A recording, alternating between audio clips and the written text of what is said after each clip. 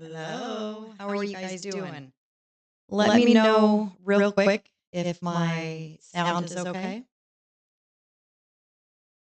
I haven't been on this in a while.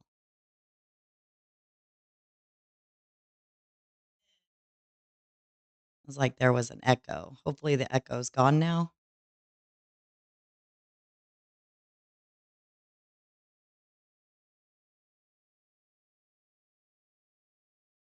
Okay. I think I fixed the echo.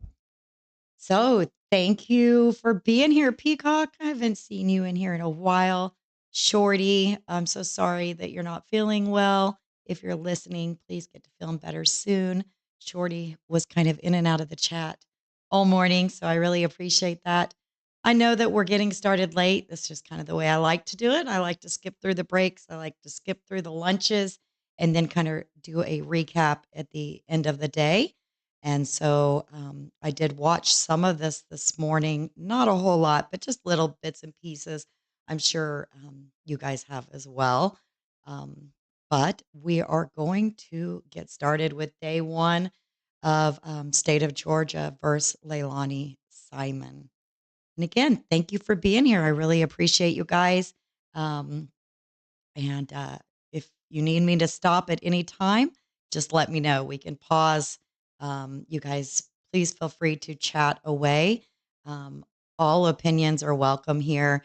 I just ask that you be very respectful when stating those opinions and be kind to each other. This is going to be very emotional for those that have followed it from the beginning. It will be a very difficult trial, no doubt. So please keep that in mind. And if you're new to this case, you're about to learn a whole lot. And there's a lot this morning that most of us had not heard yet. So, with that said, thank you for being here. And let's get started.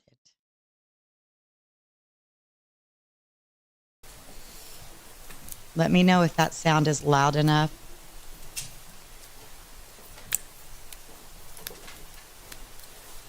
I know the volume was kind of low earlier, so if it's not, let me know.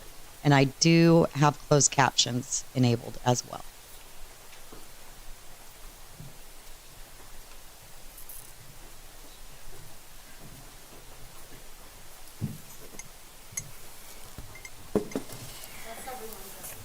All right, thank you.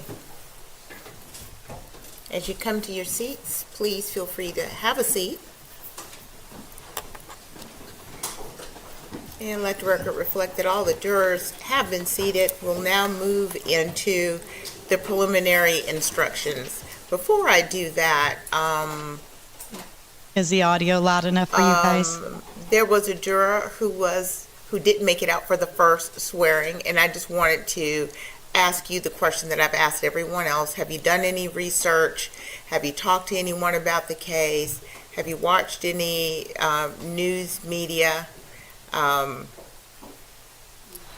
Okay, so you've been able to follow the court's instructions to not discuss this case with anyone, nor do research.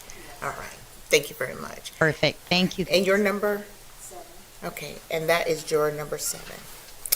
All right, so ladies and gentlemen, moving on, I'm going to get back to the pens and notepads that you have for your use during the trial. You may make notes, but you're not required to do so. If you decide to take notes, please remember that note-taking should not divert you from paying full attention to the evidence and to evaluating witness credibility. Your observations of the witness during their testimony can be vital to your determination to the believability of their testimony. The notes that you take are for your use only and are not to be shared with anyone until you begin deliberation with your fellow jurors.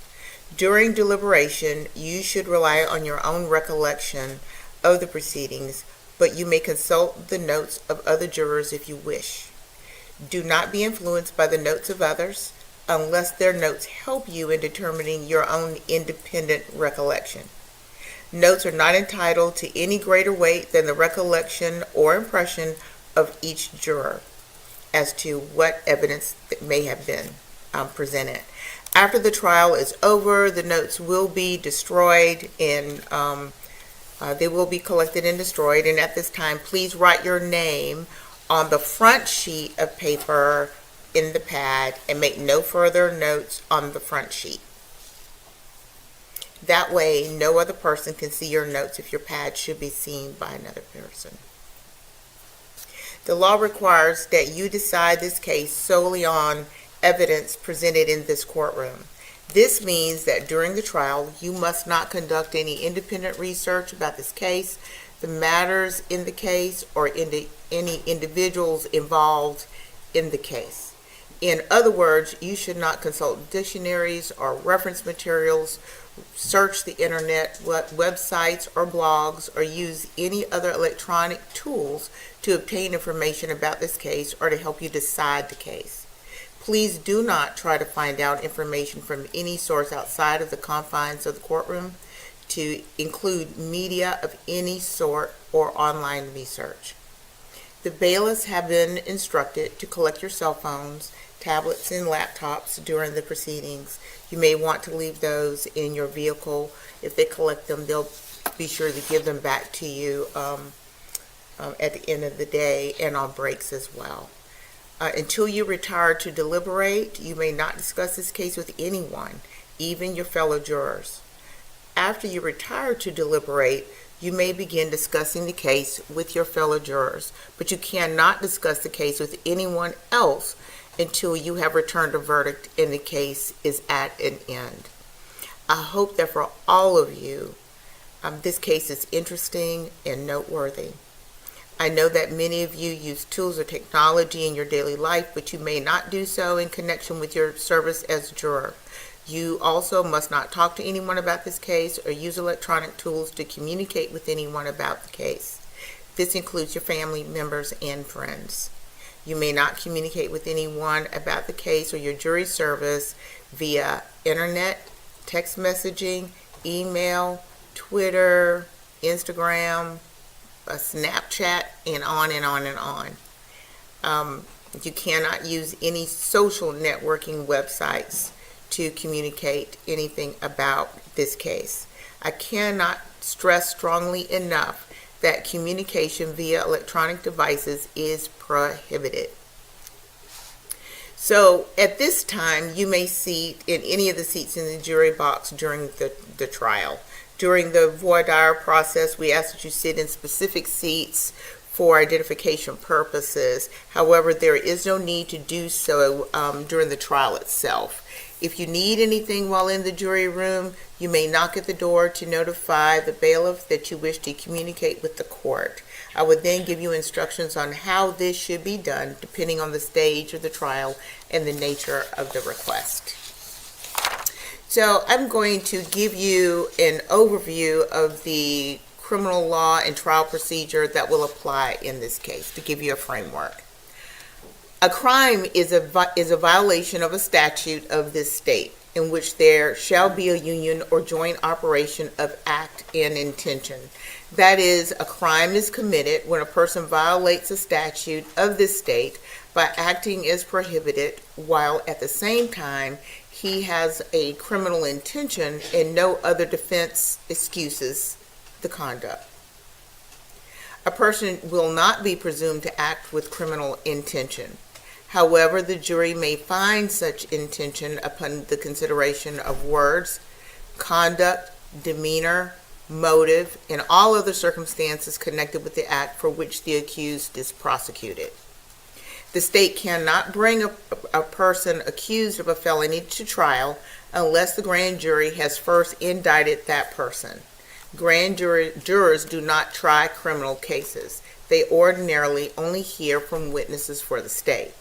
When a criminal case is tried, the defendant has pled not guilty to the indictment. This plea of not guilty denies every essential allegation of the indictment and forms the issue or the question that you as a trial jury will decide. Yeah, The I agree, indictment Peacock. I and the definitely plea of type not guilty faster to than I it can are write. not evidence, and you should not consider them as evidence. Every person is presumed innocent until proved guilty. No person shall be convicted of a crime unless each element of the crime is proved beyond a reasonable doubt. The state has the burden to prove each essential element of each crime charged beyond reasonable doubt. In this state, a defendant on trial may or may not testify as she chooses.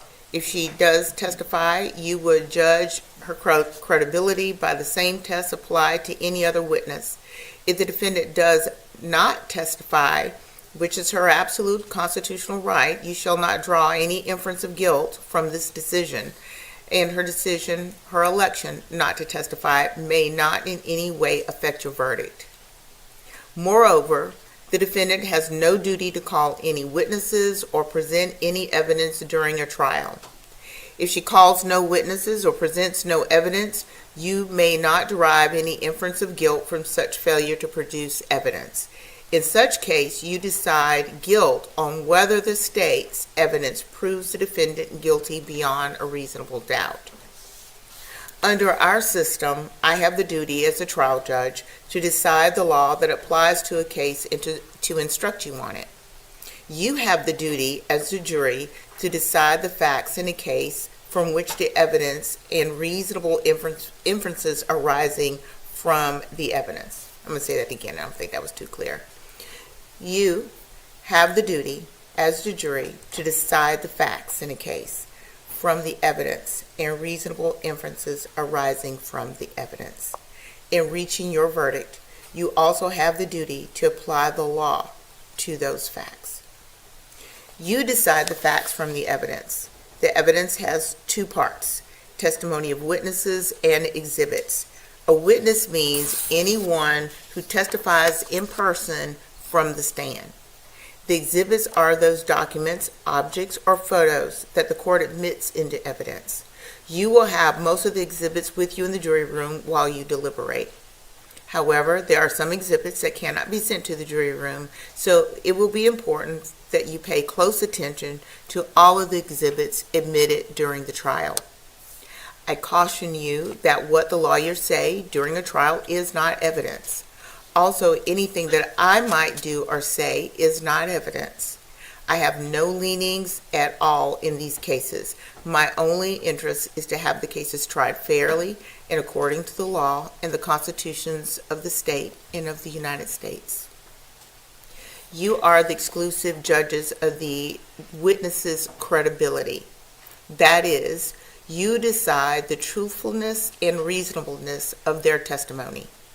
You may believe or disbelieve all or any part of the testimony of any witness. You have the duty to decide what testimony is worthy of belief and what testimony is not worthy of belief. You should lay aside any preconceived notions and not decide a witness's credibility until the witness has testified. Rules of law govern what the court admits into evidence. If an attorney objects to the admission of evidence, then I must rule on the objection and decide whether you can consider such evidence. You should understand that there are two ways that I can respond to an objection.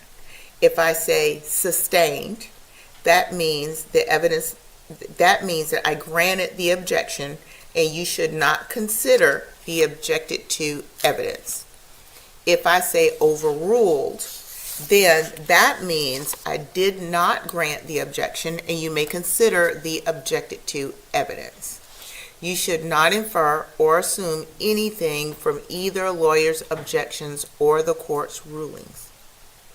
During this trial, the court will have to consider some procedures outside your presence. When that occurs, I shall excuse you to the jury room for a time. During these periods, the court will do its best to handle the matter as promptly as the law permits. On the other hand, I will appreciate your patience when this occurs.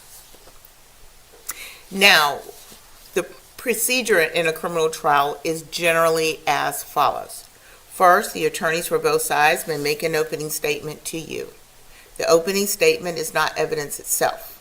Remember that what the lawyers say is not evidence. However, It is a preview or an outline Yeah, I of think what it'd they be expect pretty the risky evidence if to she show. testifies as Following the well. opening statements, the state has the opportunity to present evidence to support the charges against the defendant. And the defendant has the opportunity, if she so elects, to present evidence in her defense. This part of a trial is called the party's case in chief. In the state's case in chief, the state calls its witnesses and introduces any exhibits. When these witnesses testify, they may be cross-examined by the defendant. When the state has presented all of its evidence, the state will rest its case. Then, if the defendant elects to present any evidence, the defendant may call her witnesses and introduce her exhibits. Of course, when these witnesses testify, they may be cross-examined by the state. However, the defendant has no duty to testify or present any evidence whatsoever.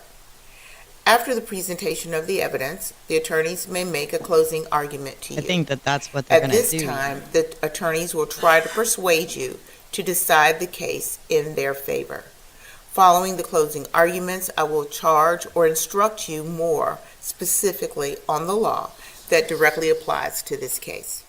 Then you will retire to the jury room to deliberate and reach your verdict. This is not an exhaustive description of the criminal procedure, but To be honest, I hopefully kind it of will did as give well. you I've an kind of followed overview that will help you to understand the the trial as it proceeds. some of the coverage of the hearings, but not a whole lot. Your duty to follow any instructions that the court may give you during a case. Please remember to listen carefully to all the evidence. Don't jump to conclusions before the parties present all the evidence.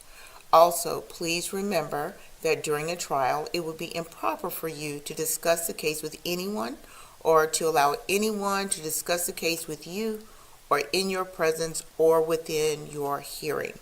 This applies even to discussions among yourselves in the jury room or elsewhere before actual deliberations begin. Also, during a trial, you should not communicate with the parties, the attorneys, or any of the witnesses. Under this rule, you should not engage even in social greetings or small talk with anyone involved in this case. I've had situations where a juror saw a party or attorney in the parking lot during a break and was offended that the party or attorney did not speak back to the juror. They're not being rude. Please understand that these Yeah, there was attorneys two and other parties people in the should home, not speak so with you as the that's trial my guess. progresses and will likely avoid speaking with you to ensure that there is no appearance of impropriety. So please do not take offense to their failure to speak with you as we go forward for the trial in the coming days. This procedure will protect you not only from wrongdoing, but from the appearance of wrongdoing. And these restrictions also apply to the friends and family members of interested parties. During these trials, the court will not require that you be kept together except during breaks and during the meals. There have been special arrangements made for that, so you will learn more about that as we go. Today is the day I believe that you will go out to lunch, but you will go out together. When you return to the courthouse from any adjournment for meals or from the night, please go directly to the jury assembly room. Is that where the jurors set up? Jury assembly room? Okay. I think the mom knew she This was will lessen lying, the opportunity for an accidental meeting but with a man, to be in person that kind of you may position, I was not just talking know with is my daughter involved in about the this case. earlier. It would be so There is hard. coverage, media coverage of this case, and you should be careful not to Yeah, consider it. exactly. Do not independently investigate any facts or visit any scenes depicted in the evidence. Do not independently research any law concerning this case. You are prohibited from, again, doing any research on the internet. Can you tell how important it is? I keep saying it. It's here for a reason. So I've said it several times now. It is important that you consider only the evidence that you hear and see within the courtroom. That concludes my preliminary instructions. Sure So at has. this time, I will turn first to the state. Is the state ready to proceed? Yeah, watching her chats. And the I defense did is a ready to video proceed. of her not long ago about what they did to them We'll outside of begin her now with home. opening statements. It's horrible. It's sad. All right. So this is the state of Georgia. Again, thank you guys for being here. I really, really appreciate it. It's been a long time since we've done a trial, and it's been just as long since I did a daytime live. So I really appreciate you guys being here. It's nice to watch it with friends, for sure.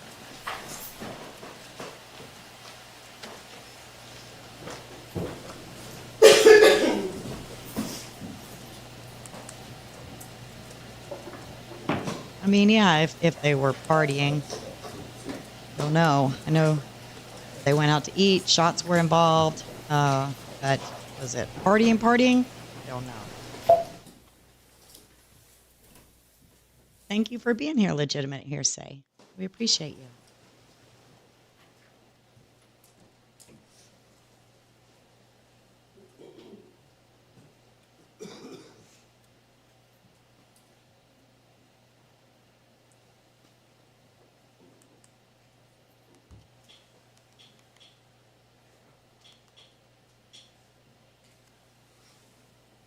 And if you don't know anything about this case, that's okay. It's very interesting. It's very sad. It's horrible. But I think that you will find it interesting. And we're just getting started. So follow right along with us. At about a year and a half old, a little bit over that, 20 months. Like all children, he was blameless. He was innocent, and he was beautiful. And like all children, he was totally defenseless, totally and completely dependent on the adults in his life to take care of him and to look out for his safety. And the evidence in this case will show that the defendant violated that trust, that most basic, sacred trust of a parent, in the most horrible way. In the middle of the night, she killed him, her own son, got in her car with his body, drove to a dumpster, and threw him away like a piece of trash. She would go home, go to sleep like everything was normal, and wake up the next morning and report it to the police as an abduction. I woke up, my front door was open, and my child was missing. Now the story started to fall apart pretty quickly because of good, solid police work. But she would go on to tell a series of evolving lies over several weeks, only moving from one lie to the next as the police picked apart the first lie and presented her with the evidence that made the first lie untenable. So now it's time to move on to lie number 2, and 3, and 4. And as they're doing this with her, they're also searching for his body, which they ultimately discover about 6 weeks after his disappearance in a local landfill, in pieces, unfortunately. And as a result of all of that police work and investigative efforts, which I think you'll be quite proud of when you hear about them in detail, the defendant is charged with his murder. So that's sort of the 50,000-foot view, the bluff, the bottom line up front for the military folks here. A little more detail on what happened, what the evidence will show. The 2 days that we're primarily concerned with here are October 4th and 5th of 2022, specifically the night of October 4th, moving into the morning of October 5th. Now, at that time, and I'll try to go slow for those of you who are taking notes. I like that they do visuals. At People that like me time, like visuals. The defendant is living here on the west side of Savannah jurisdiction of the Chatham County Police Department. In this house that's roughly in the center, with an in-ground swimming pool in the back. It's on Buckhalter Road, 535 Buckhalter Road. She had most recently lived in North Carolina, where she had met and lived with her most recent boyfriend, Daniel Yujean, who you'll hear about. And some months before October of 2022, they had moved down and were living in this house at 535 Buckhalter. Now the house belonged to the defendant's mother, Billy Joe Howell, who you see here, and her husband, Thomas Howell, who is not the defendant's father, but is her stepfather. Also living in the house at that time is the defendant's brother, Paul Simon. They have the same mother and the same father.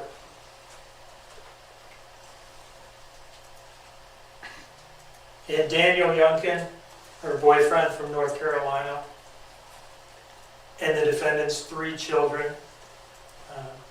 October of 2022, she has 3 children by 3 different men. The oldest is Zane Wharton. I think you'll hear was roughly about 3 years old at the time. Zane has been through a lot with her.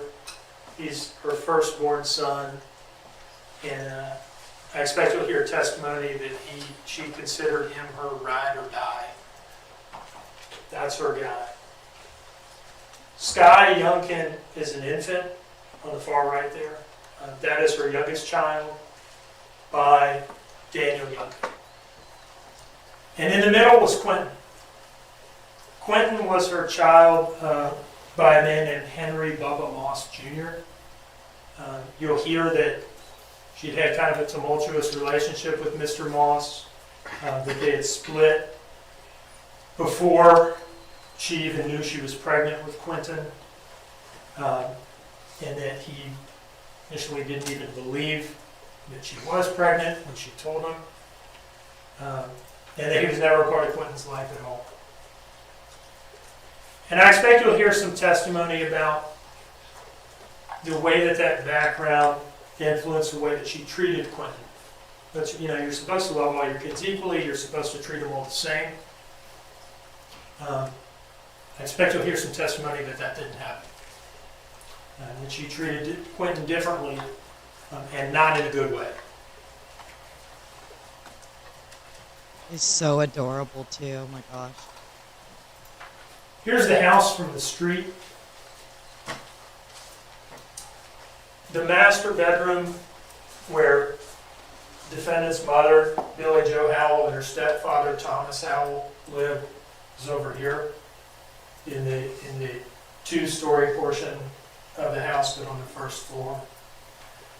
Brother Paul Simon's bedroom is upstairs, and you'll hear in one of the defendant's interviews, she'll say, when you're up in that room, you can't really hear anything that's going on downstairs. It's kind of its own layer up there.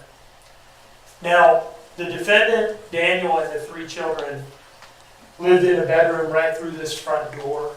I think there was some sort of addition or something on the house at one point. This bedroom that they live in appears to be like a converted one-time living room or something like that. If you step through that front door, this is what you see. You see a couch in the foreground. You see a desk behind that. And then on the far wall there, you see a bed. That's the defendant and Daniel Yujean's bed. If you pan to the right, you'll see a closet door here. And then it's hard to make out in this picture, but beyond this closet door is a door into a bathroom that then feeds into the dining room. And that is the only way to get from this room to the main body of the house. You see a race car bed there. That's where Zane slept. We further pan to the right. You can see that race car bed completely, and you see a projector on the wall, evidently for, suppose for watching movies or something while you're sitting on the couch. And then if you pan into that right-hand corner, you see this pack and play. That's immediately to the right as you go in that front door. And that's where Quinton slept. That was Quinton's bed. Now, that sort of sets the scene as to who's living in this house and where they're sleeping. Before we come back to the morning of October 4th, I want to talk to you about what the evidence is going to show as far as what's the biggest thing going on in the defendant's life. And the biggest thing going on in her life in the months, days leading up to October 4th is the status of her relationship with Daniel Yujean. Things are not good. She is feeling unloved, undesired, ignored. And I'll show you a couple of text messages taken from her phone by the investigators that show this. Now this is kind of small on here, it's kind of bright, so I'll read it for you for those of you who can't see. Some of you may be Sure, that is bright. Perhaps not all of you can. This is July of 2022. I want to feel beautiful, not barely average. I want to feel loved and not just liked. I want to feel wanted, not just tolerated. I want to be able to look at you and know it's just me, not wonder how many others there are. I want to feel like my body is worth showing off, not like it's just been trashed from having 3 kids. I want to feel the way you made me feel in the beginning, like I'm treasured and safe, not like I'm just here because you really don't have a choice. And you'll see quite a number of messages like this. It's basically an unbroken string of text messages all the way up to the day that she kills Quinton. August 6th, yeah, go get yourself some ass. I know mine is not good enough. Never was, never will be. September 10th, you're the reason I'm angry every day. You're the reason I'm depressed, why I feel the way I do about myself. Now, this is not a minor thing for her. I told you it's probably the biggest thing emotionally going on in her life.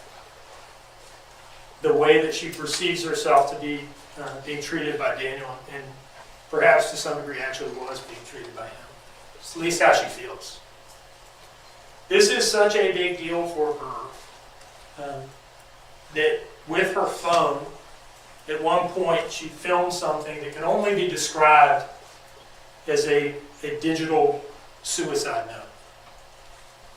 All right, she's in the car, and you'll hear her at the end say, I've got to go, I made it to the river. She's in her car, evidently contemplating driving her car into a river and ending her life. And she starts out saying goodbye to her children. She has some kind words to say about Zane. She has some kind, loving words to say about Sky. You might perceive that she momentarily kind of seems to be at a loss for what exactly to say about Quinton, our victim, the middle child. And then she goes on to explain that the message is clearly addressed to Danny. She goes on to attribute what she's about to do to the way that Danny has treated her. Now, this is a 4-minute some video. It's a little long for an opening statement, but we're going to watch the whole thing. And we're going to watch the whole thing because it's an important window into her state of mind at this stage in time. This video was filmed in August of 2022, but the evidence in terms of the text messages and her statements will show that nothing really changed between when this video was filmed and in October 4th of 2022. So with that preview, I'll play this for you now. Real quick, you're just joining us. Thank you so much. This is Chad, Zane, and Quinton. Mama tried. And Mama's not here no more because she doesn't love you. I do. I can't love myself. If I can't love myself, how can I love y'all? I've tried over and over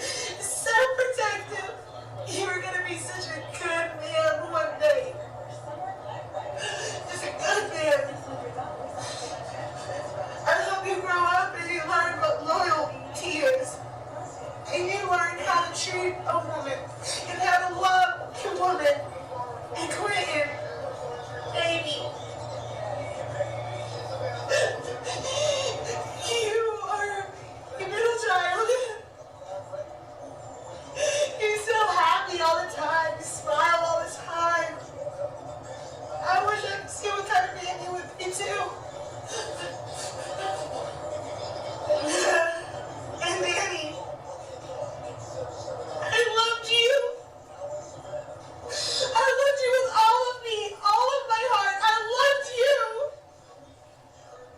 I worshiped the ground you walked on. When we found each other, we were both in such fragile states. And I built you back up.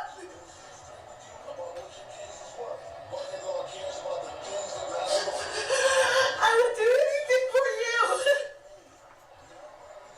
But during this time that I was building you back up, you were doing things that would eventually tear me back down.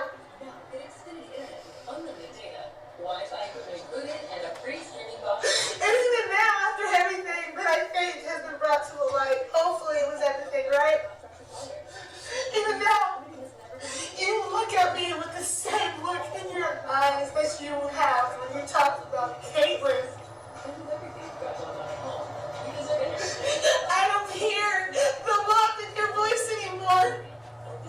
I don't feel the love in your touch anymore. And I definitely don't see the love in your eyes anymore.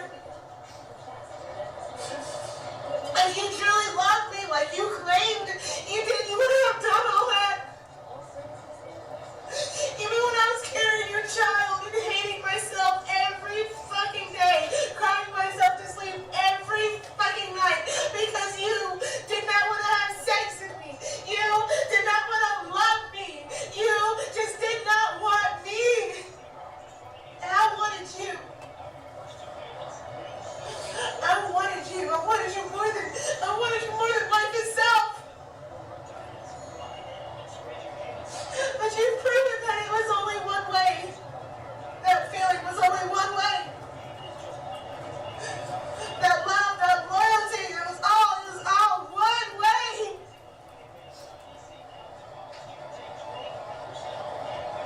You take care of my kids. Okay? You couldn't take care of me. You couldn't love me. You couldn't do me right. So please, for the love of fucking God, do my kids right. And my kids running up at the river now. Bye, Danny. I'm at the river now by Danny. So that's where she was at. This is her emotional state. Still Summer, tough to fall watch. of We all know 2022. somebody that's been there if it's not ourselves. That brings us back to October 4th. And here I'll give you sort of an overview of what the evidence is going to show us to the sequence of events of that day. Now, first thing to establish is that on the relevant dates here, Billy Joe Howell, the defendant's mother, and Thomas Howell, her stepdad, are out of town. They're not in town. They're not in the house. They are sort of out of play. I expect that will be undisputed. So that leaves in the house Paul, the defendant, Danny, and the three children, Zane, Quinton, and Scott. In the morning of October 4th, quite early in the morning, in fact, the defendant and Danny take the three children to babysitter Michelle McCardo and her two teenage daughters that live on the same street. They live like right across the street on Buckhalter. And it says babysitter up here, and I've called her the babysitter, but really you'll hear from Michelle, one of her daughters. And it comes across more like they're almost like a second family or a substitute family for these kids. Yeah, they because were. of the parental shortcomings at 535 Buckhalter. So the evidence might show that babysitter kind of undersells it a little bit. And the child care arrangement was this. At this point in time, Danny and the defendant are working at a warehouse in Port Wentworth, unloading, loading boxes. They're carrying boxes at the warehouse in Port Wentworth. And their shift starts at 6 a.m. They're working the 6 a.m. shift. So early in the morning, on the way to work, they'll drop off 3 children with Michelle and with her 2 teenage daughters. And so they do that. And they both go to work. They clock in at essentially the exact same time, a little after 6 a.m. on October 4th. Now they clock out less than 2 hours later. And the reason they do that is the defendant is experiencing some kind of dental issue. She has a tooth that's bothering her and it needs to come out. And so they clock out right around 8 o'clock, just before 8 o'clock in the morning. And they go to some type of like emergency dental clinic or walk-in dental clinic. And she gets a tooth pulled. These are some pictures, selfies she took of herself in the dentist chair. And you can see the side of her mouth on the left side there, I think is kind of swollen. She sent these to Daniel, Yunk, and Danny, who was sitting out in the waiting room waiting for her. And so after this, they do not go back to work. They go home. And the rest of the waking hours of the day are pretty normal. They get some lunch. They relax.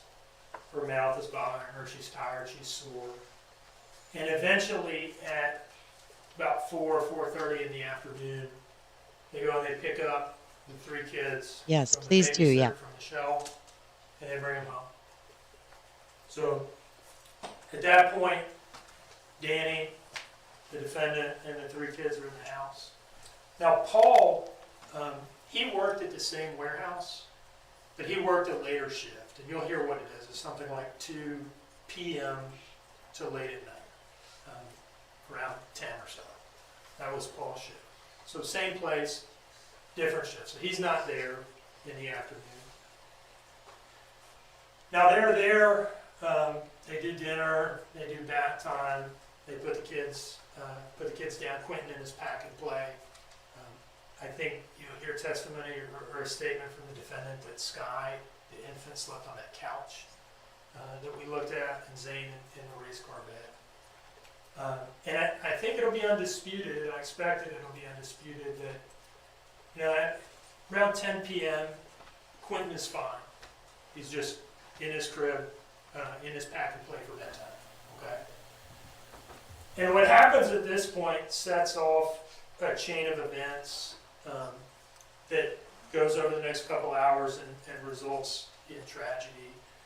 And that is that the defendant and Daniel have yet another argument about how he's treating her. This is sometime a little after 10 p.m.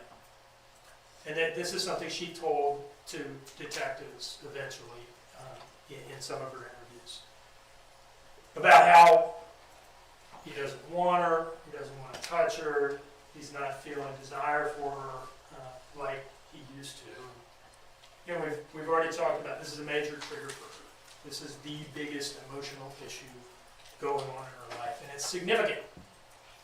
It drove her to the brink in the video that you've watched. This is not a minor thing for her. And so she leaves the house after 10 p.m. on the first of 2 trips that you'll hear a lot about in this trial, and that she didn't really want to talk about, at least truthfully, with investigators. And that first trip is to the drug dealer. She says that she left so that things wouldn't escalate between her and Danny. She was upset. That's her word. So it wouldn't escalate. The first place she goes is this Circle K. And I should have pointed out that you can see her getting out of the car. That's at 10:29 p.m. So about 10:30. I'll back up and you can see her getting out of her Dodge Journey with a blanket wrapped around her shoulders. She's not in a good state. Anyway, 10:30, she goes into the Circle K. She buys a couple of convenience store items. And then she texts Danny He's got her saved in his phone as Lanny Baby. She texts him, I'm going to run to 204, I guess. That's at 10:32. Immediately after she leaves the Circle K. She might still be in the parking lot for all I know. And 204 is an area you'll hear about in this case. It's sort of it's shorthand for our drug dealer. I'm going to run to our drug dealer. This is Highway 204 is what this is a reference to. And their drug dealer lives on a street right off 204. So she's going to get drugs to try to make herself feel better.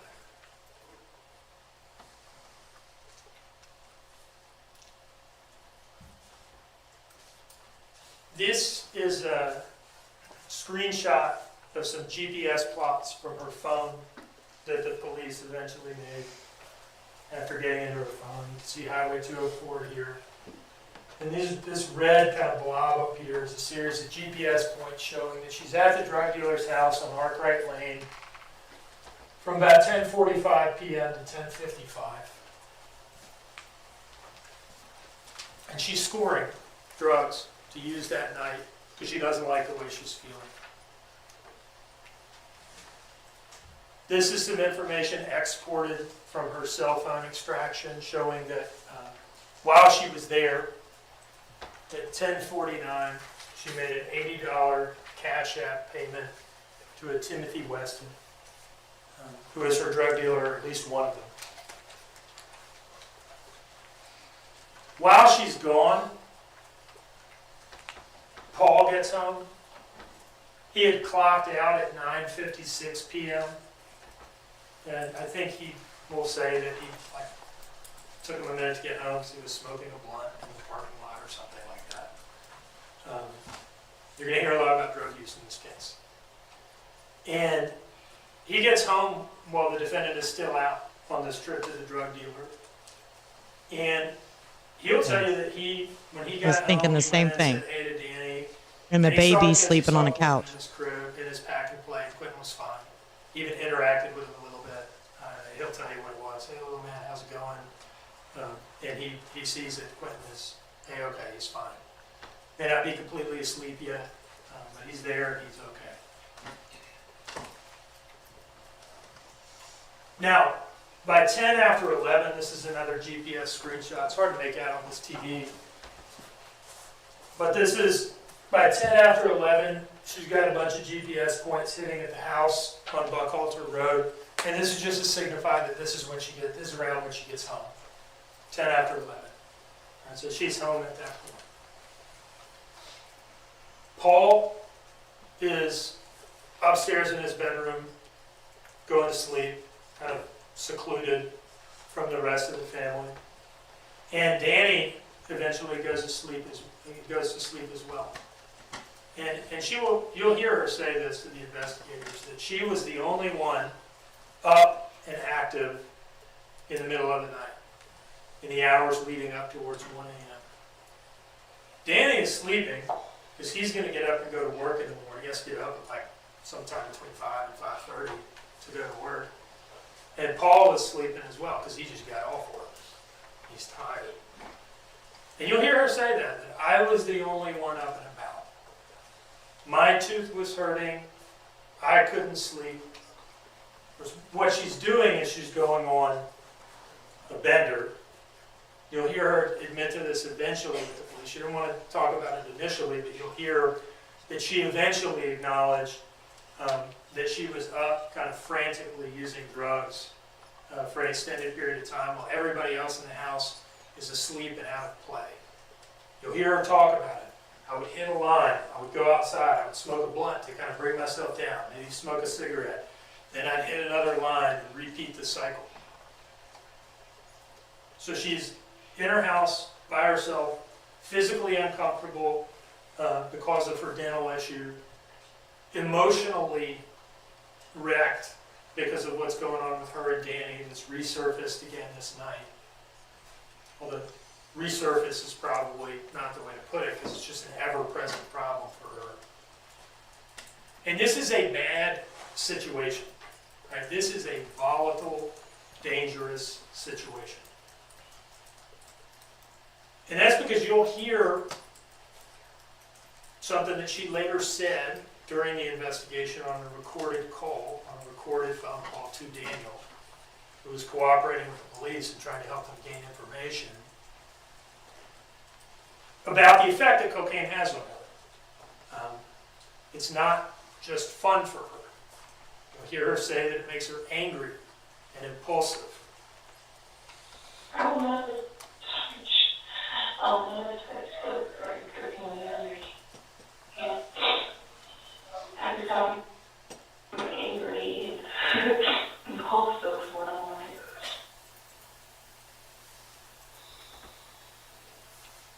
And so those are the conditions. She's up all alone, physically uncomfortable, emotionally unhappy, unstable to some degree.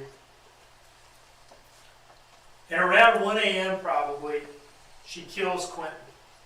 Now I'm going to focus on the what she did and when things happened. And probably in closing argument when all the evidence is in, we'll talk to you a little bit more about the why exactly in that moment did she do this. But for now, I want you to just understand the sequence of events and what happened when.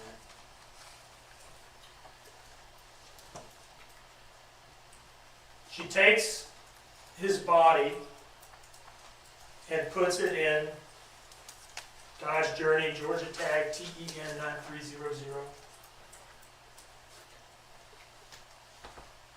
And she begins the cover-up. The cover-up is not just the lies to the police. The cover-up starts immediately. A little after 1 a.m., she drives down Buckhalter Road, which turns to the right here, but it's still Buckhalter Road at that turn. And comes into Ogeechee Road right here. And she pulls into this mobile home plaza. It's right here. Mostly what you're seeing is trees, but there are mobile homes in here. This is Azalea Mobile Home Plaza. And there's a convenient stand-up dumpster sort of hidden away under some tree cover in the tree line there. And she throws Quinton's body away like a piece of trash at about 1:17 in the morning. She drives home. This is another export from her phone, showing that her phone was locked Hey there, Crime Stories. from 2:01 in the morning. Peacock, I'm not sure. Does anybody else have that problem? And this is just kind of a shorthand way of saying that's roughly about the time she eventually goes to sleep. And her phone is inactive. Now Danny wakes up for work a little after 5, and he tries to wake her up to go to work. She's supposed to go to work with him. Remember, they work the same shift. She has been up all night doing drugs, and he's been, responsibly sleeping, so he's able to get up for work. And he cannot wake her up. She will not wake up. And at this point, he's trying to get out of the house to go to work. And he believes that all 3 children are there. He does not go over and check the packet plate. He doesn't even know that Quinton is gone. You saw in those pictures the packet plate is all the way across the room in the far corner. It's not right next to the closet. It's not right next to the bathroom. He can't wake her up to go to work, and he's annoyed by this because this is, I think he may tell you it's not the first time this has happened. And they are kind of tight on money. They are trying to make money to either put a down payment on a house or a security deposit on an apartment so they don't have to live with their mom anymore. And he'll tell you that he was frustrated by this. You're not going to get up and come to work and make money. And his decision at this time is to say, well, okay, if you're not going to come to work and make money, we're not going to spend money on a babysitter today. Because they have to pay, they pay her every day, Michelle. And so he texts Michelle, hey, the kids are going to stay here with her today, Miss Michelle, at 5:20 in the morning. She says, okay. And the reason for that is his thought is, look, if you're not going to get up and make money, you can stay here and watch the kids. Wake up and find these kids are still here. You can deal with them. They're yours. So he goes to work, and he clocks in at 6:11, 6 a.m., 6:11 a.m. And he will clock out at 9:15, a little over 3 hours later. And the reason that he clocks out at 9:15 is that at 9:14, 1 minute before the clock out, he gets a call from the defendant who's got him saved in her phone as King. And he's got the 910 area code. That's North Carolina, where he's from. Now, this is a 21-minute call. She calls him, and the cover-up, initially I said, the cover-up starts with covering this up to him. Before the police ever, she covered it up to the police, but before they ever even get involved, she's covering it up to Danny. She calls him and she tells him that she woke up, the front door was open, and Quinton was gone. And he would run out to his car, leave work, and come home, and stay on the line with her for 21 minutes. Police went to the warehouse that they work at, and they got some video footage to see, well, what did Danny look like when he was leaving the house, leaving work, having gotten this call. And this video shows him running out. That's Danny running out of work. Oh, We hear wow. from his boss, That was a little a unexpected. fellow named David Mullins, that David ran into Danny in the parking lot. Danny's running out. Dave is just pulling in and getting to work. And they briefly encounter one another. And Dave will tell you, he looked genuinely upset. He was for real crying, tears coming down his face. Danny does not know what is going on. He knows what he's hearing from the defendant, and that's it. So he rushes home. And I'll tell you this, I told you the call to Danny was at 9:14. As he's on the way home, on this call with the defendant where she's telling him she woke up and the front door was open, these are ADT records. There's an ADT security system on this house, and it keeps track of when each door was open and closed, or just opened, or just closed, having been open. Police got these records, and you'll see that front door didn't open until 9:22 in the morning on October the 5th. Now that's 6 or 8 minutes in to that call with Danny. And so the evidence is going to show that she's on the phone with him saying, I woke up and the front door was open and Quinton was gone. And it's during that phone call that she's opening the front door. So you'll hear that she's essentially tampering with evidence, tampering with the scene, staging the scene to fit with her story before the police ever become involved. Danny gets home. Somehow babysitter Michelle got wind What I think that too. this was going on. Wait. Maybe she heard screaming or something. She'll tell you how she heard about this when she testifies. She comes over. Paul hears yelling, comes downstairs, and now everybody's there and they're looking for Quinton.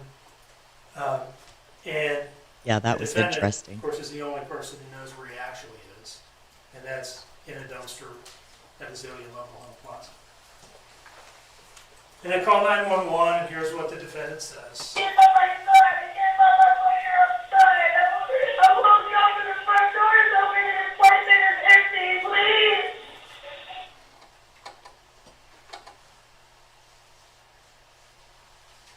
Police show up a little before 10 a.m., and she repeats the same story to them. The evidence will show that car that's like the furthest one, the most recent one that entered the driveway, is the babysitter's, Michelle's. She had pulled up and parked her white Pathfinder there.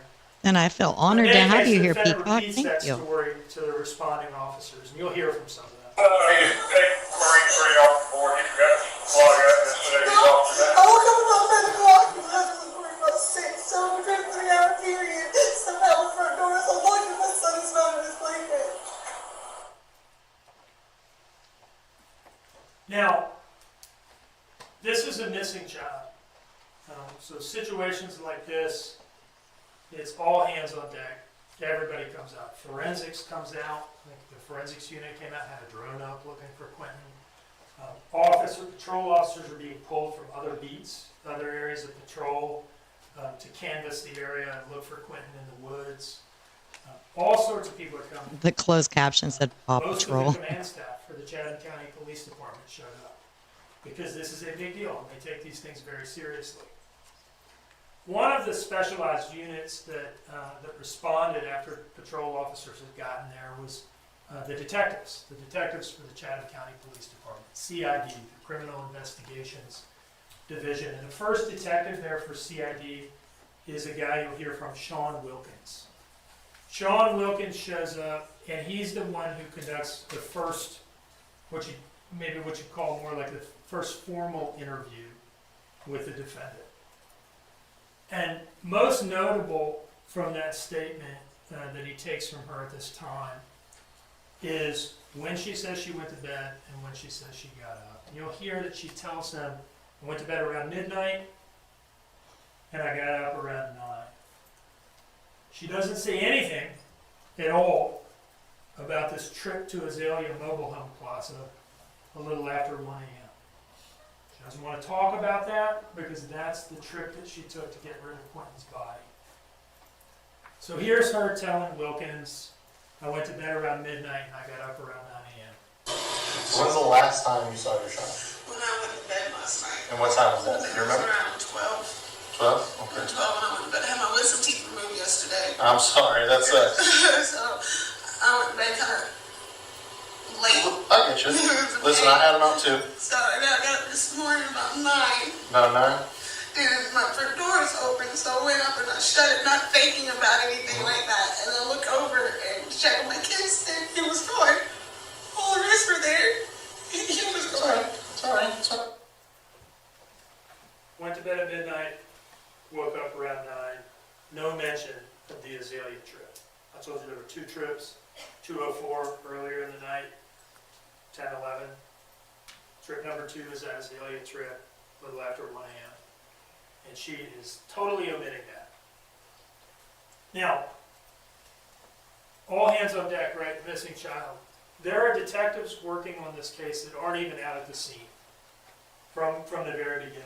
Yeah, he does a One good of them job. is a Chatham County Like I police said, I like the detective visuals. named Keiana Robbins.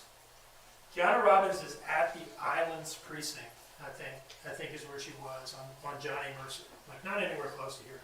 But she's in her office, she's sitting at her computer and she's researching. She's seeing if she can find some helpful information. Hi, Sonia. This is Good to a see stock you. photo of what's called a flock camera.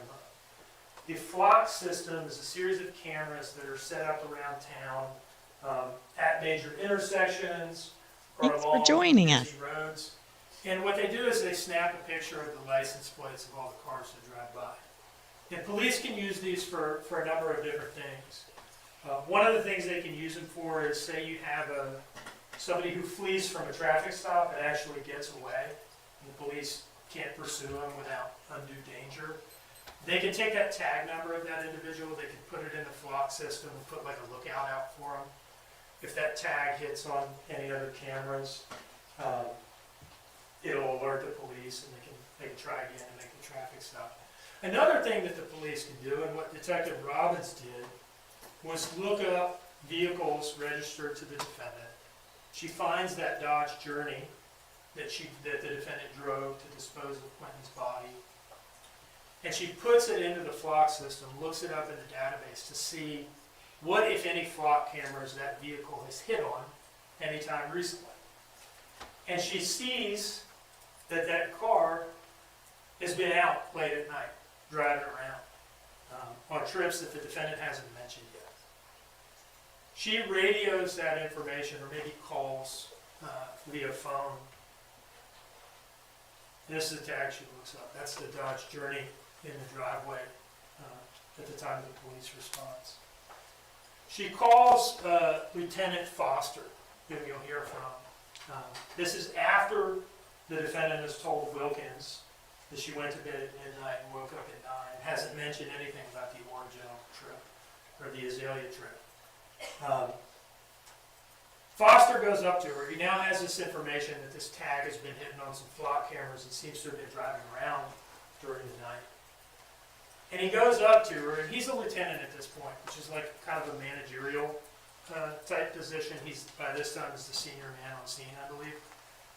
But he has background in investigations. He was with the Savannah Police Department, I think, at one point, in their violent crimes unit, investigating homicide. So he knows his way around an investigation. He knows how to do these sort of things. He goes up to her armed with this information about the flock hits that night. He wants to know what these trips were about. So he goes up to her and he asks her, hey, did you go anywhere last night? And he's a savvy guy, so he's careful to tack on, you know, like where the kidnapper could have followed you home. And she seems to know, the evidence will show that she seems to know that he knows something about this trip to Azalea that she took and has not mentioned to this point. And so she comes up with a story. It's not totally clear when she came up with it. But the story is that, oh, that trip that I took away from my house shortly after 1 a.m., that was to go pick up Oragel from a friend at the Chevron. I think we all Now, heard about that Chevron is Oragel right story, didn't next we? to Azalea Mobile Home Plaza. They're kind of right next to each other. And so that's her story as to what she was doing, driving to that location at that time. My tooth was bothering me. I didn't have any Oragel. I went to pick some up and got some from a friend. This is the first appearance of the Oragel story. She got something all right, but it wasn't So that's Oragel. for about a week or so. Maybe a week and a half. Did y'all go anywhere last night or yesterday with Baby? That maybe he could have followed you or something? Y'all didn't go anywhere? No, I'm just maybe you yourself. Yeah, I know, because I got my tooth pulled yesterday, so my tooth menu, I went to go to some Oreo, that was it. 2 o'clock yesterday afternoon? No, like morning at mine, because I couldn't go to sleep. Okay, so where'd you go? Right up the road, right here, got Chevron. And I met my friend that I used to work with, she had Oreo, because they didn't have me, so okay, I'm home. Okay. Did you go anywhere else? Have you made anything back home? So when did you get home? I can tell you exactly what's going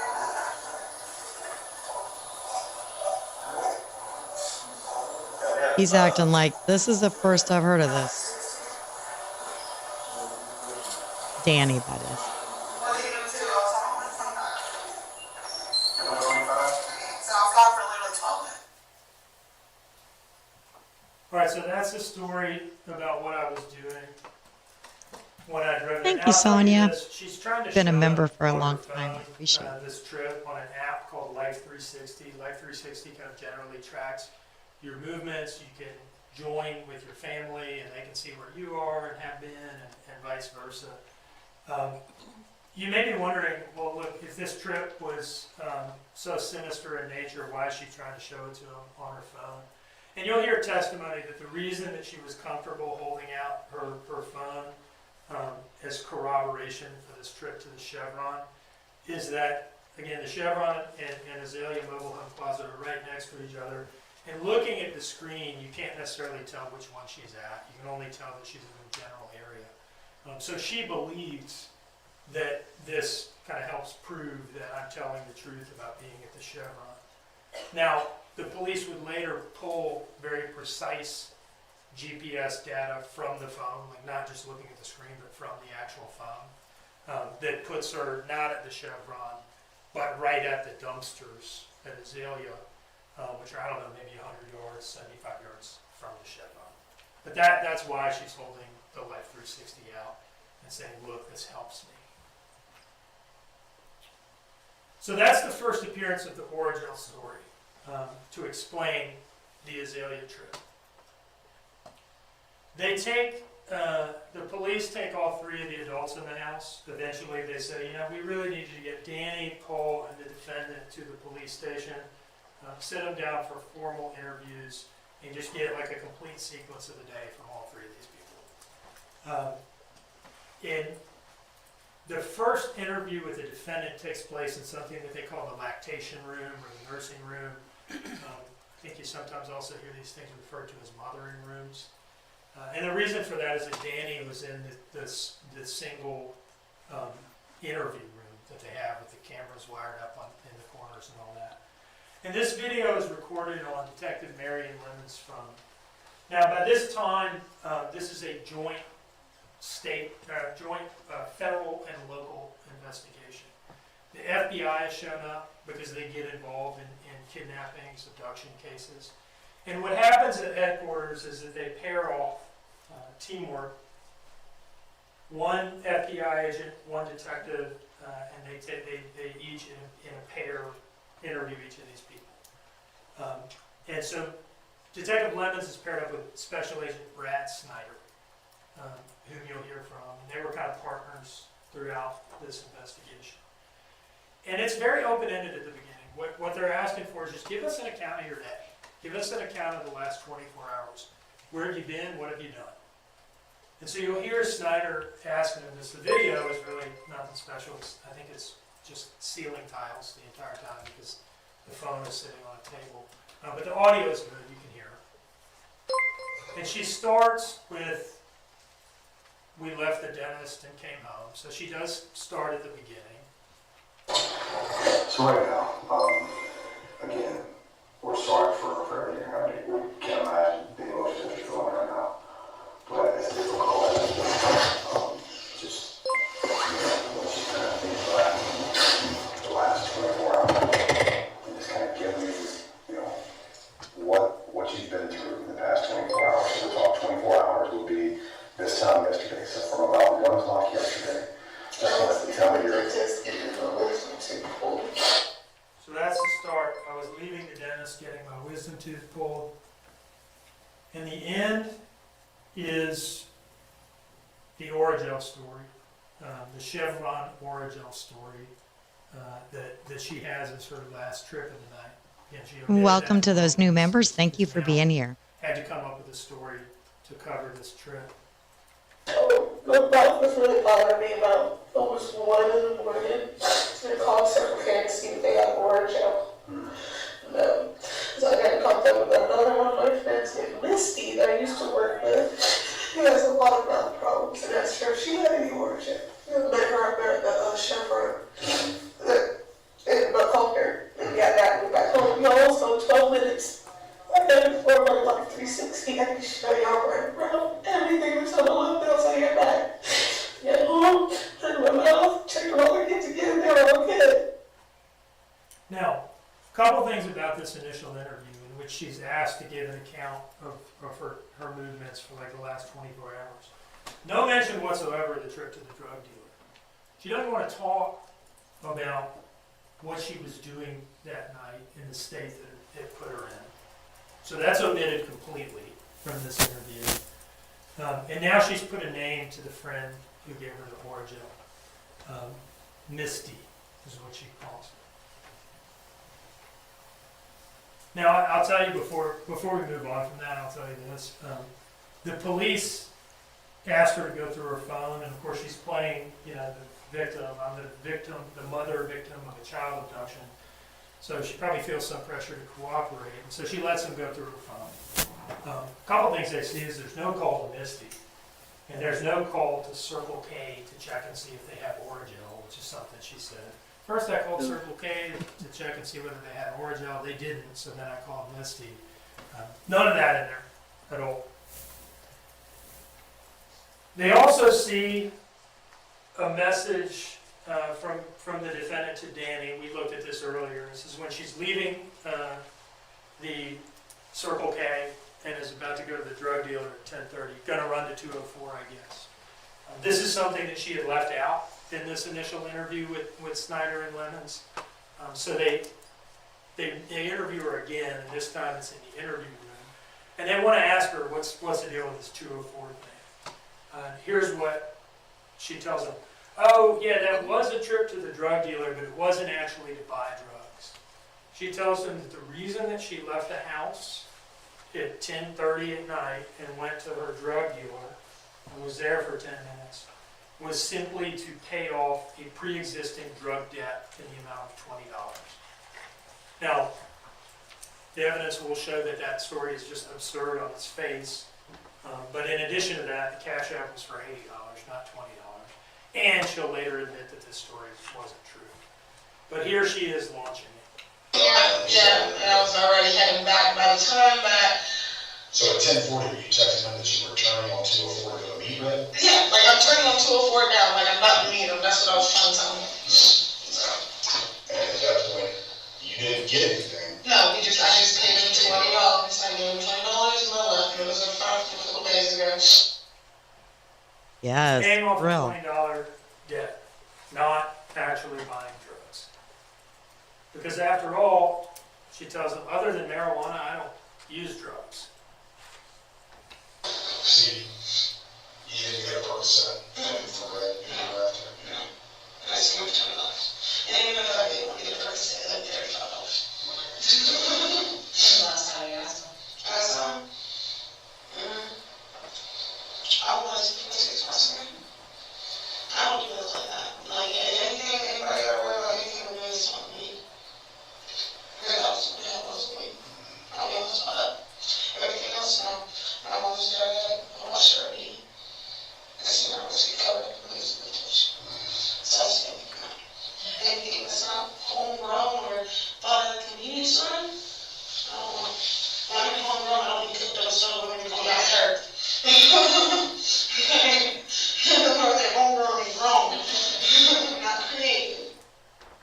Very strong, detailed denial of the use of any drugs other than marijuana. And the reason they're asking her whether she got a Percocet from the drug dealer that night is that they had seen some messages about buying Percocets as well when they went through her phone. And they asked her about that. What about these text messages with you? Look like you're buying Percocet, using Percocet. And her story at this time is, oh, those are for a friend. I'm just the middleman for my friend Cheyenne, who likes Percocets but doesn't, I guess, know a dealer herself. That sounds like an excuse one of our teenagers would give us, doesn't it? You have to answer for us, so we have to get a better understanding as to, what went on. You know that you gave us authorization to go through the text messages. There's text messages in there unless you purchasing Percocet as recently as within the past 24 to 48 hours. So just, you mind all me about that? Is that dated or tell me understand that? I don't think that is a date. So, What's your story? sometimes when you ask me if I've done it, I haven't done it recently. I do have a friend named Cheyenne. Cheyenne Crosby, who lives in Florida. She will call me from time to time. I used to get a call log. She would call me not long ago, asking for a purchase or whatever if I can get it. And I gave it for her. I dropped it off. Whatever work they dropped off, they should have let me know. So, but no, we haven't been messing with the Percocets. She does not want to talk about her drug use that night because that contributed to. It almost sounds to me, Peacock, like she's still a little bit messed up at the time of that interview. Like slurring, kind of. So she I'm not feels sure. that she has to tell these lines. And she wants to focus on 6 a.m. to 9 a.m. because after all, this is an abduction. It's not as though I did anything in the middle of the night. My child was taken after Danny left for work. That's her story. That's what she's trying to sell. And again, she forcefully denies this. No, I did not. I did not take a Percocet right now. I will piss and coffee right now. Now, police follow up, okay? October 5th, they get statements from the defendant, where she's making all these claims that we've talked about. They get a statement from Paul, they get a statement from Danny. And what you do, and this goes late into the night, eventually it's kind of time to stop on October 5th and wake up in the morning and follow up on some of this stuff. So she has said that she was at the Chevron getting Oragel from Misty, her former co-worker. And so they go out and there are two real notable things that happened between the October 5th statements on day one and the next interview. And one is that they do what they call a video canvas. They go out to this Chevron area where she has said that this oragel exchange happened. And they look around and they see if they see any cameras. They go in and they ask if there's footage. And they get footage from the Chevron. And it does not show her stopping there. In fact, it shows her driving by. And they get footage from Azalea next door. And this is a major break in the case, because what the Azalea footage shows is her pulling in, doing a loop around the complex, and pulling up to the dumpsters and sitting there for about 2 minutes. And that's when she throws Quinton's body away. So you're going to hear in detail about the footage from Azalea, the different cameras and camera angles and what you could see on which one. But this is just a sample of that.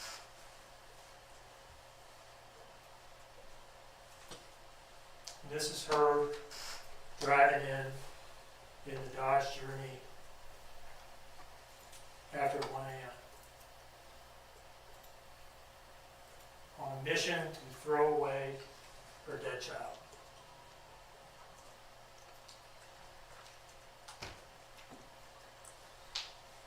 So that's one notable item of follow-up that leads into the next interview. The other is that they go talk to Melissa Missy Bray. The defendant's calling her Misty on the first night. She doesn't even get her name right. But she describes her as a former co-worker from Bojangles. So Special Agent Snyder goes out to Bojangles, asks whether they could direct him to this person. They do. He goes out and he interviews her. And he asks her when the last time that she saw the defendant was. And she tells him, I haven't seen her for months. The last time that I saw her was when she ran it was like in July of 2022, months before what we're talking about. The defendant had run out of gas near Missy's house, had walked to Missy's house, and had borrowed a gas can. And their last contact was Missy texting her a few times, saying, hey, can I get that gas can back? And that was it. And that was months before. And Special Agent Snyder looked at these messages and they corroborate what Missy is telling him. So, Chevron story, the met Missy at Chevron story is now just completely torpedoed. And so they bring her in for another interview on October 8th. And this one is with an FBI agent named Bridget Brock. And it's conducted at the FBI office in Savannah. And they confront her with these two findings. One, the security footage from Azalea and from Chevron. And two, what Missy has told them. And she just sticks to the origin story and just insists that it is true. And this is what that sounded like. She just hasn't had time yet to figure out how she's going to play this with this new information that they're presenting her with. We'll talk about that, okay? Because Misty hadn't talked to you. Yeah, she has. She hasn't talked to you in quite some time. Yeah, she And has. she did not have a conversation with you about the ordeal. Yes. So in your mind, you've looked at all these timestamps and plausibly you came up with a story that's partly true. No, that is But true. there's very, very many missing pieces, right? And in your story, you haven't been completely honest about where you were at and why you were I there. was 100% honest about where I was at. I showed the Life 360. I told him I even gave him the ordeal that she gave me. Right, and that didn't happen. We've already interviewed this. That I got the ordeal. That did happen. She had that load inside of her mouth. And that's the reason why I asked her for it. You have to stop saying this. It did not happen. Yes, it did. So that's the story on October 8th, sticking to her guns. Now, At the beginning of the October 12th, trial this morning, she was she comes crying, in for another interview. but otherwise, exactly And as this you is just with, described. Brad Snyder, who I've talked about already, who you've heard a little bit from and seen a little bit of, and an FBI agent named Savannah Solomon that he works with closely. And this is at the FBI office. And this is a long interview. I've pared it down a little bit so we don't have to spent 3 hours watching it during the trial, but it's still fairly long.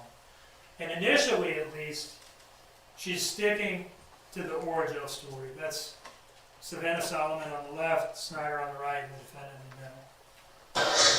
And I did. Let's talk about that. Yeah, I did. I did meet Misty, 100%. It happened. I'm telling you.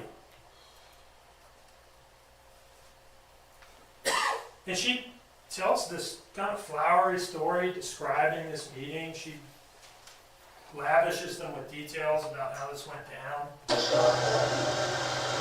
So you went to Missy's house, and did you go inside her house? She was just standing outside? Yeah, that's not like I do a quick statement. How long did y'all interact there with Missy? How long were you there? 2, 3 minutes, it was a quick little conversation. I really almost her mouth doing this one. She does some crack and stuff. She did how much she was outside. And now she has Misty was smoking crack when she gave the defendant the Orgeot. And what's Throwing odd Misty here under the bus. is when the defendant is lying and telling a story to cover something up that she did. Objection, Your Honor, at this point in time, those opening statements, Mr. Dean has the right to say what he expects the evidence to show, not his interpretation of it. So, Sustained. Mr. Kingdom, can I ask you to move forward? The evidence will show that she added this detail to suggest a faulty memory on Misty's part, to suggest that, maybe this will help explain why Misty is telling them she hadn't seen me. And it is Yeah, that nothing makes to sense, her doesn't it? to just accuse Missy of having smoked crack during this meeting that didn't happen. But in any case, a few minutes later, she finally admits that she didn't see Missy. She gotta understand that she doesn't have to be 100% truthful. 100%. That's the only way that we're going to get the outcome. I didn't speak that to her, but I did tell her and else to respond to her. That's a big thing. Yeah. Because If the light was on, I would not do it. did you do any work about tonight? I did do it the other What night. did you do work about? But I found it, and the car was one of the ones I lost. And I found it when I got back to the house. So after insisting on the 5th that she met Misty at the Chevron for Orgeot, and after insisting on the 8th, Sure did, Peacock, that and I was don't the think truth, that's and after over quite insisting, yet. even at the outset of this interview, that it was true, she finally admits that it wasn't true, and massages the inconsistency by saying, I didn't speak to her, but I did go there with the intent of seeing her. And she adds a detail that hasn't been included in any of her stories to date. Oh, and by the way, yeah, you've asked me if I threw any trash away there. Yeah, I did throw some trash away. She has a story for what that trash was. The evidence will show she did not want to admit that it was Quinton's body. So she describes this trash that she threw away as stinky shrimp pasta that had been sitting in the car in a trash bag and smelling up the car. Again, it's just another kind of trash day. I did the trash and stand for the trash out 2 days ago, and there's still a food all in my car. So I pulled around and seen my gas stopping the food in the trash. There's ports like shrimp pasta. Shrimp pasta. Yeah. The whole car smelled like shrimp. Giggling. Yeah, that was already in there. So, what is that smell? I felt that before I even left to go to a floor. I didn't go to the floor, and I'm like, get out of the car. And I was like, And they ask her about this. Gosh, this is the most critical fact in the case. Throwing Quinton's body in the dumpster at Azalea. What she was doing at Azalea Mobile Home Plaza at 1:17 in the morning or so. And her explanation for that is, it's just such a minor thing, throwing away some trash. I didn't think to mention it in my hours of previous interviews.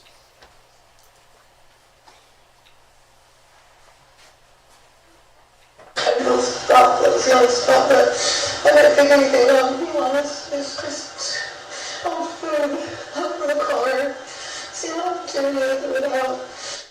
She does not want to talk about what was in that trash bag. Old food. They also revisit the drug use, and you'll remember the strong denials on October 5th, which are repeated on October 8th. Well, in this October 12th interview, she admits finally that, I did take a Percocet that night. And you had a Percocet in conjunction with smoking? Yes. When I took it as soon as I got home, and when I started to put my cigarette, And by the time, about what time would you have done that? by the time I got home, I took it like 11 something or whatever.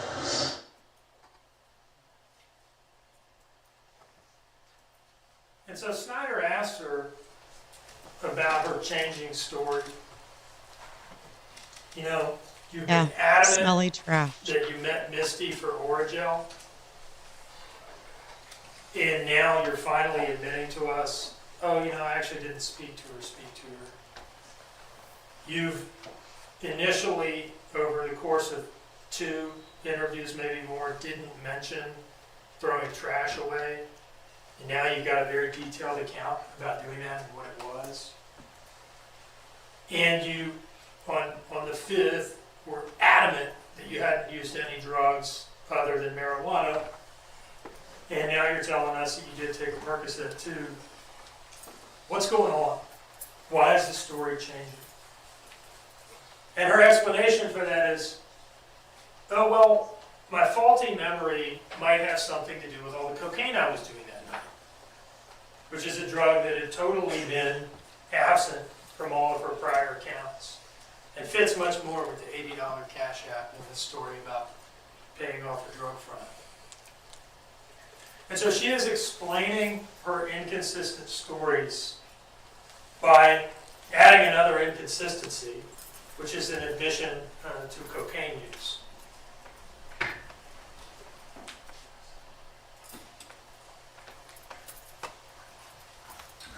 You requested a short break, and that makes sense. Let's take a 10-minute break and resume with the opening statement. Mr. Dean, again, I'm going to ask you not to talk about the case. Don't do. All right. So the joy of starting these late is that we don't have to deal with the breaks and the lunch and that kind of thing. So let's skip on forward. Again, if you are not in the chat and you're just listening, we appreciate you being here as well. Thank you so much. And please give the video a like if you don't mind. This is day 1 of Georgia versus Leilani Simon. And right now we're listening to the state's opening statements.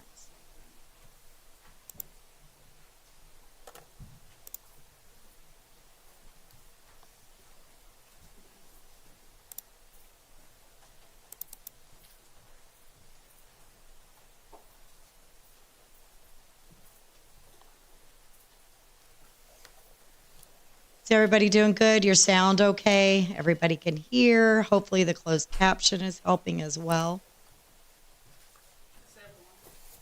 Okay, thank you. I'm kind of surprised that that courtroom is And not so more for full the record, the because jurors are all it is a back. small They are courtroom. being seated at this time. All right. I would have thought it would be 16. packed, actually. Thank you. And it's really not. Mr. Dean will resume with his opening statement.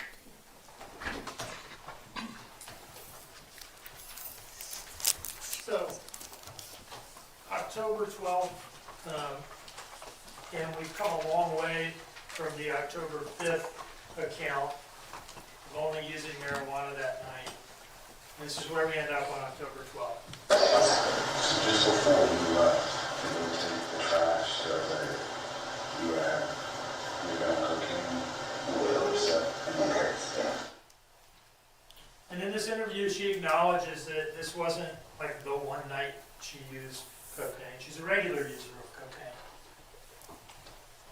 which she had denied in earlier interviews. Now, at the end of the day, the most critical thing though is what happened to Quinton. What happened to Quinton in the middle of the night. And here is what she had to say about that.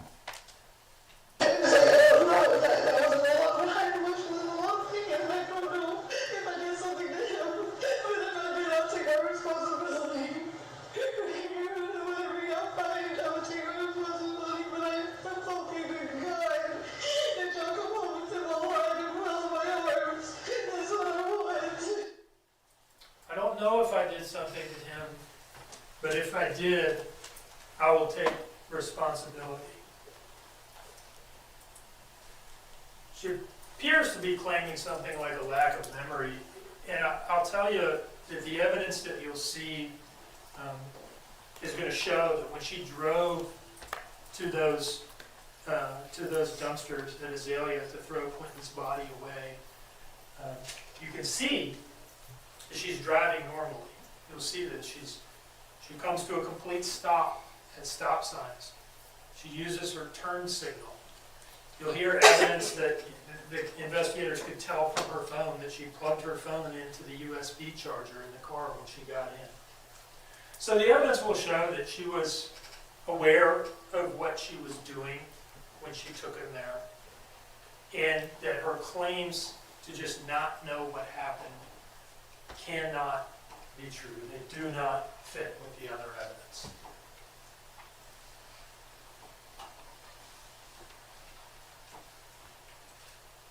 We've talked a lot about what she has been saying to the police and the FBI on the 5th, on the 8th, on the 12th. But we haven't talked much about the other aspect of the investigation, which is the effort to find Quinton and to figure out exactly what happened to him. So I'll talk a little bit about that now. Now on October 18th, police announced that they believe Quinton's body to be in a local landfill and that they're about to begin this extremely challenging needle in a haystack search of the landfill. And this is how they got there. A detective with the Chatham County Police Department goes out to the mobile home plaza once these dumpsters become an area of interest after they've looked at the security footage. And he asks what garbage truck company services these dumpsters, and they give him that information. He gets in touch with that garbage truck company, and he learns that it was truck 309 from a company, 3909, I should say, from a company called Waste Pro. This is the list of stops for that truck on that day. Serviced the mobile home plaza. This is on the morning of October 5th, actually. Quinton wasn't in the dumpster for very long because it was emptied that day. And this, what I'll tell you next, kind of goes to explain Quinton's condition when they ultimately found him. Not an intact body, but in pieces, little pieces, bones. It's a front-loading garbage truck, extends its hydraulic forks into the slots on the side of the dumpster, and drops Quinton and all the other garbage into the box in the back of the truck. There's a compactor in that truck that compacts everything. You want that compactor in there so that the truck doesn't have to go to the landfill as frequently. Makes the garbage smaller and take more garbage. Goodness gracious. That truck went to the Waste Management Superior Landfill on Little Neck Road on the morning of October 5th. This is a landfill ticket. They weigh the trucks when they're coming in. That's how they know how much to charge the garbage truck company for this particular load. This is for Waste Pro truck 3909. And with this information, the detectives go out and they talk to the landfill manager, and he's able to identify the area that garbage was being dumped and then kind of shoved to on October 5th. And this kind of general area up here, that becomes the search area. So they have kind of an idea, like a general box in the landfill of where Quinton is going to be found. But this is still an extremely difficult thing. Even if you know the general area, there's like 2 more days of trash that have since been dumped there since the 5th. And this stuff gets compacted and moved around. They drive these compactors over it that have studded metal rollers, and everything just gets shredded. You may have this idea that you go into a landfill and it's just like a pile of bags of trash, just like they were when you put them in your Horrific. garbage can at home. It is not like that. You will see that it is not like that. Everything is shredded because compaction is the name of the game in landfills. You will hear that. You got to get everything pressed down real tight because space is money. So, at the end of the day, they have tons and tons of garbage to search through, and so they arrange the landfill search. They have some consultants from an outside agency come in and advise on this because it's a very technical thing. These consultants are able to tell them, based on the size of the box, about how many tons of trash they'll have to search through to exhaust the area, based on known rates of searching, like pounds per day. They're able to give them an estimate of how many people this is going to take and how much time it's going to take. They have to order specialized protective gear, steel-toed boots, Tyvek suits, respirators, gloves to put over the gloves. This is a biohazard environment. And they have to find volunteers, and this is an all-volunteer duty. Right? And for weeks, volunteers from the police department and from some other law enforcement agencies Gosh, Peacock, I'm so sorry. came out here early in the morning. Hopefully everything is clearing up And now. they do this landfill search that involves an excavator up in the search area, scooping up garbage, putting it in a dump truck. Dump truck comes down on this open area bounded by cones that they call the search deck. Excavator down here kind of spreads the garbage, that particular load, I think they were calling them lines, out onto the search deck. And the law enforcement officers, these volunteers, get online with rakes, and they just search through it. This is what that looked like. And they do this for days, weeks, in the heat, all that gear on. That's why I said earlier. Gotta look at the these bright efforts side of can only things, be right? described as heroic. They want to find Quinton. The evidence will show that these things are not typically successful. There's a very low success rate with these landfill searches because, again, it's a needle in a haystack proposition. Gosh, do you all That's remember what that police are landfill doing. search? That was so horrible. While she is playing games with investigators and changing her story and changing her story again.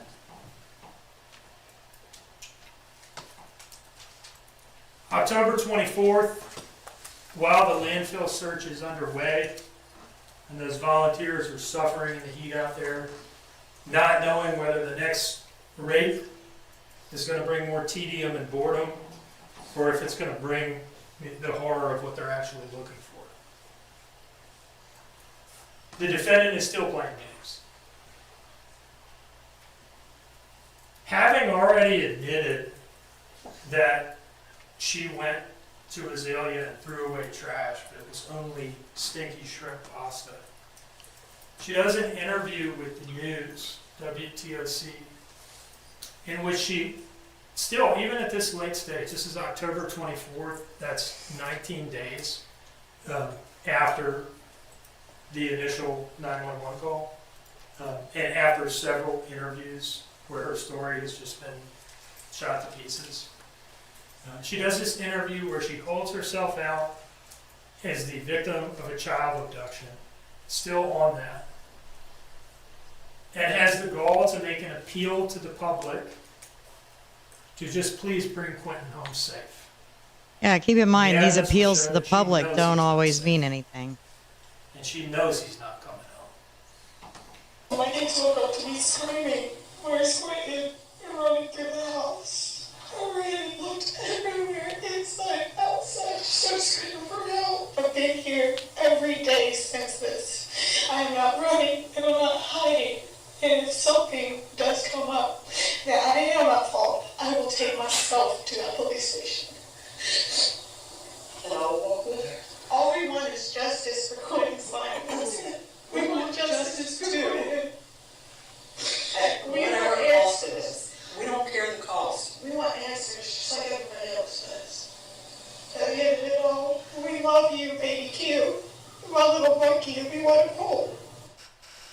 Her mom did walk her into the police station.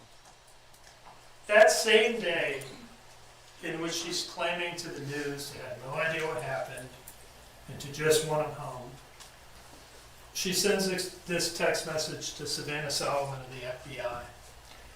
And this is just the latest Hail Mary.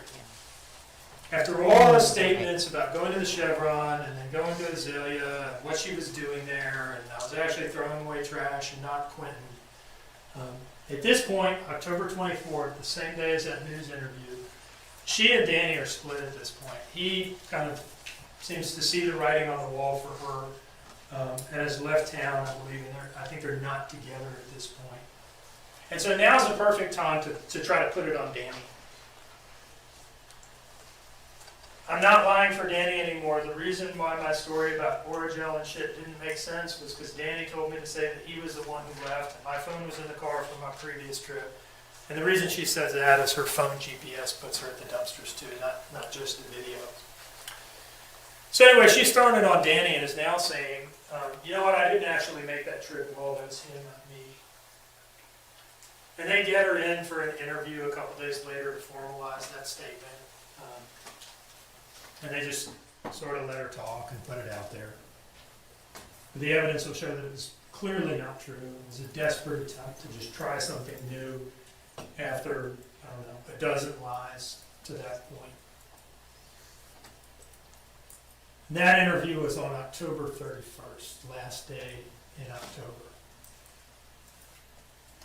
Now on November 18th, about 3 or 4 weeks after they started searching through that landfill,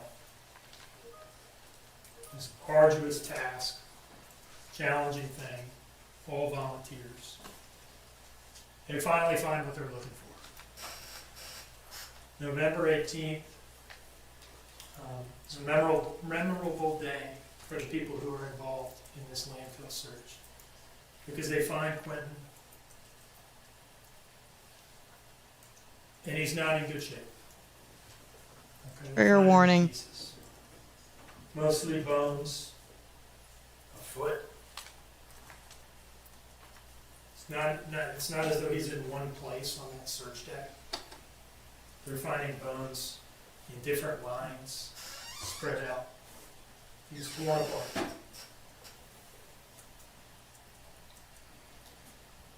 They send Quinton's remains up to the FBI lab at Quantico, Virginia, where DNA analysis is done. And they confirm what everybody already knew, is that this is Quinton. Still no emotion from her even seeing that. And the defendant comes in for one last interview.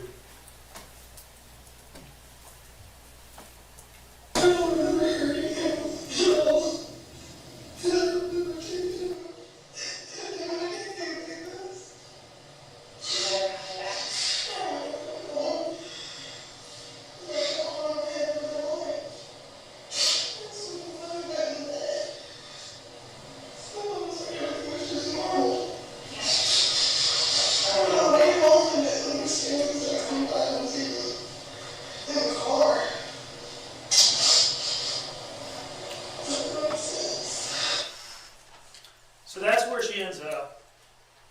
After having given this very detailed cover story about going to the Chevron to meet Misty for Oragel, and having added this later, this richly detailed account of having thrown away some garbage at Azalea in the dumpster, but it only being shrimp pasta.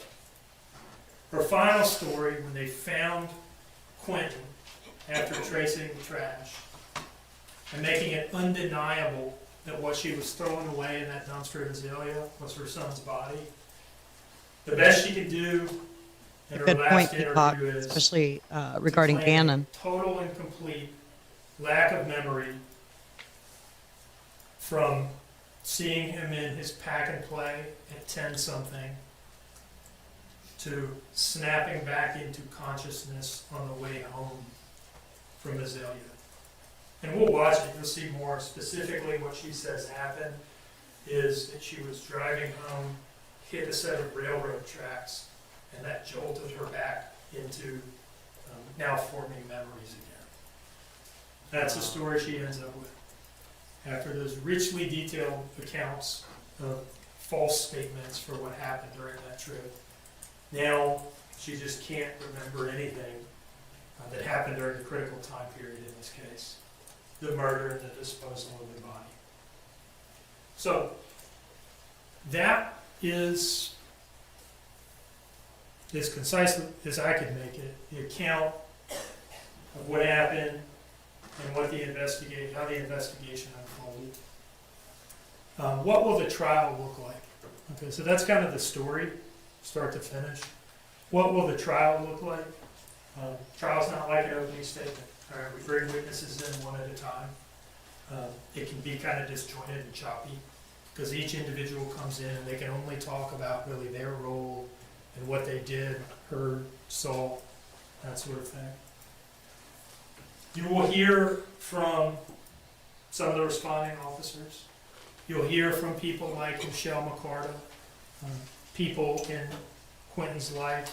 I can tell you some things about how the defendant felt about Quinton and treated him. You'll hear from the investigators who took these statements and followed up on them. You'll hear from some of the people who were involved in this search of the landfill. You'll hear from some of the scientists at Quantico who were tasked with identifying Quinton and seeing what they could make of these remains, which are just totally torn apart. What I do not expect you will hear is exactly how the defendant killed Quinton. And that's because she covered it up. It's because she got rid of the body. All right. The evidence will show that her specific intent from the outset was that he never be found at all. And him being found in pieces, little bitty pieces, was the next best thing. The judge will tell you that in a case like this, we do not have to prove exactly how the defendant killed Quinton. Under these circumstances, how could you? And that is a sensible rule. Because what we have to prove, what is important, is not exactly how she killed him, but that she killed him. The fact that she did it. And the evidence that we will present to you will do that. It will do that, beyond a reasonable doubt. So at the end of the case, when all the evidence is in, we will make our closing arguments, and we will ask you to find her guilty of all of the charges in the indictment. I want to thank you for your attention. This has been a fairly long opening statement, but it was important to us, because it's our one chance to do it, is to give you kind of soup to nuts from the outset. What is this case about? And what He is says soup to nuts. Not heard that Thank saying. you for your attention. So I wonder, is it possible that with the drugs she was doing that she would have like blacked out? Does the defense wish to Or- make an opening statement? Or even the fact of what she had done, maybe her brain blocked it out? I don't know. I think that Ladies is and possible. I don't think that happened. I don't intend to speak nearly as long as Mr. Dean did. Because frankly, this whole case is about rumor, gossip, speculation, and innuendo, and ultimately, the state's bold conclusions about what they say happened but can't prove. Unquestionably, this is an emotional case. I know that. I have 5 children, 4 grandchildren.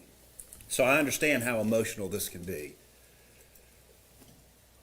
But this case can't be decided based on emotions. It has to be decided on facts and evidence presented in this court. He did a great job, and it did seem to go by very It can't be determined quickly. by emotions or their rumors and their gossip and their conclusions. And in the end, what you will determine is that's exactly the foundation of the state's claims. Bunch of conclusions, bunch of declarations, unsupported by actual evidence.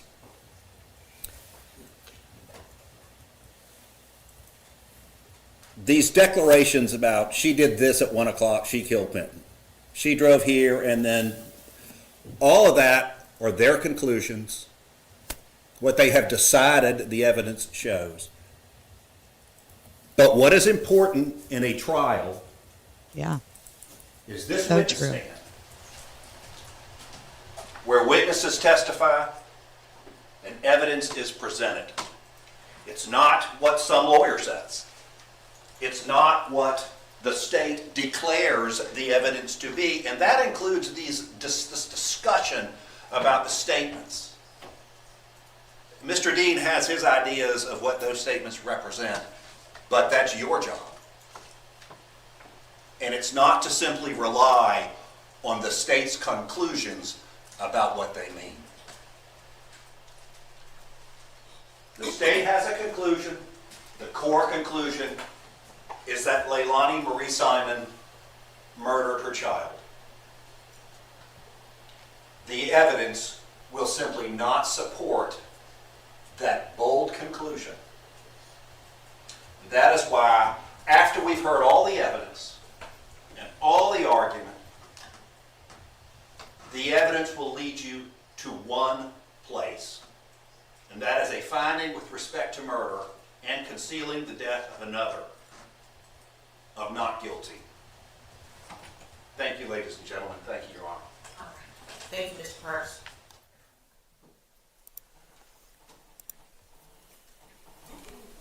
I think that gives us a good idea. Be a good time to break for lunch, and then we'll resume testimony. I think that gives us a good idea of what to expect from the defense and how they're going to go about it. They're going to create doubt that says, there were 2 other people in the home, and it's possible that somebody else did do that, and that maybe she was covering up for them. What do y'all think? Yeah, declarations with video evidence. He's reaching, and I appreciate it. Hopefully there won't be any excuse for a second trial. Yeah, that was it. Short and sweet. He basically said that the foundation of the state's claims are unsupported by actual evidence. They're made of declarations and rumors, and that the evidence will not support that she murdered Quinton. Basically, only that she concealed the death of another. So, I mean, the defense probably doesn't have many options. Somebody said earlier, they really probably don't. So, okay, let's get up here. So they're going to call they went to lunch, and then when they come back, they are actually going to call the first witness, I believe. Look at all this we get to skip. A lot.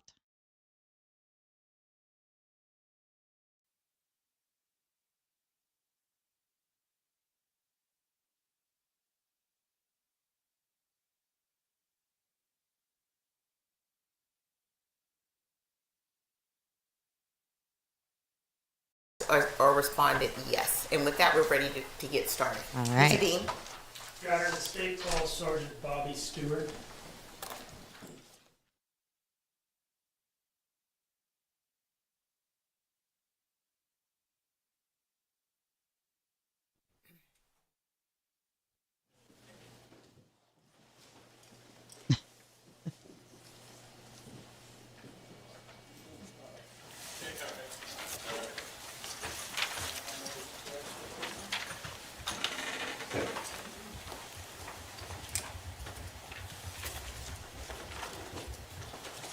Step this way, sir.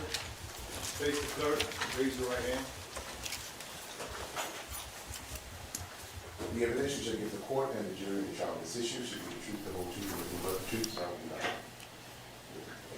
Step this way, sir. Step to that seat. All right, so this is the first witness for the state.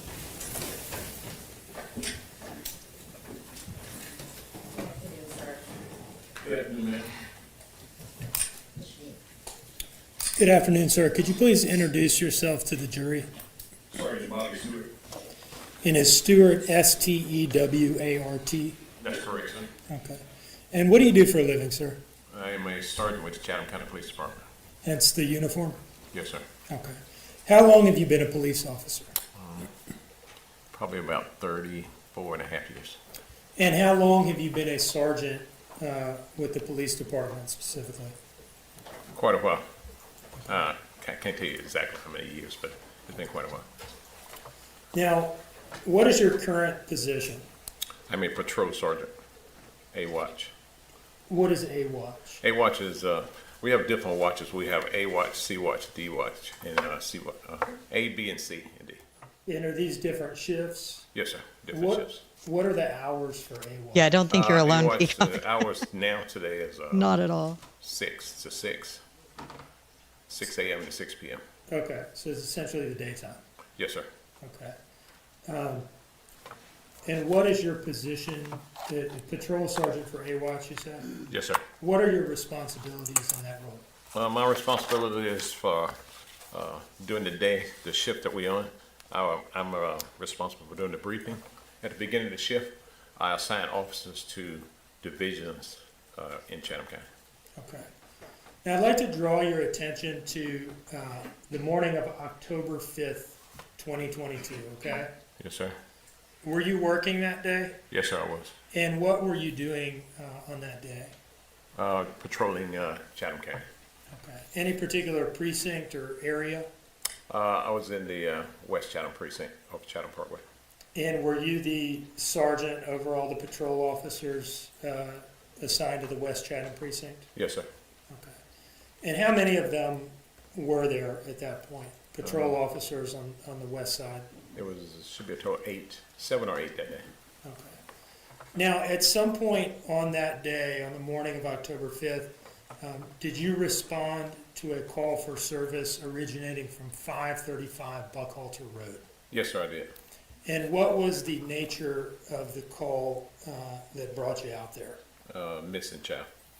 Now, when you get called out to a particular location on a particular call, do you yourself hear the 911 call? You talking about on the radio? Yes. Do you hear the 911 call that was made, or are you just getting? We're probably going to hear the dispatch? 911 call if you have I not. don't hear when the person calls in. Okay. The only thing I get is the dispatch, what the dispatch tells us.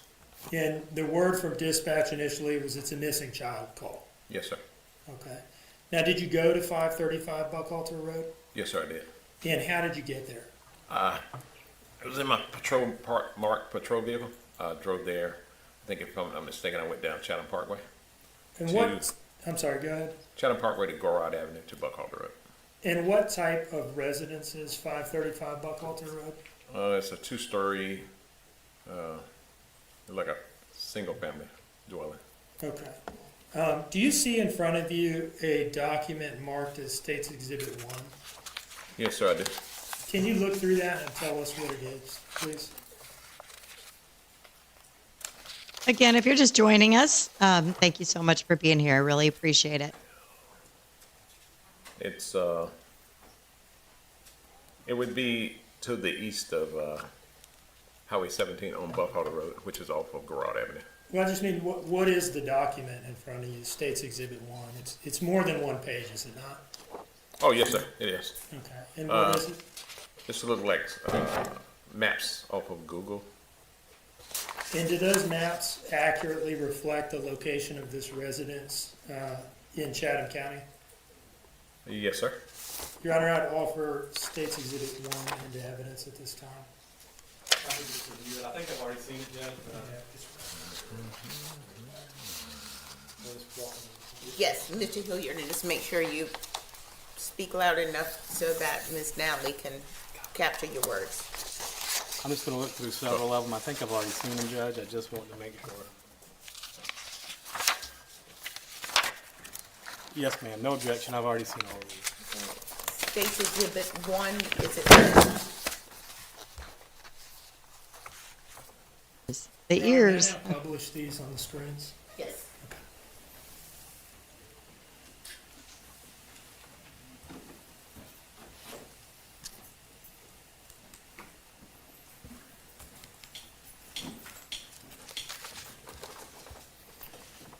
All right, I'm on slide 1 here of State's Exhibit 1. this is the, I guess, Savannah, Chatham County metro area. Yes, sir, that is correct. Okay. And is 535 Buckhalter marked on this, this map here? Yes, sir, it is. And can you step down and just point to us where that is on here?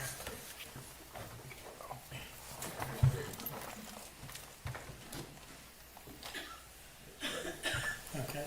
The red pin just to the left of Garrard Avenue? That's correct. All right, thank you, sir. You can sit down.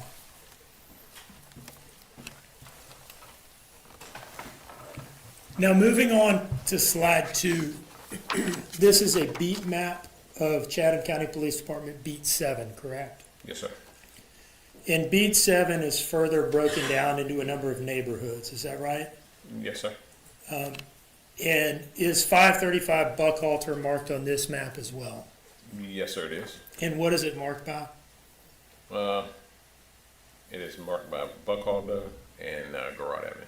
Is it that red pin there that we see? That is correct. Okay.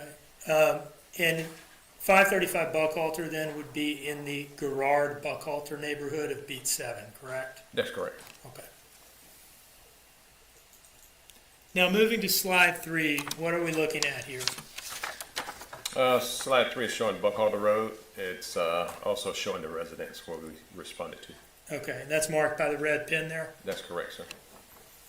And finally, slide 4, what are we looking at here? Slide 4 is another photo of the residence, but it's a closer photo. Okay. Now, when you responded to this resident, you mentioned you showed up in your patrol car. Where did you park? I parked in the driveway just outside of the gate. Okay, so the jurors can't see what you're pointing at on that picture, so if you could just step down and tell us where you parked. This is the driveway here. I came in and I stopped just short of the gate. Okay. And you can have a seat, sir, thank you. It's a beautiful property. And when you arrived, were there any other Very nice. officers with you? Yes, sir. And who were those? There was 2 other officers that came in behind me. Corporal Jepsen was one, and then the other officer I think was Boss. Okay. Daniel Voss? Yes, sir. Okay. What about Philip Gormley? Was he there as well? He came in right behind them. Okay. And when you arrived, did you make contact with the defendant? Yes, sir. Where did you make contact with the defendant? Just as I walked through the gate, they were walking towards the gate. And who's they? I saw a female, the lady sitting here with the glasses. Okay. The witnesses identified the defendant. And And, what other, aside from police officers, what other people were on scene at the time that you arrived? Myself, are you talking about officers, sir? No, other than police officers, what other people were on The scene? people that I saw the young lady there. I saw a male subject, which I later found out was her boyfriend. And there was a little small child. And there was one more person standing back behind them. Okay. I think that was her brother. Her brother? I think it was her brother. Okay. And was there also a person there who was identified to you as a babysitter Yes, sir. and her daughter? Yes, sir. She walked up behind me Okay. when I got there and walked around in front. Okay. Anyone else there that you remember who was there on arrival? No. Okay. Now, how did your initial contact with the defendant play out in the driveway right inside the gate there? When I got there, she was walking towards me. She got to me and I asked her, "What's going on?" And what did she say? She told me that the child was missing. Did she say when she had become aware of that? Earlier that morning, if I'm not mistaken, I think she said around 6, I think, or something like that, earlier when she had got up. Okay. When 6 was for when she got up or when the child might have gone missing? Do you remember? I think she said when she woke up, she was looking for the child. Child wasn't there. Okay. And did she say anything to you about the door, the front door? Yes, sir. She said when she woke up, the door was open, the front door to the house, And the child was gone? and the child was gone. Okay. While you were there talking to her about this, did she cast suspicion on anybody who might have been responsible for the disappearance of her child? Yes, sir, she did. She said her ex she think that her ex might have took the child, and if I'm not mistaken, I think she said that was the child's father, I think. Okay. So she So cast said the suspicion child's right away father on might have somebody else. taken it. Yes, sir. Now, as the senior man on scene, you were the senior man initially, right? Yes, sir. Once you've gotten this initial story, what do you then shift gears into doing? Well, we shifted gears, and I asked her what was the last place she saw him, and she told me in the bed there, and then the front door, we assumed by him going out the front door. If he went out the front door, then it could have been the front yard. And then there was woods behind the house, and there was the roadway of Buckholder Road, which passed in front of the house and went south. Took you south of the house and then north of the house. Did you task out some officers to search the house itself? Yes, I did, sir. While I was talking to her, I asked her, did they search the house and look for him? She said yes. So I said, well, we're going to search it again. So I sent 2 officers in the house. Do you remember which 2? I think it was Gormley and I think Jepsen. Okay. And did they go do that? Yes, sir. And what was, you mentioned Daniel Voss was one of the initial officers there with you. What was his role? He was talking to the lady. Okay. Yes, absolutely. Did you, Feel free to chat. We're very kind at over any here. point, did you call other officers out beyond the initial 4, you, Gormley, Jepsen, and Voss? Yes, sir, I did. And what did you want additional officers there for? To aid in the search of the area. It was quite a big size area. And once they started arriving, I had officers check to the south of the residence, down to Veterans Parkway, and also had officers check to the north of the residence, up to Broad Avenue. Now, you had officers canvassing the area looking for the boy himself, right? Yes, sir. And what else did you have them go out and look for? I advised them to check the residence as they was checking the area, see if there was any cameras on the Okay, houses. like Ring doorbell cameras and Yes, sir. things like that? So you had people out doing that? Yes, sir. And did you also have them canvassing for witnesses, potential people who might have seen the child either on his own or with somebody else? Yes, we told them to knock on the doors and try to make contact with the people that lived there, see if they knew anything. So initial effort focuses on searching the house and searching the general area around the house, if I'm understanding you. Did you yourself personally search any particular area? I did. And can you tell us about that? While I was standing just inside the gate, the backyard area, there was a open shed to the right. It had an RV. We walked over in that area, me and another officer, and checked it. And we left there and went. There was a shop directly behind the house. We checked that area, but it was locked up. We inquired about a key, but they said there was, the gentleman who had the key to it wasn't there. So we searched around it, looked at behind the stuff that was there. Nothing. Okay. So you weren't able to get into the RV initially because of lack of a key? Correct. Okay. Did the officers that showed up to help with the search efforts, where did they come from? There was other officers that was assigned to my team that day. Okay. The same beat 7 or different beats? No, sir. They was from beat 8 and beat 9. Okay. And those are other patrol areas in the West Chatham area? Yes, sir. Okay. So you have other officers kind of flooding in from other places to help out? Yes, sir. When you have a missing child, you call everybody over. Okay. Now, at any point during your response, were you involved in making any follow-up on this claim by the defendant that perhaps the boy's father was responsible? Yes, I did. And can you tell us about that, please? While I was myself and Officer Voss was there, I asked the lady if she knew where he lived. You asked what lady? The lady here with the black glasses. Okay. You asked the defendant whether she knew where whom lived? The ex. Okay. The boy's father? Yes, sir. And what did she tell you? She told me a county. I wrote it all down. She told me where he lived at. She gave me the county that he lived in. So what I did is I contacted that police department that's in that county. And what did you ask them to do? I advised them who I was looking for, gave them the name that I was looking for, and asked them did they know of him. And while I was talking to her, she told me she didn't know the address, but she gave me some reference points. What do you mean by that? Like she told me there was some reference points. There was a store. She told me the name of the store, and I think she said it was a little campground or something, but she told me the name of it, and it was a large sign there. So I gave that information to the officer who called me back from the county. Okay. He told me, I think I know what it is. All right, so you saying she gave you some reference points of like businesses near That's where correct.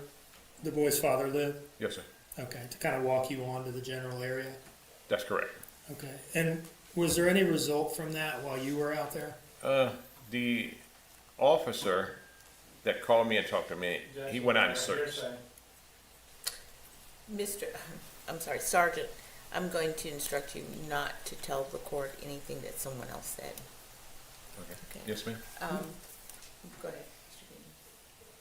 Was calling that information out to the county in question, was that the end of your personal involvement in the follow-up on the suggestion that the boy's father might have had something to do with it? Yes, sir. Okay. At any point, did any of your superiors show up? Yes, sir. And who was the first one? Lieutenant Foster. And where is he in relation to you in the chain of command, the rank structure? He's my lieutenant for that watch. Okay. About how long did he get there after you had arrived? It was pretty quick, because once I got the initial information about what was going on, the standard is to you contact the lieutenant and advise him what you have. Okay. And did he come out and become the senior man on scene after a little while? Yes, sir. Okay. Did anybody else from the Chatham County Police Department command staff show up? Yes, sir. There was the detectives showed up. There was the assistant chief showed up. There was the detectives, lieutenant, captains. They all showed up. Okay. Do you remember who was first on scene for the detectives?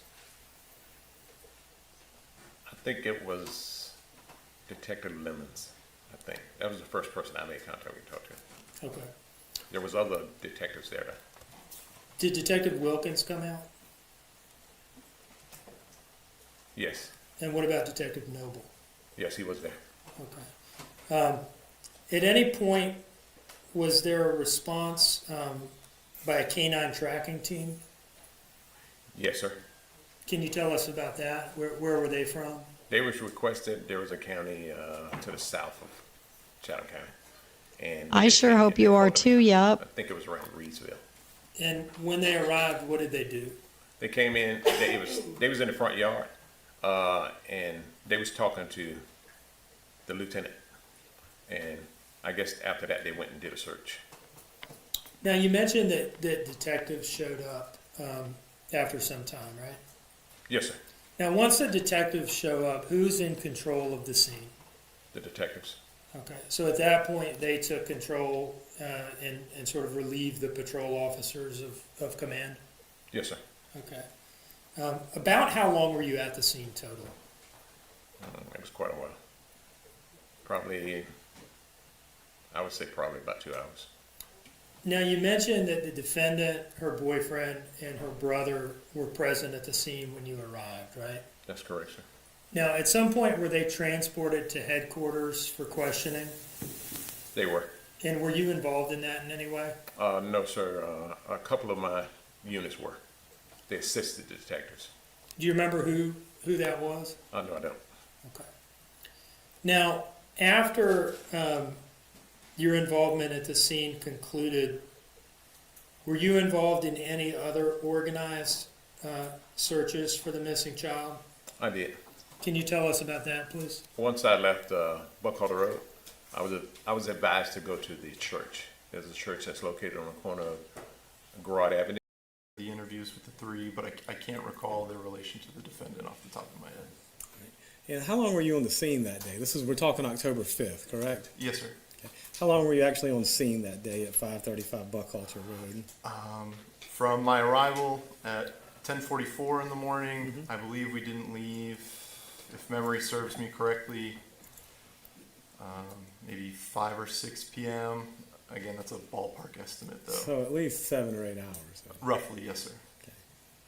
And when you did leave, my understanding is, and I'm not trying to put words in your mouth, just trying to make sure I understand, but when you did leave 7 or 8 hours later, it was to go to the police station and conduct interviews, correct? Yes, sir.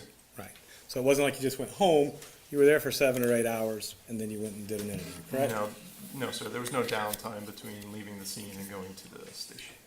And that's kind of what I was getting to. Now, while you were on the scene for those 7 or 8 hours, was it an increasing number of people that were arriving on the scene?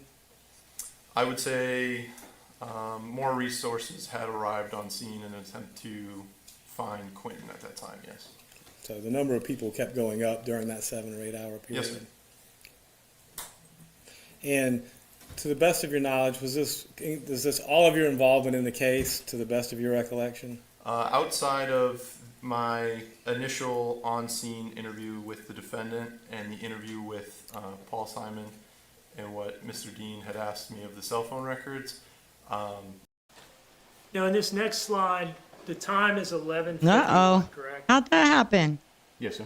Give me just a moment. This would be almost 2 hours into the police response to this scene. Yes, sir. Okay. Now, who is that gentleman that we see there? Say Marine Patrol officer. Say Marine Patrol. Probably, I would say probably about 2 hours. Now, you mentioned that the defendant, her boyfriend, Sorry and about her that, guys. brother were present at I the don't know scene how that when you happened. arrived, right? That's correct, sir. Now, at some point, were they transported to headquarters for questioning? They were. And were you involved in that in any way? No, sir. A couple of my units were. They assisted the detectives. Do you remember who that was? No, I don't. Okay.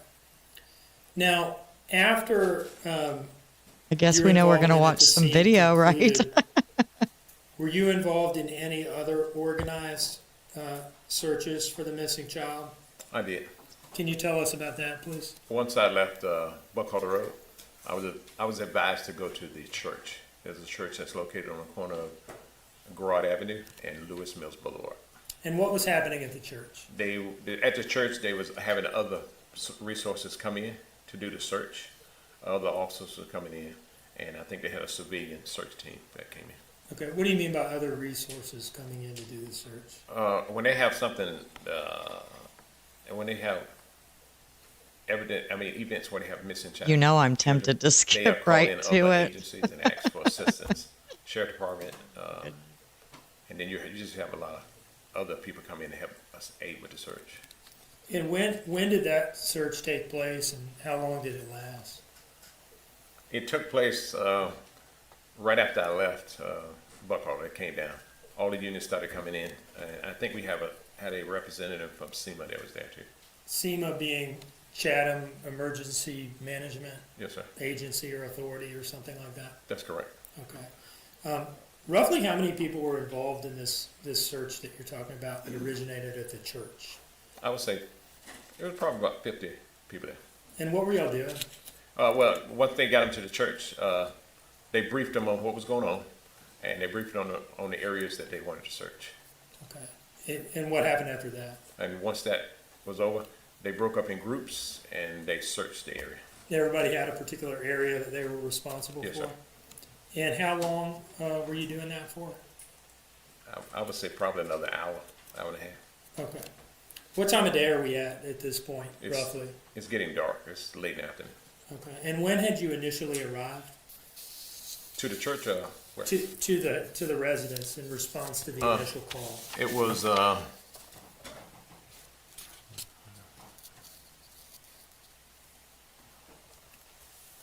just a minute. Sure. We know that would be me. 9:42. I'd have all those notes. Now, were you wearing a body-worn camera that day? Yes, sir. Where was it located on your body? Right in my chest area. And is that thing always running, or do you have to turn it on? Yes, sir, it's on. Okay. We require, once we get on a call, it has to be on before we get out of the vehicle. Okay. So how do you turn it on before you get out of the vehicle? There's a round button in the center. You tap it twice and it activates it. And did you do that upon arrival in this case? Yes, I did. Okay. And were your interactions with the defendant that you've described captured on body-worn camera? Yes, sir. And were the arrivals of some of these other officers captured on your body-worn camera as well? Yes, sir. Do you see in front of you an envelope marked as States Exhibit 2? Yes, sir. Do you recognize that? Yes, sir. How do you recognize it? I signed, I wrote my name and everything on the front of it. Okay, and that's an envelope, a sealed envelope? Yes, sir, it's sealed. What's inside of there? I can relate. It feels like it's a memory stick. Okay. Is it a flash drive containing your body-worn camera footage from that day? That's what it feels like. Okay, and you've reviewed that, right? Yes, sir, I did. Okay. And does it fairly and accurately depict your response to 535 Buckhalter in response to this missing child call? Yes, sir. Your Honor, I'd offer this into evidence as State's Exhibit 2. No objection, Your Honor. Admit it. And I would like to just publish a little bit from the beginning of the file.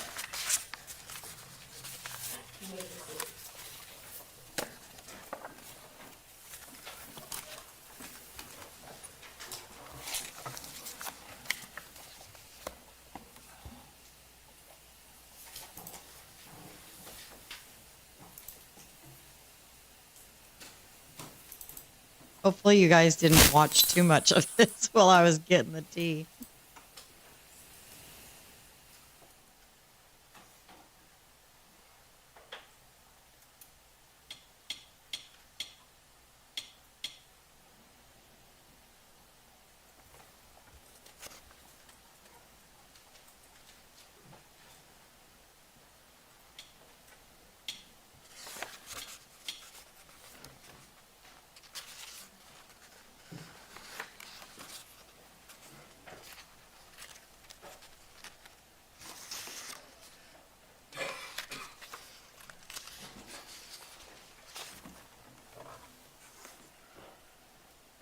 All right, good deal. Well, just in case you missed something, we'll watch it again.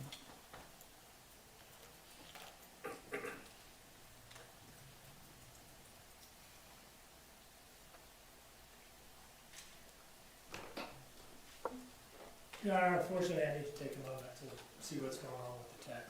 Okay. So why don't we just take this opportunity to take a short break, 10 minutes? The time now is. Oh, hey, we can do that. 1:10. Let's come back. Is it 1:10 or 2:10? I need to put my glasses on. So we're gonna come back at 2:20, okay? All right. Jury's exiting. This video file. All right. And I will state for the record when I stop the playback. Okay.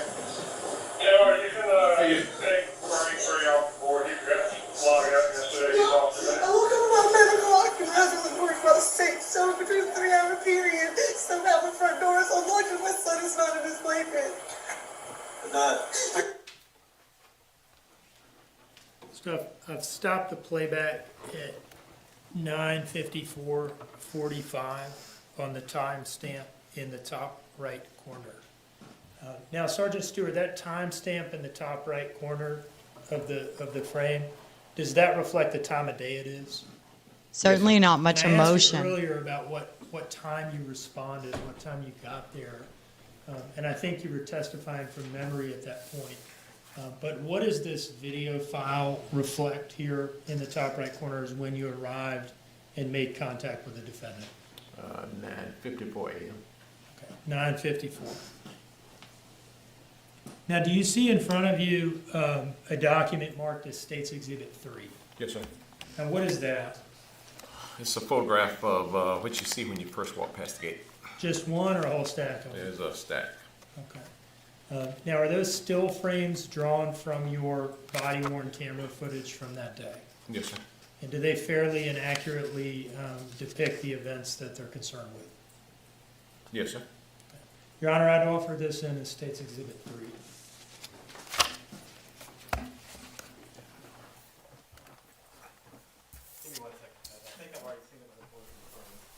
Yes.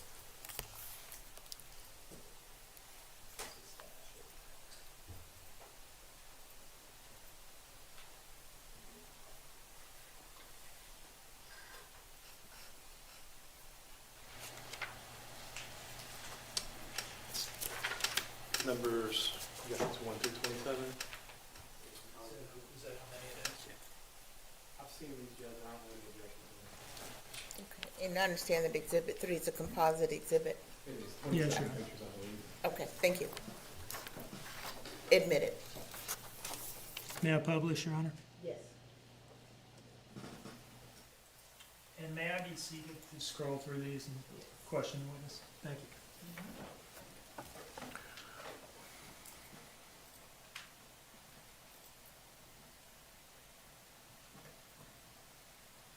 Now, Sergeant Stewart, mainly these images depict different people and when they arrived, correct? Yes, sir. Okay, so let's just go through these in order. This first slide has 9:54 and 28 seconds in the top right corner. And we could see the defendant walking down the driveway towards you, correct? Yes, sir. So this is your initial arrival. Yes, sir. This next slide is shortly thereafter when she begins talking to you, correct? Yes, sir. Now, in this next slide, slide 3, who is the gentleman on the far left?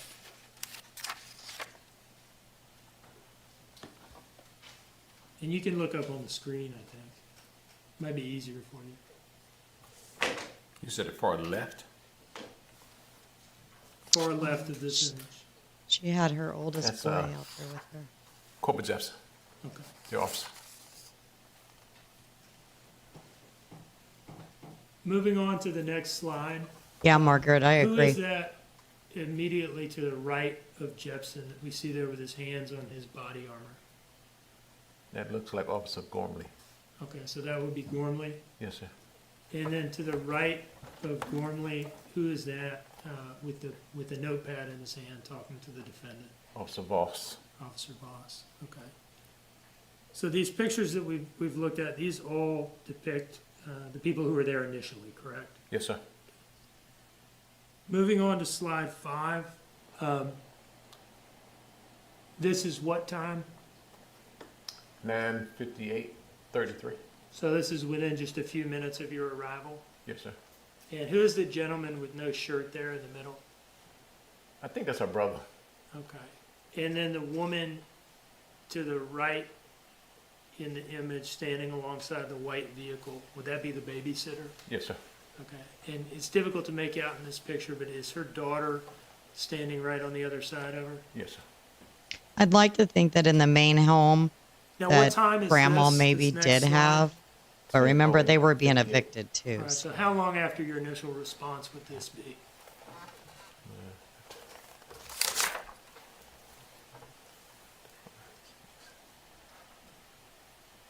14 minutes. Okay. And who's that in the middle? Is that Officer Voss still? Facing away from me is Officer Voss. Okay. And who is that looking towards you? That is Officer Carson. Carlson? Yes, sir. Now, had she arrived since the initial response? Yes. And what was her role there? She was tasked to do a search. Okay, so is she one of the officers that you tasked out to look elsewhere? That's correct, sir.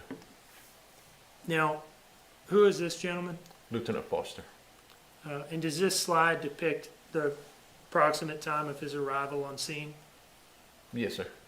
And that is 11 minutes after 10? Yes, sir. Okay, so that'd be about 15 minutes or so into your response. Yes, sir. In this next slide, is that Corporal Jepsen on the left there? Yes, sir. Not the far left, but the person that we see right there. Corporal Jepsen. And who's that in the middle? Officer Zerke. Zerke? Yes, sir. And where did she come from? From Beat 8, And Georgetown area. Say again? Beat 8, Georgetown area. And what was her role once she arrived at the scene? She was tasked to search the area. The next slide, we're at 16 minutes after 10. Who is this here? It looks like Officer Naranjo. Naranjo? Yes, sir. Okay. And where did he come from? He came from, I think, Beat 9 Okay. And what was his role? to search the area. Now, in this next slide on the far left, is that Lieutenant Foster? Yes, sir. And who are those other two police officers? That is Corporal Eam, the one facing me. And I think that is his trainee. Okay, and what was his name? I think it's Laurel Stewart, I think. Okay, and did they show up to search as well? Yes, sir. Moving on to the next slide, this is at 10:22, correct? Yes, sir. So this would be just under half an hour into your response? Yes, sir. Okay, and who is this that we're looking at here? It is Latoya Brown. Miss Say Brown. again? Miss Brown. Okay, Latoya Brown, did Yes, you sir. say? Okay, and what is her role with the Chatham County Police Department? She's a CRO. What is a Oh, CRO? absolutely, She's a- Peacock. She goes around and takes non-emergency calls. She goes around Makes and- reports. When people want to report this, whereas it doesn't require a police officer to go out and take like a theft or something like that. Okay. She goes out and take the, Community Resource Officer, CRO. okay. Okay. Um, It can't. And what was her role at the scene?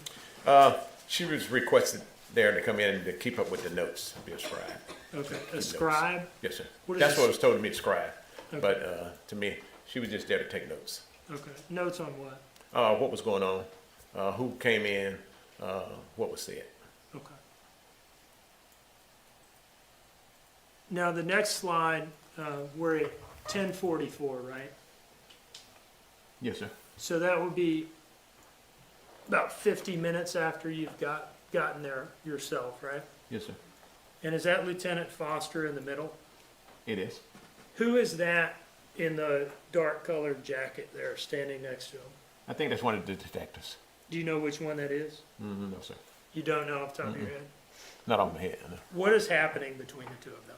I think the lieutenant's explaining to him about the incident that's going on out there. Okay. Explaining what about it? Just Telling what them what- information y'all have to this What- point? Yeah, so what information he has. Okay. I briefed him when he got there, what I had found out, You briefed who? the lieutenant. Okay. And then that's probably what the lieutenant's briefing him about what we found out. Okay. So you would brief Lieutenant Foster when he shows up, and then Lieutenant Foster briefs the detectives? Yes, sir. Okay. In the next slide, who is that in the tan pants and blue shirt? Sorry about that. I arriving at keep the scene? A sneezing. detective. And I think that's detective, I think it's Noble. I think that's his name, Noble. Okay, so that's Noble. In the next slide, who is this? Lieutenant Thompson. In the next slide, whose face are we looking at there? Assistant Chief Shoop. And who is this in the next slide? That is she's the lady that does the news releases and media releases. Like a public information officer? Yes, sir. Okay. And what was she there for? To cover the event. It was a missing child. Were there news media present at this time? Not that I know of. Okay. I hadn't seen any. Did they ever show up to this scene that day? They did. Okay. That's why she was there to deal with them? She would be the one dealing with the media, yes, sir. Okay. Now, in this next slide, the time is 11:51, correct? Yes, sir. So this would be almost 2 hours into the police response to this scene? Yes, sir. Okay. Now, who is that gentleman that we see there? It's a Marine Patrol officer. Say Marine Hi, dear Patrol John. officer? Thank you for joining What do us. they do? They route the waterways around Chatham County. Okay. Is he with the Chatham County Police Department or some other agency? Yes, sir. He's with the police department. Okay. Chatham County PD? Yes, sir. Specifically the Marine Patrol? Yes, sir. And why was he there? He came out, like I said earlier, when we have a missing child, all resources in the department, if they can spare them, they send them.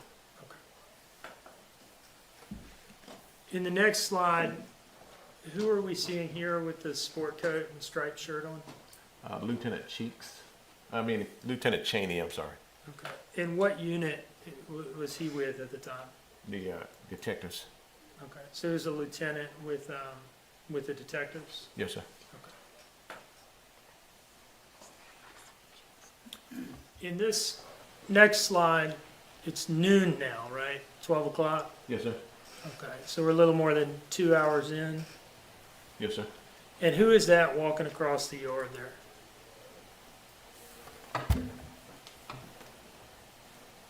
That looks like Sergeant Coleman. And what unit is Sergeant Coleman with? Forensics. Okay, so by this time forensics is on the scene? Yes, sir. In the next slide, 1205, who is this that you're interacting with? Assistant Chief Talbert.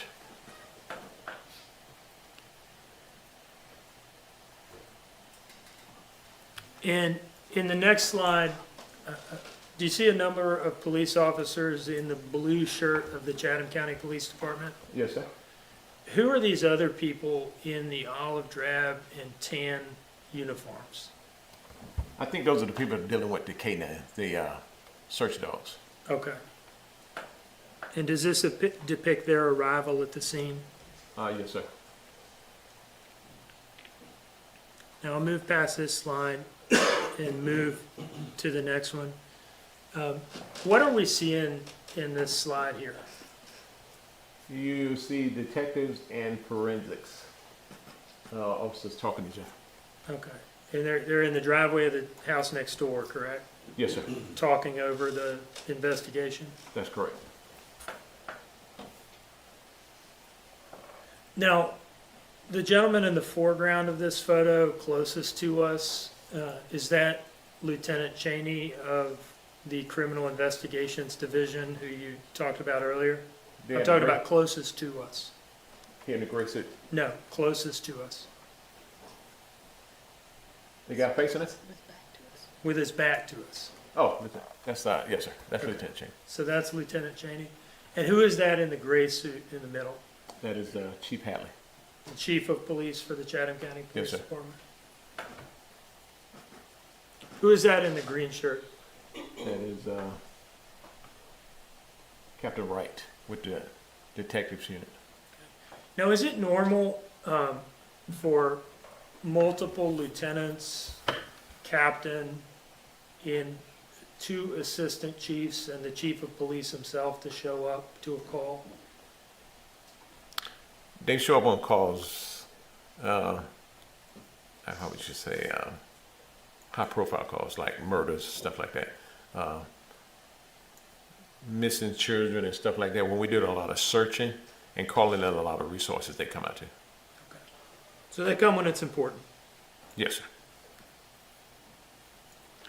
Now this next slide, what time are we at now here?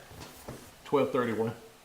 And who is that we see in this slide? I think it's Detective Lemons.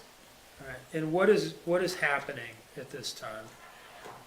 This is the front door of the house. Okay. The door that they said that was open. And what's going on? I'm explaining to her from where I am what they told me and that showing her the area, the room. She's taking a look in the room? Yes, sir. And then finally, in the last slide here, what time are we at here? 12:43. All right, so this would be almost 3 hours after your original arrival? Yes, sir. You got there at 9:54, 12:43, almost 3 hours? Yes, sir. Okay. Real And, quick, I think tomorrow what we'll are we start seeing maybe here? What is happening? 11:30 Central Time. That's No, it's Lieutenant not Foster, so late in the day. Detective Lemon, Captain Wright, and that is Captain Vandrich. Let's see the other person. And that's Detective Lemons on the far right? Yes, sir. And what is she doing? I guess they all briefing about the case. They're talking to each other about the case. Okay, talking about the plan to take Yes, sir. everybody to headquarters and conduct formal interviews? I think that's what they was doing. Okay.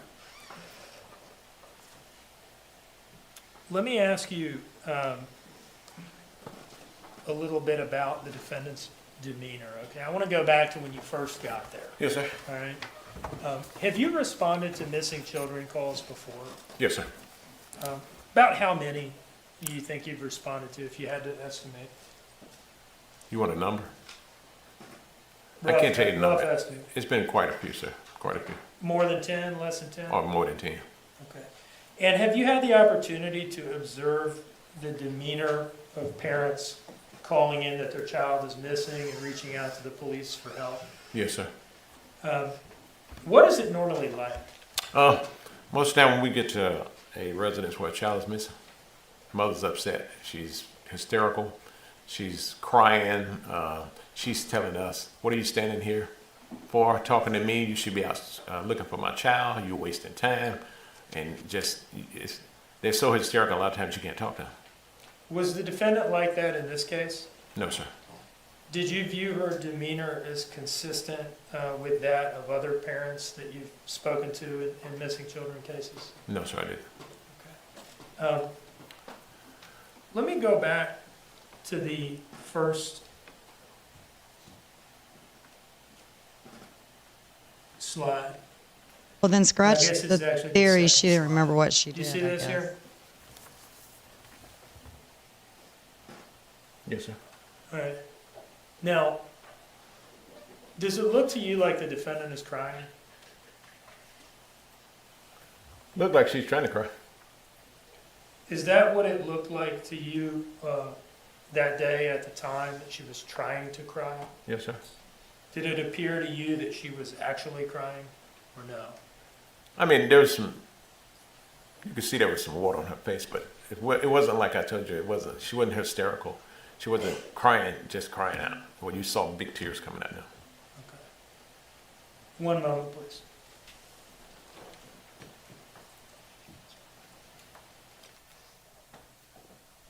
No further questions, Your Honor. All right, in just a moment, Sergeant. Mr. Hilliard may have some questions for you. Yes, ma'am.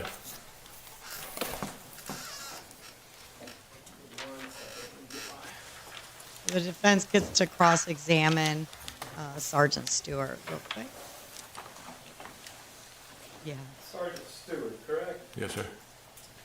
So, Sergeant Stewart, You were one of the first ones to respond on the scene that day, correct? Yes, sir. One of them.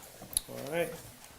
And I'm curious, you said you have 35 years worth of experience in law enforcement, correct? Yes, sir.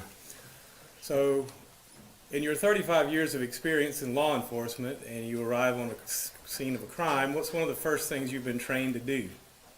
Go up and make contact with the complainant. Okay. And then what next? Talk to him, find out what's going on.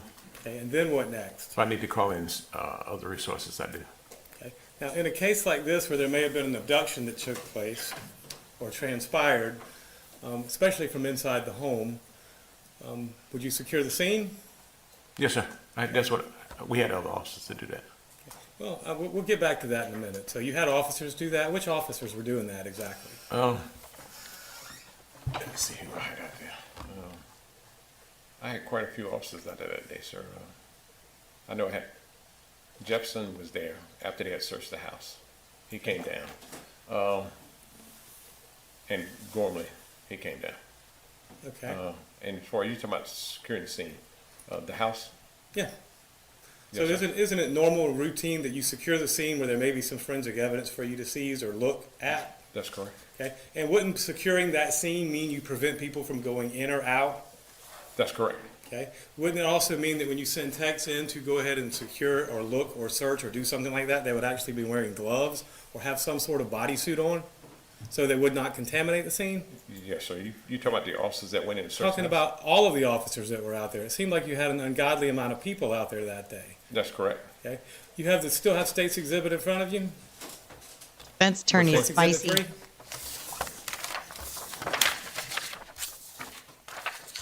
This one? Can I approach with this? Oh, this one. Okay, I get it. It's the big exhibit with 27 pictures. Okay. You got 27 pictures here in front of you that Mr. Dean just meticulously went over with, correct? Yes, sir. All right, let's start with number one. Number one was the first one, 954, right? This was literally as you drove up on the scene, wasn't it? Yes, sir. Okay. Was your body camera operating at that point in time? It was. Okay. And this is a still of that, correct? That's correct. Okay. Now, wouldn't the best evidence of that interaction, rather than your conclusion, be the actual video of that? I don't understand what you're saying. Okay, so you arrive on the scene at 9:54 that morning, right? My sentiments Okay, exactly, you have an Margaret. interaction. This is what we're looking at Yeah. in this particular photograph, right? Correct. Okay. Now, rather than your conclusion being what they put in front of this jury, wouldn't the actual video from that body worn? They've got a hard be job and road ahead what for actually sure. transpired? Of what I saw? Right. But that's not what Mr. Dean offered, was it? He offered your conclusion, correct? He asked me what I thought. Right. So let's go to the next one. picture number 2. Same thing. Rather than the actual evidence, he offered your conclusion, correct? Objection, argumentative, Your Honor. Sustain. Let's talk about number 2. Yeah. That's actually part of the video as well, is it not, Sergeant? Yes, sir. Okay. Did Mr. Dean offer your actual video of that interaction? No, he didn't, did he? Objection, I would ask that the witness be allowed to testify. Well, he has to actually testify, Judge. I asked a question and it hung out there. He looked confused, so I'll withdraw it and rephrase it. Okay, thank you. Sergeant Stewart, these are stills lifted from your body-worn camera from that day, correct? Yes, sir. Okay. You've reviewed the body-worn camera, right? Yes, sir. It's good video footage, right? That's correct. That's the best evidence of what actually transpired that day, was it not? Yes, sir. Objection, argumentative. Another objection on And you for do have a argumenting. cross-examination. However, I think the point is you are asking the sergeant questions about technically best evidence. I'll rephrase it, Judge. What actually transpired was recorded on your video, correct, Sergeant? That's correct. Okay. Mr. Dean asked you to state your conclusion about that, correct? He asked me that I think about this and think I think. Right. So, didn't play the video, did he? No. Okay. Now, let's move on. Look at picture 4. These 3 particular officers, were these officers there to search? Yes, sir, they were. Did they search? They searched the house. They went in the house, and I'm just curious, was that before or after this picture? After. Okay. Did they don any particular gloves or clothing or anything to protect the scene, or did they just go in and search? I couldn't tell you, sir, because I was standing here. I was not around at the back door when they went in the house. Well, but you know what you saw. Did you see them do that? Here, no. When they went out of my sight, I don't know what they did. Okay, well, let's parse this out a little bit then. Did you see them go to, say, I don't know, the back of their car and pull out some gloves? Most officers carried gloves on their uniform, sir. Did you see them carrying gloves? I can't tell you what was in their pocket. Okay. Well, all right. Did you see them put on any gloves? I did not. Did you see them come out and pull any gloves off? I did not. Okay. So you didn't see them grab any, didn't see them put any on, didn't see them pull any off, but you can't state conclusively that they didn't put any on. I cannot tell you that. Okay. Let's look at number 5. These particular 2 officers here, did you see them do that? Mr. Hilliard, you're going through each exhibit from State's Exhibit 3. Do you mean for the photo to correspond on the screen? Judge, I assume because they've already been tendered, the jury's going to have these. They're going to have them. So I really don't care whether they see it right now or not. But so, Sergeant Stewart. Yes, sir. These particular 2 officers, which 2 officers are these again? Officer Voss and Corporal Jepsen. Same question to them. Did you watch them search? Officer Voss, no. He stood there and talked to the complainant. And how about the other officer? Corporal Jepsen? No, sir. I did not see him search inside the house. Okay. So neither one of them went inside the house. Corporal Jepsen did. Okay. Did he put on gloves when he went in? I can't tell you that, sir. And let's go to picture 7. This is, I think it's one of the lieutenants, if I'm not mistaken. Is that Lieutenant Foster? Yes, sir. Did he help in the search? No, sir. Okay. He stayed outside the whole time. Yes, sir, as far as I know. Okay. How about picture 8? These 2 officers. I think one of them Jepsen. I don't know who the other one is. Corporal Jepsen and Officer Zerke. Zerke. Did Zerke help on the search? Outside of the house. She searched outside. Yes, sir. All right. And let's go look at picture number 9. That officer, which officer was that? Officer Norano. Okay. And same question for him. Did he help in the search? He was outside. Outside? Yes, sir. And when you say outside, we're talking about out in the pool area, the RV, all of that area, correct? Outside of the house. Okay. Not inside the house. No, sir. Okay. I never saw him inside the house. Never told him to go in there. Now, and I'm curious, you said it's Miss Brown. She's a CRO, correct? Yes, sir. She arrived at 10:22, which is about 30 minutes after you arrived. He's sighing like this is hard work. A little bit more than 30 minutes. Okay. Well, that's fine. Yeah, 40 right about 30 minutes, yes, sir. 35, 40 minutes, doesn't really matter. Does she normally come out and start taking notes for people? No, she was requested to come out. Who requested her, just out of curiosity? My lieutenant. Yeah, your lieutenant requested the note taker to come out, okay. Now, so then the next picture is picture 12, it has a detective in it. Did the detective help search? Not that I know of. Okay. And picture 13, it looks like it's another detective, Noble, if I'm not mistaken. But is that Detective Noble? Yes, sir. Okay. Did he help search? Don't know, sir. Okay. What did he do then? As far as I know, when he walked up, they was all talking, doing their detective stuff. Now, and picture 14, I know I should know this officer. Which officer is that? Thompson. Thompson. Then what was his duty? He just came out to assist the lieutenant. If you had to guess that day, how many people were out there from the time you got there at 9:45 or so till 12:45? Quite a few people, sir. A large number of people. Yes, sir. Okay. Well, did you say it's an unusually large number of people? No. Okay. You said you've been doing this for 35 years. Look at picture 16.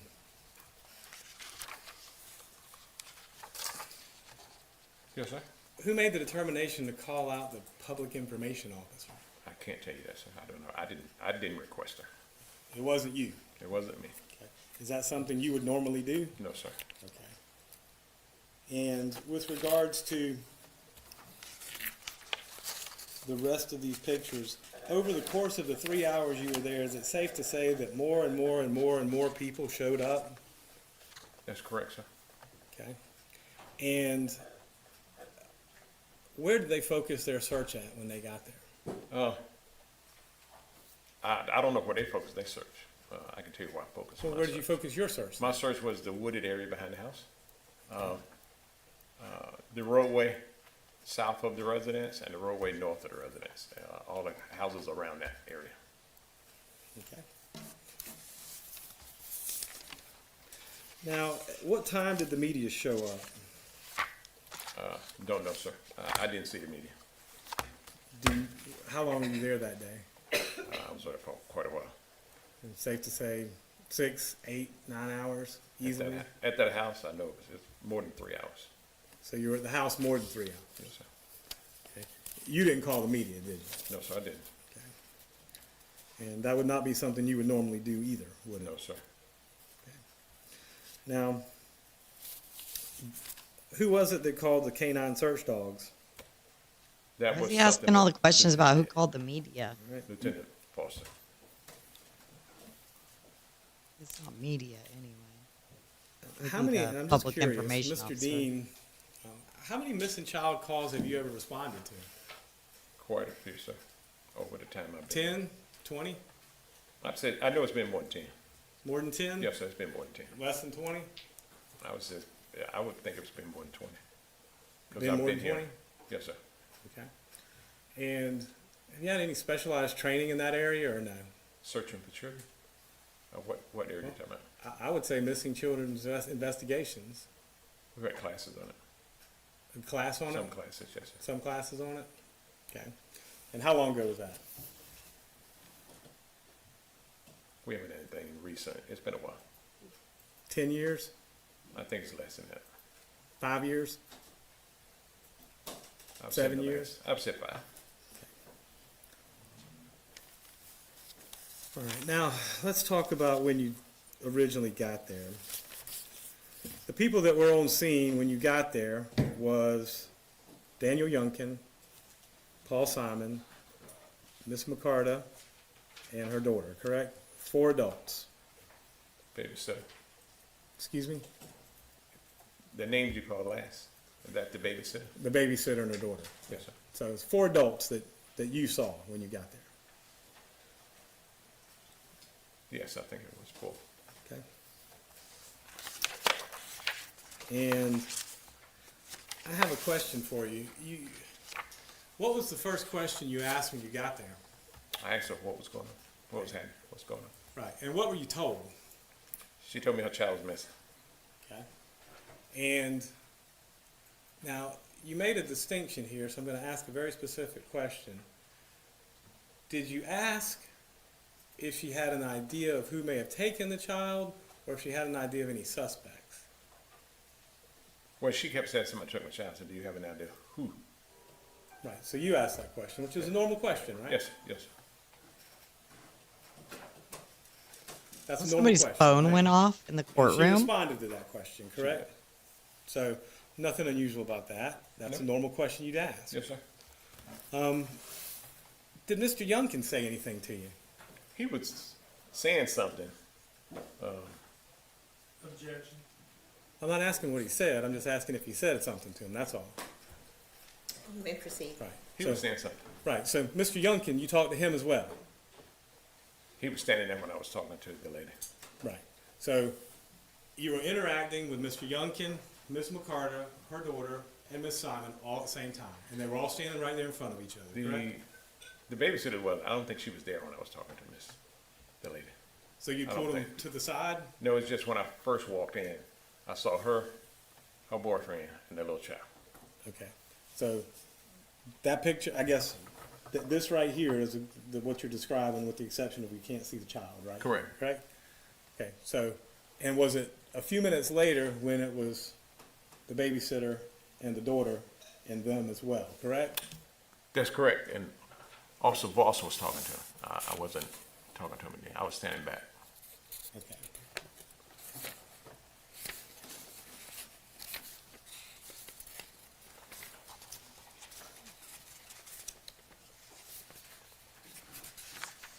Did you write a report in this case, Sergeant Stewart? Yes, sir. And if I were to go back and review that report, would that report pretty much contain everything that you have listed right here and everything you testified to here today? Pretty much. That's all the questions I have for this witness, Judge. All right, thank you, Mr. Dean. Any follow-up?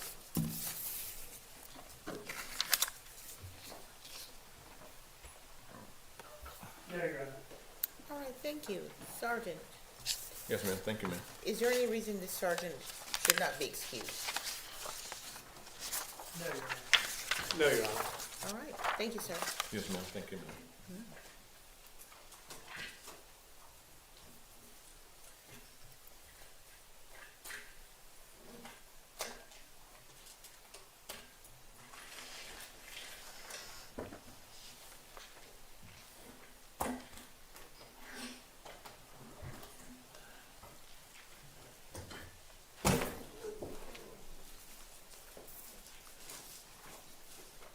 Oh yeah, the babysitter, she'll definitely be called to testify. Okay, Her the daughter state may as call us well. Next witness. Cody Jepsen.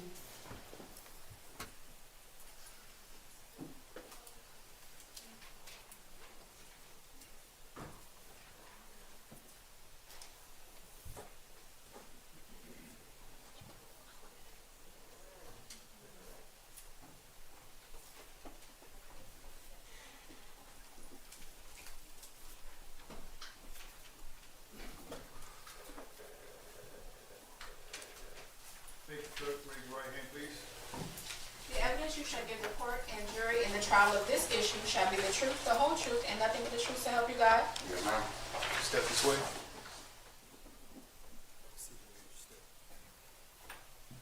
All right, good afternoon. Afternoon, Judge. Mr. Dean. Say that again? I was turning to Mr. Dean. Sorry. Sir. Could you please introduce yourself to the jury? My name is Corporal Cody Jepsen. Work with the Chatham County Police Department right now. And how long have you been with the Chatham County Police Department? About over 6 years. And what is your current assignment at the Chatham County PD? Just basic routine patrol. When did you join the police department? Chatham or just in general? Well, were you with any other police department before Chatham County? Started with Savannah Chatham Metropolitan Police Department back in October of 2016. And is that before the Savannah Chatham Metropolitan Police Department split into the Savannah Police Department and the Correct, Chatham it was County still Police at a merged department at the time. Okay. So after the demerger, you went with Chatham County Police? A few months after the merger, went over to Chatham County PD. Did you serve in the military before joining the police force? I did, sir. And could you tell us your branch of service? I was in the Army. And what was your military occupational specialty? Cavalry Scout, which is basic reconnaissance, 2 3-man mission teams, go out, seek, and inform. And what years were you on active duty in the Army? From 2003 to 2015. Sometime not too long before you joined the police? Yes, sir. Okay. What's your current assignment, did you say? Did you say what watch you're on? I'm on the routine patrol division on Alpha Watch on the west side Chatham precinct. Alpha Watch is the same thing as A Watch? Yes, sir. Okay. And is that essentially the day shift or something like that? It's just the call sign in general. You have 4 watches, Alpha Bravo, Charlie Delta, and it's just signed to Alpha Watch. What hours do you typically work? 5:30 to 1700 on day shift, and then to 1800, and then 1730 to 06 on night shift. Okay. What particular beat are you assigned to? It's on numerical basis, and I'm in beat 7, which pretty much goes from Ageechee Road near 516 all the way up to the Berwick area, Lamarville, South Bridge, all the area right in between those 2 areas. Does beat 7 include the Gerard Buckhalter neighborhood? It does, sir. Am I saying Gerard right? Is it Gerard or Gerard? Everyone pronounces differently. Gerard, Garriard. I've heard it 15 different ways. Okay. I'd like to draw your attention to October 5 of 2022, specifically the morning of that day, okay? Yes, sir. Were you working in beat 7 Yes, Alpha sir. Watch that day? Yes, sir, I was. And did you respond along with Sergeant Stewart, Officer Voss, and Officer Gormley to a missing child call at 535 Buckhalter Road? Yes, sir. Now, you guys didn't all arrive in the same vehicle, did you? No, sir. But did you all arrive at substantially the same time, like within a few seconds of each other? Sergeant Stewart was on scene first, and then myself and Officer Voss arrived right around the same time, and then Officer Gormley came a short time after. Now, were you present in the driveway for the defendant, Ms. Simon's initial statement to Sergeant Stewart about what was going on and why they had called the police? I came in right around that time, yes, sir. Okay. And did Sergeant Stewart task you out with looking in the house for the child? Yes, sir, he did. And did you do that? I did. Can you describe how that played out? What did you do? After being tasked to go look around the house, I went inside with permission from I believe the boyfriend at the time, or the brother, one of the two. Up on the screen right now, it states Exhibit 3, Slide 2. Is that in the orange reflective vest there, the gentleman who gave you permission to search the house? Yes, sir. Okay. Anyway, go on. I'm sorry to interrupt. I was in the backyard or back patio area. Asked permission to go inside the house, which he granted, and then after that, went in, and then basically on the first entry, just went through the downstairs area. Okay. And did you find the child in the downstairs area? No, sir. Did you ever go back in the house and look anywhere else? Yes. And can you tell us about that, please? When we went back in the second time with Officer Gormley, we conducted a downstairs and upstairs search through all the bedrooms, closets, just the basic go around the house. Now, when you were looking in the house on these 2 different occasions that you were talking about, what were you looking for? Just for any signs of the child, diapers, anything that would kind of lead us to, or sounds to lead us to where a child may be. First and foremost, you were looking for the child, is that Yes, right? sir. Yep. Okay. Now, at some point, did the fellow on the screen here in the orange reflective vest give you a picture of the child? Yes, sir, he did. And why was that? Just out of basic necessity, so we can give out to other officers, the PIO for the department, just a basic description of what the individual looks like, basic appearance. And you mentioned the PIO, is that the Public Information Officer? Yes, sir. And what would she do with a picture of a missing child? I can't. Put it on social media for others to see. See if anybody had seen him around? Yeah. Okay. At some point, shortly after your initial arrival, did you approach the defendant and ask her for a clothing description, what the child had been wearing the last time that he had been seen? Yes, sir. And did she give one to you? Yes, sir. Do you remember what she said? It was a Sesame Street pajama top, and then I believe like a blue gym style shorts. Okay. And did you have a body worn camera on that day? I did. And did it record that interaction? Yes, sir. And your other involvement at the scene? Yes, sir. Okay.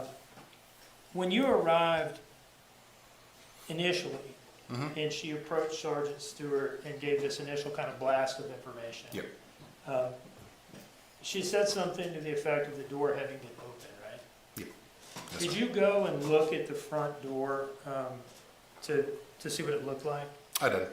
And at some point after doing that, did you go ask for her, the defendant, for some clarification on what the exact state of the door was at the time that she woke up and saw it open? Yes, sir, I did. And why did you go ask her for that clarification? Hi, Catering. So good to see you. Just further knowledge. Thanks for see if it joining in was, and listening.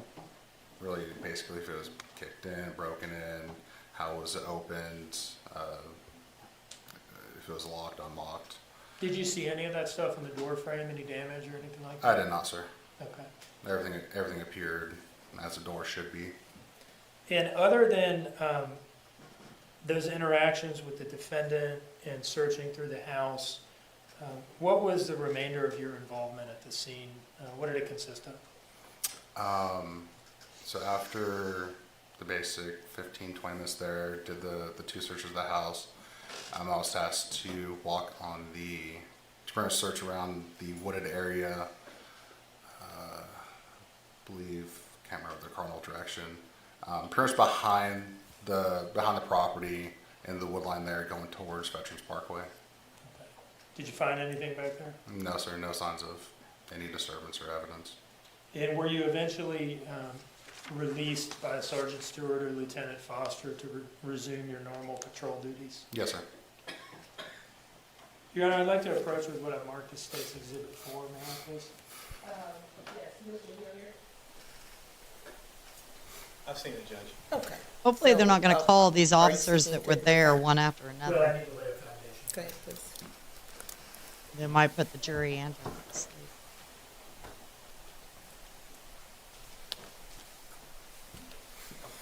I've just handed you a disc marked as State's Exhibit 4. Does that disc contain your body-worn camera footage from that day? Yes, sir. And how do you know that's what's on it? Reviewed the footage and then signed, initial, and dated.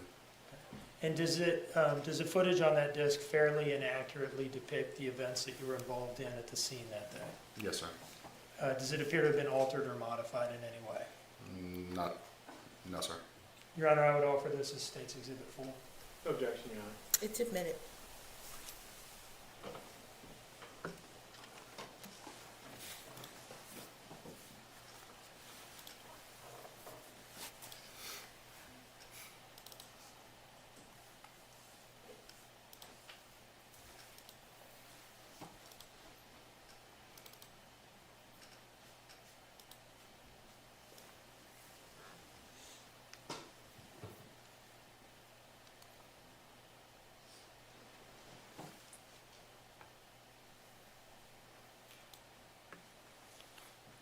I'm going to publish just a couple of brief excerpts, Your Honor.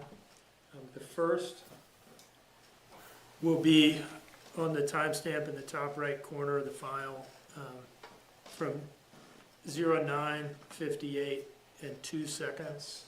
And I will note for the record when I stop the playback, this will be about 20 seconds.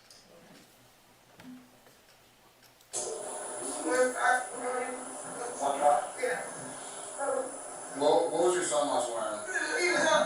He was wearing Sesame Street, like the toddler shirt, and red and black shorts. Red and black jean shorts. All right.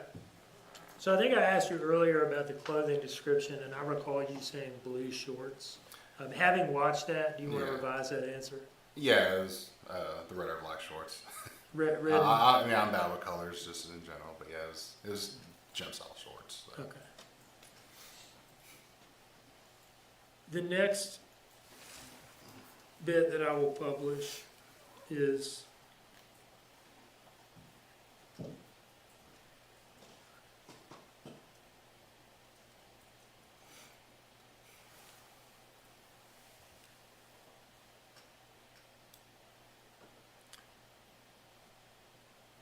starting at 10:02:53.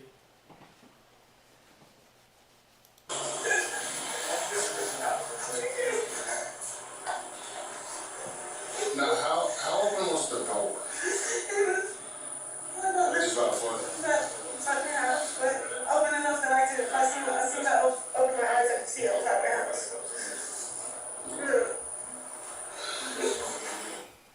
I've stopped the playback at 10:03:14 per the timestamp. One moment, please, Your Honor.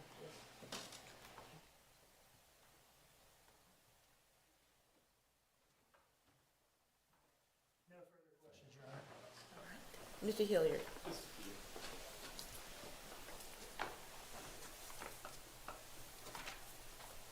Officer Jepsen, how long were you on scene that day? I don't know an actual full-time amount. Just best guess. I don't believe no more than an hour. So you just out there for an hour? Give or take. Okay. And again, but while you were there for that hour, you conducted 2 searches of the houses and at least 1 search of the wood line, correct? Yes, sir.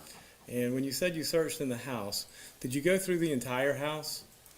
Me and Gormley kind of broke it up.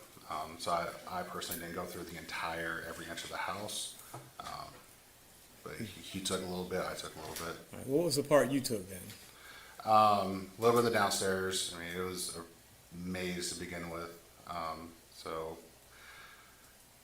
some of the downstairs, most of the downstairs, I'm not really too sure. And then a few bedrooms on the upstairs and closets. All right, well, let's talk about the downstairs. The front door that you walk in is I guess that's the one that's facing Buckhalter Road? Yes, sir. Okay. And when you walk in, you immediately see the couch, the TV screen, and all that area, correct? If you're walking in, you have the crib right next to the door. Then to the left, the couch, and the TV on the other side. Yes, sir. All right. And if you walk further back into the house, does it go back around to another part of the house? Yes, sir. And does it come around to the back side of the house? Eventually. And how's that laid out? Is it a maze or? Yeah, it was a complete maze on the inside. I know they're doing construction, so there was walls everywhere that kind of made you go left when you need to go right, kind of thing. But let me ask you this. But I'm going to assume it's a normal house, right? Yeah. It has windows. And yes, sir. The front door is not the only door, is it? No, sir. And was there another door? The back door. And where does that back door go to? To the pool back patio area. Okay. And was that back door unlocked or open? It was the door. It was open. It was unlocked. Yes, sir. Okay. And whenever you went and I guess worked your way through the downstairs, did you notice anything of any importance? At the time, no, sir. Any contraband? No, sir. Any weapons? No, sir. Okay. Any, I guess, biological material? I didn't see any, sir. Okay. So, and you went through and searched the house twice, correct? Yes, sir. All right. Did you go upstairs and search as well? Yes, sir. Okay. And I assume you went outside and searched the outside areas as well, correct? Yes, sir. In the wood line. And were you the only one searching, or were there other people searching too? There's a few of us. Are you talking about inside or outside? Both. Yeah, I know me and Gormley did the inside. I can't say if anyone else came in looking after us. And then on the back, there's several officers looking through the wood line. Okay. And again, I know you're only there for a short time, but I'm just talking about what you saw. Mm-hmm. There were a number of officers searching both inside and outside, correct? Yeah. Okay. And is it safe to say that over that period of time, as time wore on, more people came? Yes, there are. They all had body cams. Yeah, more people officers came, yeah. So the numbers of people walking around doing the searching and in and out of the scene increased over the time you were there, not decreased? Correct. They've been showing still If you images remember, rather and if you than don't, the that's fine video. too. Have the forensic tech showed up yet, or no? No, sir. Okay, so these are all officers, correct? Yes, sir. Okay, but not forensic technicians or people who are trained to collect evidence? No, sir. That's all the questions I got. Thank you, Officer Jepsen. All right, thank you. Mr. Dean, any redirect? One moment, please, Your Honor. Thank you.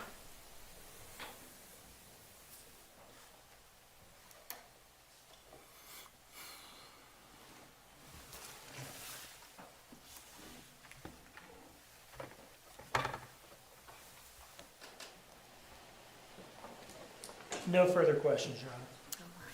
Any reason why this witness cannot be excused? There you go. Okay, you're excused. No, Your Honor. Thank you. This is right here. Just leave it right there. Okay. Thank you, Your Honor. Before we call the next witness, is everybody good? Okay. Yeah. I think I needed a break too. So, let's break for 15 minutes. It's 3:15. Let's be back at 3:30. You're exiting?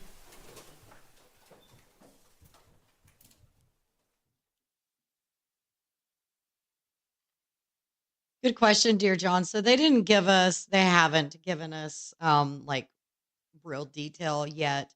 I imagine that the forensic techs that came didn't do full on forensics at first, but maybe they did. I mean, I'm talking full on like luminol and things like that.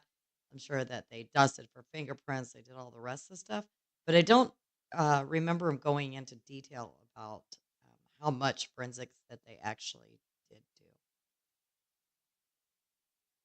Let's fast forward this.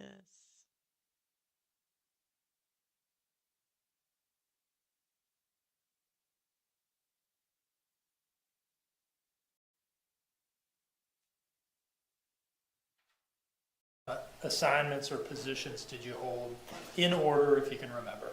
Yes, so I started off as a patrolman, graduating the academy. After about a year of service, I applied to the CID, the detective division, and I was granted the position, I believe in late September of 2022, and then I went back to patrol in February of 2023, where I remained until I left. Now, you said the detectives division has an acronym CID. What does that stand for? Criminal Investigations Division. Okay. So you mentioned you got to CID as a detective in, I think, September of 2022? Yes, sir. So as of October of 2022, were you working for the Chatham County Police Department as a detective? Yes, sir, I was. And did you, on the morning of October 5th, 2022, respond to a missing child call at 535 Buckhalter Road? Yes, I did. And when you got there, did you conduct an interview with the defendant, Leilani Simon? Yes, I did. And do you see her sitting in the courtroom today? That I do, yes, sir. Can you identify her by an article of clothing or where she's sitting, please? She is currently in the table to the right of you, sitting down with the glasses on right there. Witness has identified the defendant. Now, were you first on the scene for the detectives? I was, yes, sir. Okay, so you were the first detective to arrive That is correct, yes. Bunch of other police officers, but you're the first detective. Yes. And when you got there, what was the first thing you did? Did you walk right up to her and start talking to her, or did you get some background, or what? No, I did not. At first, when I arrived on scene, I believe I was briefed by Lieutenant Foster, just giving a short synopsis of what the call was about. And then I would say approximately 5 minutes after that is when I engaged in a conversation with the defendant.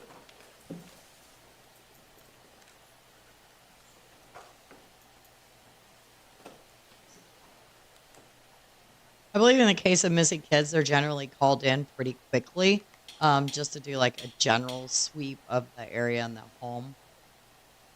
Every state does it differently, so I'm not real sure what exactly they did on this. Now I'm displaying That on the information will screen come soon, though. a slide from State's Exhibit 3, and I think it is slide 12, although the number's kind of difficult to make out. Do you see yourself in that picture? Yes, that is me. That's you wearing the dark colored jacket? Yes, sir. And is that Lieutenant Foster to your left in real life, but to the right in the photograph? Yes, sir. That does appear to be Lieutenant Foster. Now, would this image reflect the approximate time of your arrival at the scene and getting briefed by Lieutenant Foster? Yes, sir. That is what appears to be happening, yes. All right, so going off of the timestamp, what time would that have been? The timestamp reflects 10:44 a.m. Does that sound right to you? That does, yes. Okay. And you said it was only maybe 5 minutes after this that you spoke to the defendant? I would say so, yes, sir. And where was it that you talked to her? If I do recall correctly, I had gone through the back gate to where the defendant was at the time. Are you referring to the swimming pool area, patio area in the back? Roughly. Okay. Who was out there at the time? I would say the defendant, her brother, Mr. Paul, and her fiance, Mr. Daniel. Okay. Did you separate the three of them to conduct your interviews? I did, yes, sir. Okay. And did you ultimately end up talking to all three of them on the scene? Ultimately, yes. I did at one point or another speak to all three, yes. Okay. Well, I want to ask you specifically about your interview with the defendant, okay? Yes, sir.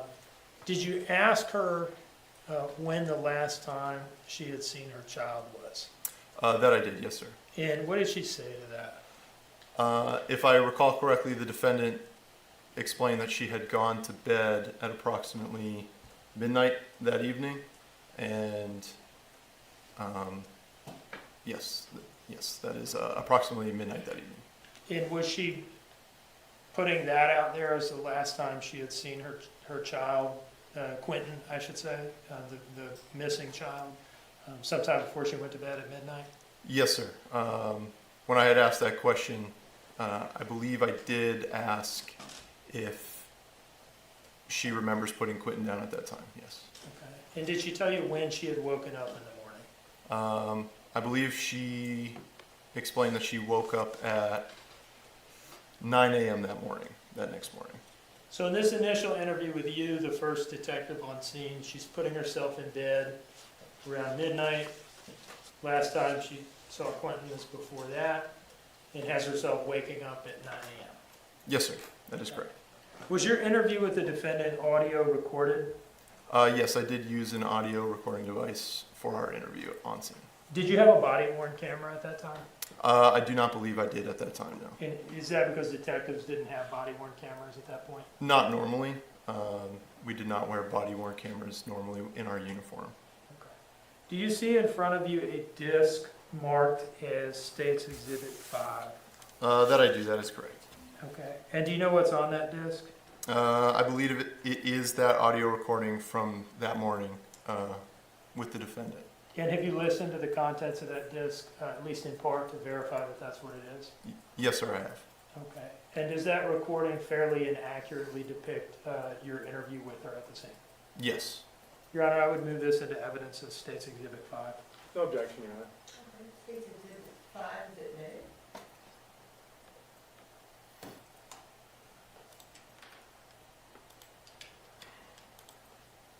I'm still surprised that that courtroom is not completely full. I would have thought it would be. And it's a very small courtroom.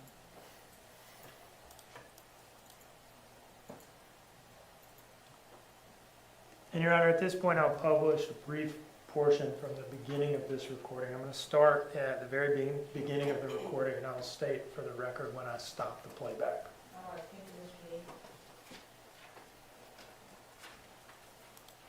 So when's the last time you saw your child? When I went to bed last night. And what time was that? Do It you was remember? around 12. 12? Around 12 when I went to bed. I had my wisdom teeth removed yesterday. I'm sorry, that sucks. So I went to bed kind of late. I get you. Listen, I had them up too. So and then I got up this morning about 9. About 9? And my front door is open, so I went up and I shut it, not thinking about anything like that. And I look over and check on my kids, and he was gone. All the rest were there. He was It's gone. alright. It's alright. It's alright. Take some deep breaths. And that was actually a 34-second clip that I cut out of the larger file that was admitted, and I'll make it clear for the court reporter and the clerk at some point on a break what portion of the larger file was actually played. Thank you. Any issues with that? No issues, Judge. Okay, thank you. Now, did you go to headquarters that day for follow-on interviews with involving the defendant, Daniel Youngkin and Paul Simon? Yes, I did. That is correct. And were you paired up with an FBI agent to participate in these interviews? I'd be mad was, over yes. that tree And in you more remember who you ways were than paired one, up with? Peacock. I do have my report Yeah. here, if I could look at that. Would have just been, to would have been remember really the cool to names. go. Sure, if that would refresh your memory.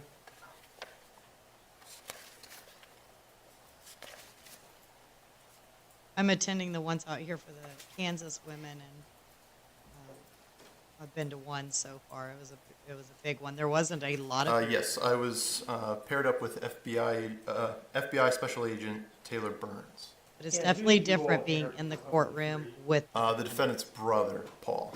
Okay. Now, sometime over the coming days, were you asked to submit a request to Verizon for phone records associated with a phone number for a Henry Bubba Moss Jr.?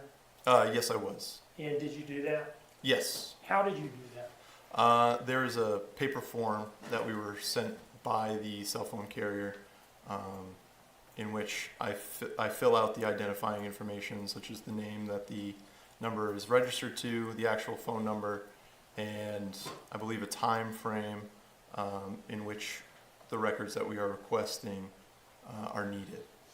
And did you submit that request to Verizon? Yes, I did. And did they produce responsive records to you in response to that request? Yes, sir, they did. How do they give those to you? Do they mail them to you in the mail or email them or what? I believe it was an email, sir. Okay. And when you got those records, did you forward those to the lead investigator, Marion Lemons, who's here in court with us? I did, yes, sir. Okay. Thank you very much. One moment, please, Your Honor.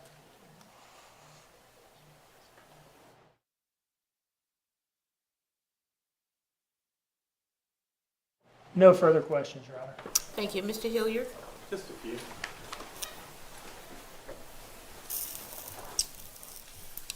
Mr. Wilkins, how long have you been in law enforcement? I was employed as a police dispatcher in Holliston, Massachusetts for approximately 3 years. After that, in 2021, is when I was employed with the Chatham County Police Department for about 2.5 years. So from like 2018 to 2021, you were a police dispatcher. I guess you moved down here and were Patrolman at that time. patrolman at Chatham County. Yes, and then transitioned into detective role in September of 2022. And you were a detective from September and then went back to patrol in February? That is correct, yes. I was just curious. That's kind of a short time. Why? I was just thinking the same. Didn't feel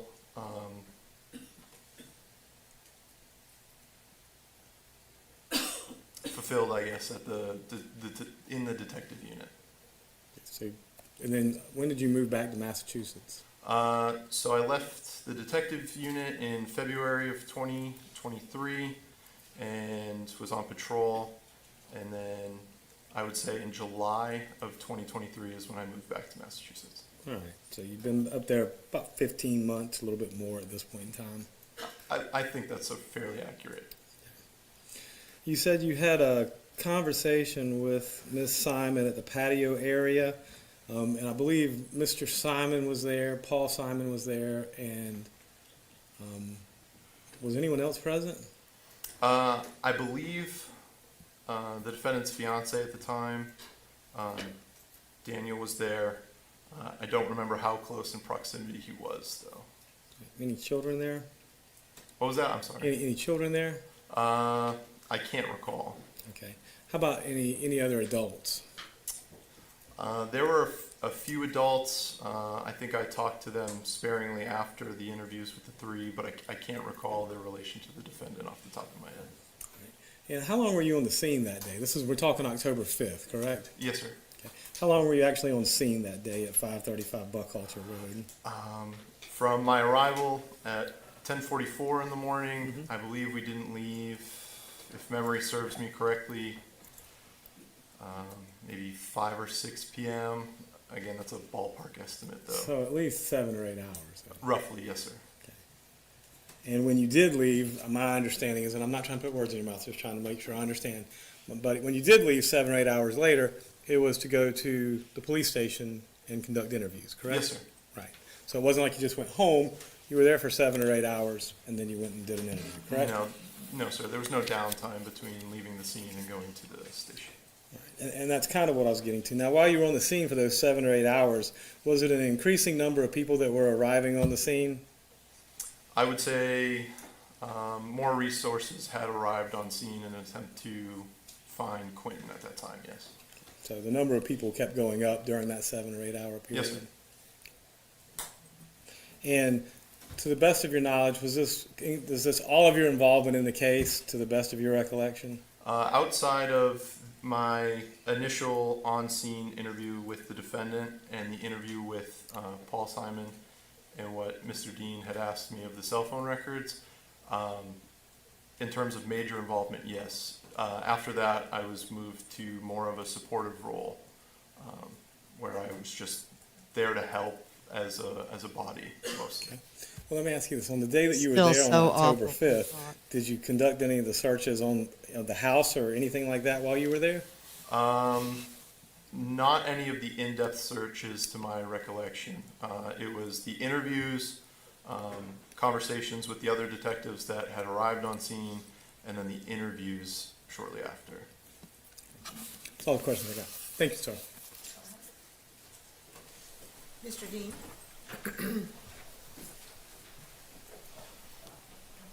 No further questions, Your Honor. All right. May this witness be excused. You may. Yes, Your Honor. You may step down. Thank you. Thank you.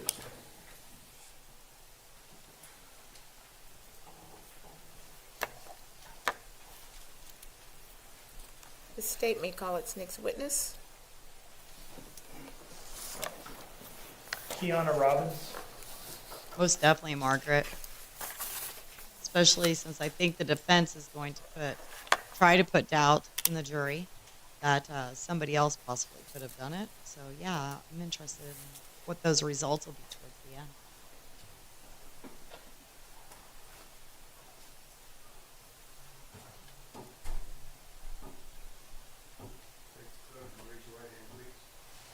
The evidence you shall give the court and jury in the trial of this issue shall be the truth, the whole truth, and nothing but the truth, so help you God? Yes. Step this way, ma'am.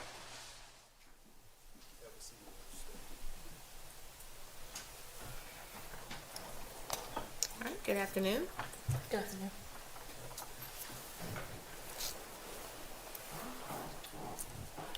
Good afternoon. Could you please introduce yourself to the jury, spelling your first and last name?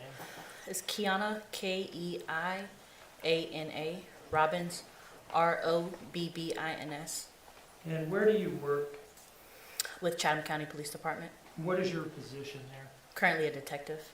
How long have you been with the Chatham County Police Department? 6 years. And did you work with any other police departments prior to starting with the Chatham County Police Department? No, sir.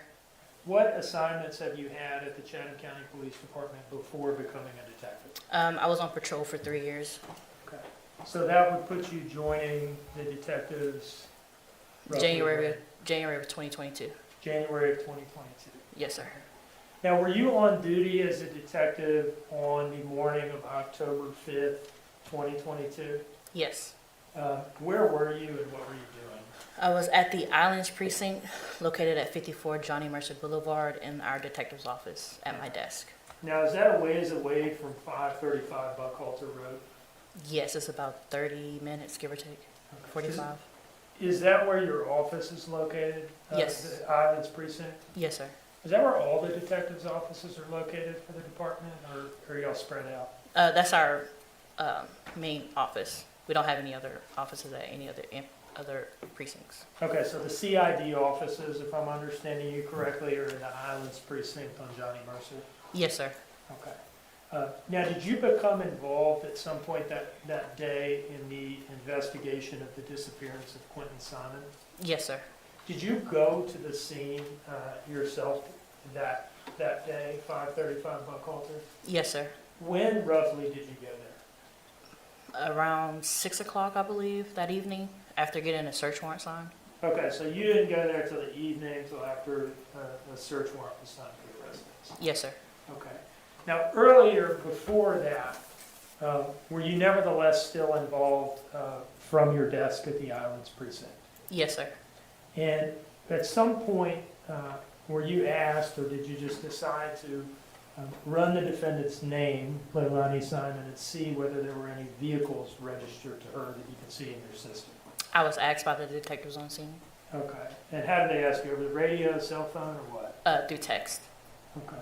So who was on the scene at that point that may have asked you to do that, if you remember? I believe it was Detective Noble and Detective Wilkins. Okay. So one or both of them asked you to run her name and see about vehicle registrations? Yes, sir. And did you see that any particular vehicle was registered to her? I believe that there was a Dodge Journey registered to her. Do you remember the tag number for the Dodge Journey? Yes, it was TEN9300. And is that a Georgia tag? Yes, sir. One moment, please.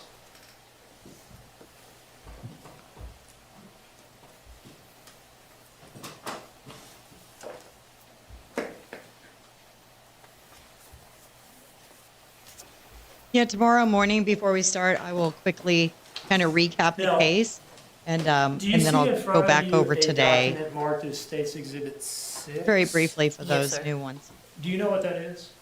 It appears to be a license plate reader from Flock. Okay, a flock camera? Yes, sir. All right. Does it fairly and accurately depict what a typical flock camera looks like? Yes, sir. Your Honor, I would move this in as State's Exhibit 6. No objection, Judge, I've already seen it. It's admitted. And may I ask, rather than putting this up on the screen, if it could just be published by passing it to the jury? That's fine, Judge. And would the court like for me to do that, or would the court prefer that a deputy do that? What does the state want this to do?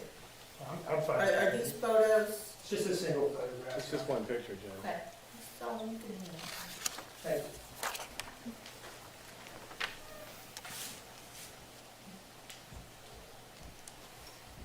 Now, what is a flock camera and what is the flock system?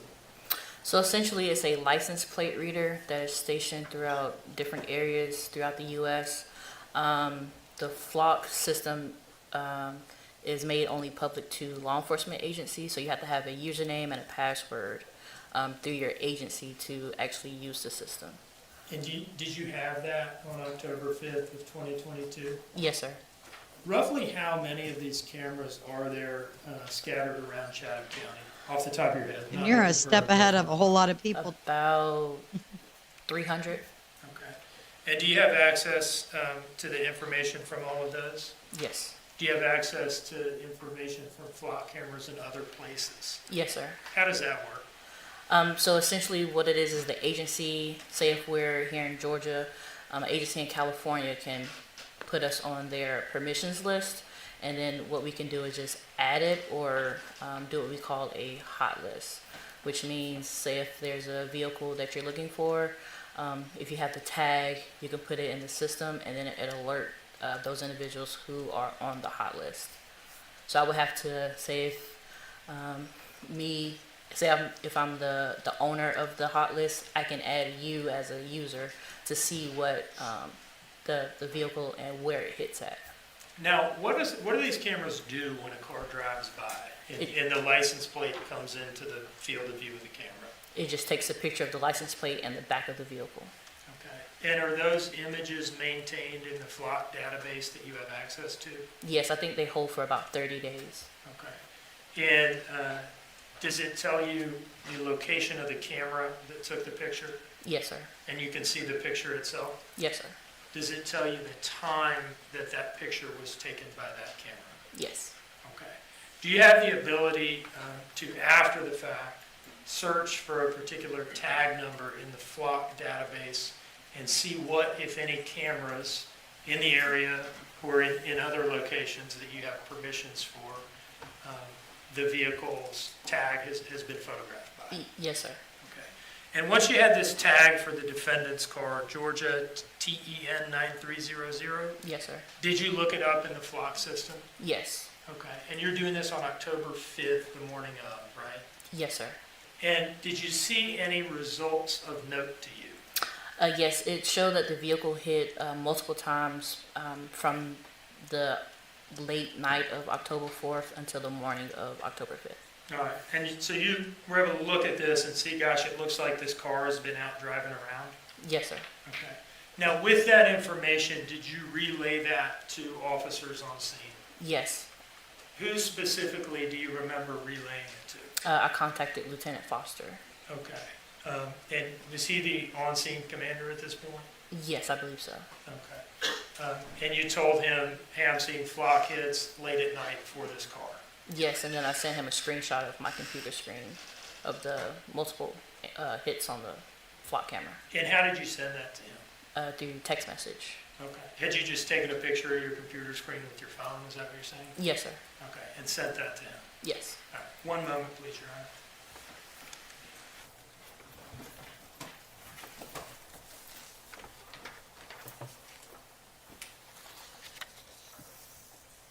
You mentioned going out to the residence after a search warrant had been obtained for the residence. Yes. Who obtained that search warrant? I did. What do you have to do to get a search warrant? You have to get the information you need from the detectives or whoever's on scene, essentially type up the search warrant and then submit it to your supervisor. The supervisor then approves or rejects it. Once it is approved, you would reach out to the judge who's on call or who's available, and then at that point you send them the warrant. Once they find probable cause, and they'll sign it and then send it back to you through Cloud Gavel. I'd like to approach with what I've marked as State's Exhibit 7, Your Honor. This is Hilliard.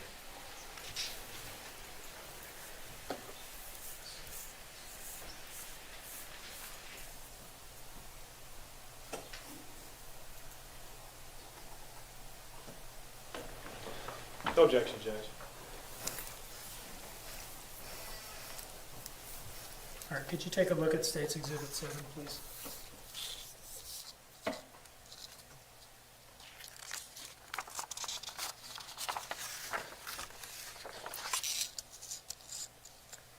Is that a copy of the search warrant Isn't that that you the truth? obtained for 535 Big Buckhalter brother Road is on October watching. 5th?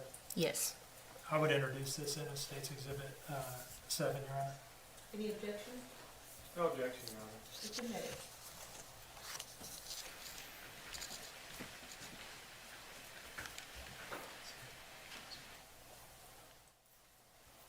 No further questions, Your Honor. Mr. Hilliard? Just one or two, Judge. That was weird. Detective Robbins, you secured the search warrant and you looked at the flock camera, and that was pretty much the beginning and end of your involvement in the case? For the most part, yes, sir. And did you ever respond to the scene that day or no? To 535 Buckhalter? Yes. Yes, that evening around 6 o'clock p.m. Yeah. How long were you there? Up until maybe 8 or 9, and then I went to the West Chatham Annex, which is where our property room is located. That's all the questions I got. Thank you. All right, thank you. Mr. Dean, any redirect? No, Your Honor. Okay. You are excused. Thank you, Judge. Thank you.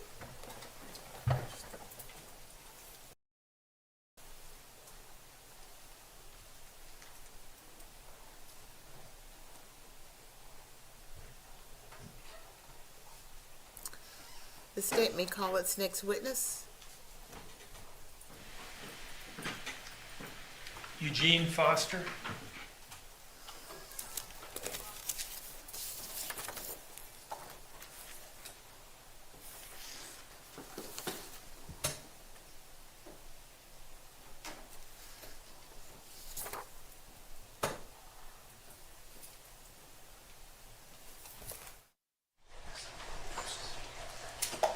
If the clerk can raise your right hand, please.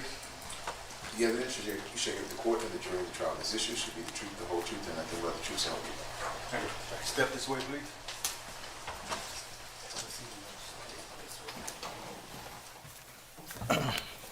Good afternoon. Good afternoon.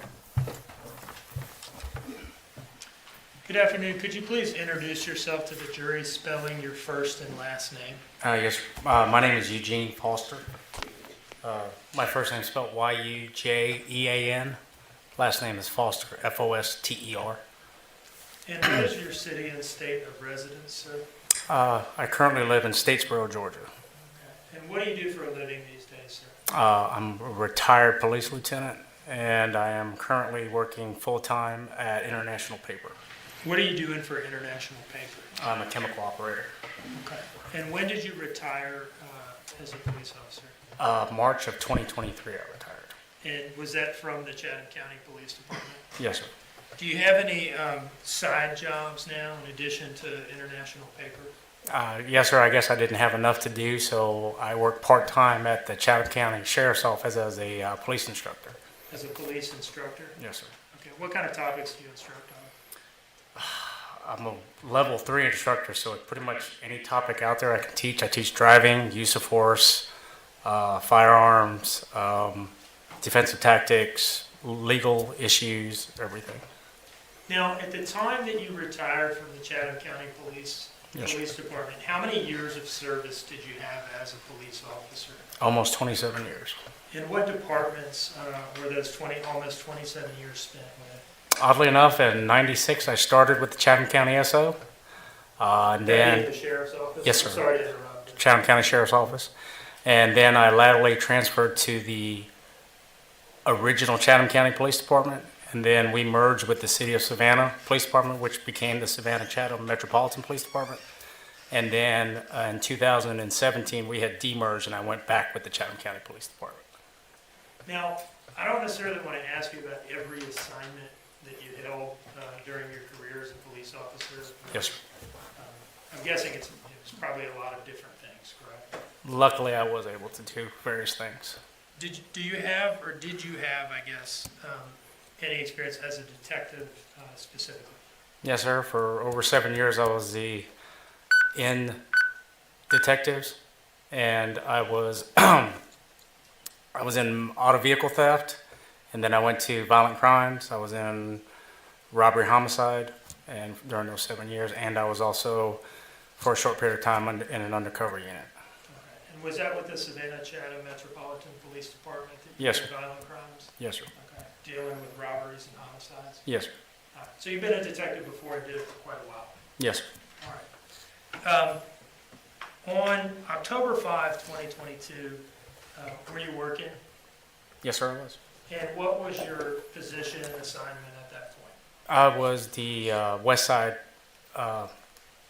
Watch Commander for the Chatham County Police Department. And who was your immediate subordinate in that role? At that time, it was Sergeant Bobby Stewart. Okay, so it goes Sergeant Stewart, and then next up the chain of command is you, Lieutenant Foster. Yes, sir. All right. Did you, at some point that morning, respond to 535 Buckhalter in response to a missing child call? Yes, sir. Now, you were not the first on scene, were you? No, I was not. Who else was there at the time that you got there? And I'm not asking for names, but just broadly speaking, who was there, what was going on? The initial officer was there, which again, I'm not sure which one it was. I'd have to go back and look. But Sergeant Stewart was already on scene, and when I got there, he started briefing me on what he had already initially found out. Okay. So you show up and you get briefed by Sergeant Stewart. At that point, do you become the senior man on scene, the on-scene commander? At that time, yes, sir. And did you, the story that was given initially was that the defendant had woken up at around 9 and the front door was open, right? That was what I was initially told, yes, sir. Did you take a look at that door? I did. Can you tell us what you remember about that door, if anything? I remember actually checking the function of the door and actually opening it and closing it. And I realized that it wasn't something that was easily opened, and it wasn't necessarily a door that was quiet per se. When it opened, it made noises. Are you describing like kind of a sticky door that you have to pull hard to open? It required a little Push bit of... hard to open, whatever the case may be? Yes, sir. It required a little bit of force. Did you have any contact with Detective Keiana Robbins? Well, not necessarily at the scene, but while you were at the scene, did you have some form of contact with her? Yes, sir. If I remember correctly, I got a phone call from her.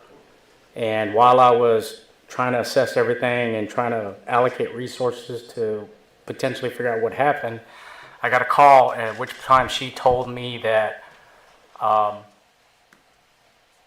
the defendant's vehicle was seen on the flock camera the night before, going down Ageechee Road and then coming back down Ageechee Road. Now, did you do anything with that information once you had it? Yes, once I found that out, because I think when Sergeant Stewart briefly told me they had said that they had went to bed at a certain time the night before, I went back to her, because then just kind of got a little feeling, so I went back and I asked her. I said, at any point did you ever leave the house for any reason? And then she told me no twice. She said, no, never left. I said, okay. I said, could maybe you went somewhere or anything? She said no. So once she told me no, that kind of threw up another flag for me. I became concerned about that, and I remember talking to her in the backyard or back porch area, and I asked her, I said, could anyone, you sure you didn't leave the house? And then she said, oh wait, I do remember I went up, I don't recall the address, it's the convenience store right in front of 4711 Ageechee Road, which is the State Mobile Home Park. She had said that she went up there to get some Orajel, and she said that she went up there, and then she tried to show me her phone, and she said, matter of fact, I went up there at such and such time, and it's in my report, and I came back, and I was back home at about 1:25. And the odd thing, because I remember asking her, could anybody have possibly followed you home or anything like that when you left? Because, I mean, you're claiming that somebody came and took your child. Could somebody have possibly, maybe your ex-husband, somebody? She said, no, and that's when she told me about the Orajel. The concerning part about that to me was, I've worked that area close to 27 years. That convenience store has never been open past midnight. Now, did you as a lieutenant have a body-worn camera on that day? No, sir. It wasn't required by our policy for me to have one. And is that because, I guess as a lieutenant, you're not typically the one out there making first contact with a complainant or a suspect? So you just don't need it like a patrol officer does? Correct. I'm usually after the fact. Okay. But in any case, this last conversation that you're referring to, wherein she gave you the Orajel, the Chevron Orajel story, or the convenience store Orajel story, was that captured on somebody's body-worn camera? I believe on one of my officers' body cams, yes, sir. Do you see in front of you a disc marked as States Exhibit 8? I do. Do you know what is on this disc? This is the body-worn camera video of, if I remember correctly, APO Corporal. Okay. And does that particular excerpt that's on that disc capture the exchange that you've just described? The asking her again, hey, are you sure you didn't go anywhere last night? and her telling you about this trip and giving you the story about what it was for. Is that what's on there? It is, because I think APO Gormley was back there with the family when I came up. He was already back there. And I had asked her, I said, in any way did you ever leave the home the night before at any time and where somebody could have followed you back home and possibly come and took your child? And she said no. And then that's when she came and advised me of the incident to go get Orgel, and that's when she showed me her phone, tried to show me her phone, where the track of her phone, where she went, and she even told me exactly what time she came back home, and she was looking at her phone, and she told me 1:25 a.m. I was like, okay. Now, I'm sorry, I didn't mean to No, interrupt. no, fine. Okay. When you had this exchange, whether it was captured on Gormley's body cam, this was on the patio in the back pool area? Yes, sir. It was actually on the back patio, back porch area, right next to the pool. And was it the defendant was obviously there because she's the one that you were talking to, right? Yes, sir. Was her boyfriend or fiance Daniel Youngkin there? He was, and I believe so was her other children were there. And what about her brother, Paul Simon? Was he there? There was a family member. I don't know exactly what his name because I don't remember talking to him. So if that was his name, that it may have been. But I do remember there was another male family member there. And what was Gormley doing? I mean, you mentioned that this was caught on his body cam. What was he doing back there with the three of them? He was standing with them because I believe at that point I had already instructed the officers to research the house again, looking for Quinton, just to make sure that maybe he wasn't hiding anywhere or anything of that nature for this type of cases, just to double check. Okay. And for that, at this point, did you want these three people out of the house so the scene would be secure? Basically, I had everybody who was in the house that was there out just to have the officers go and look for the child. Okay. And Gormley's back there just kind of keeping an eye on the three of them? Correct. Okay. Your Honor, I don't know whether I've done it yet, but I would introduce this into evidence as State's Exhibit 8. Mr. Yujean. What is it, Judge? I guess it's the Gormley's body cam? Yes. No objection, Judge. Okay, it's admitted. May I now publish this, Your Honor?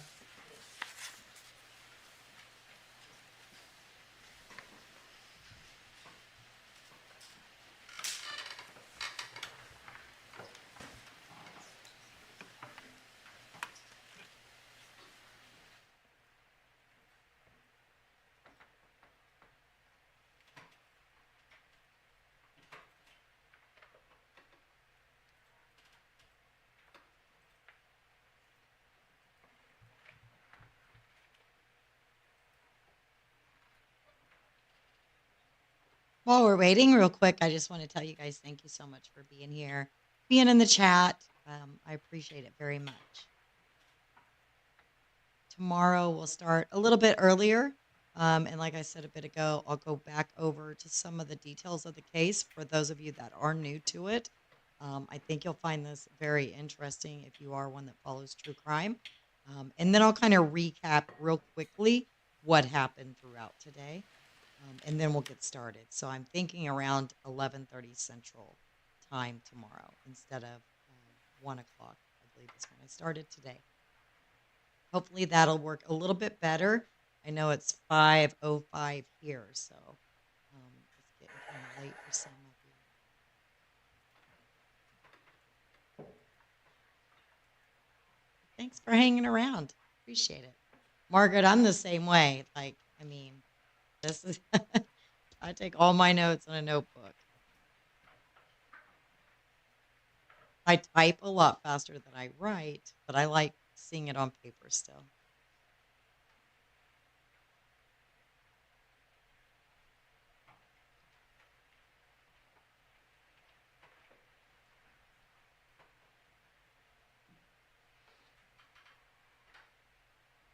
Yeah, I'm glad I'm not the only one then. Might depend on the age too, my age definitely. That's what we grew up with.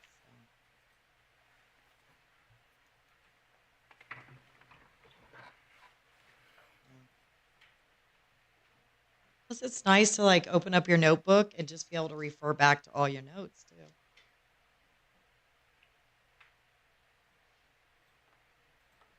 So I think they're trying to get the technology to work, and they are going to show, I believe, body cam footage.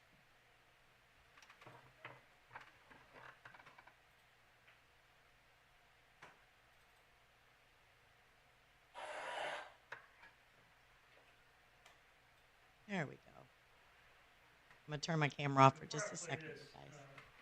Can you tell us what, now that we've got this up, can you tell us to the minute what time this exchange was at? 12:12 in the afternoon on the 5th of October. Thank you. Had patients for sale. Did y'all go anywhere last night or yesterday with baby that maybe he could have followed you or something to that effect? Y'all didn't go anywhere? Not even with the kids, no.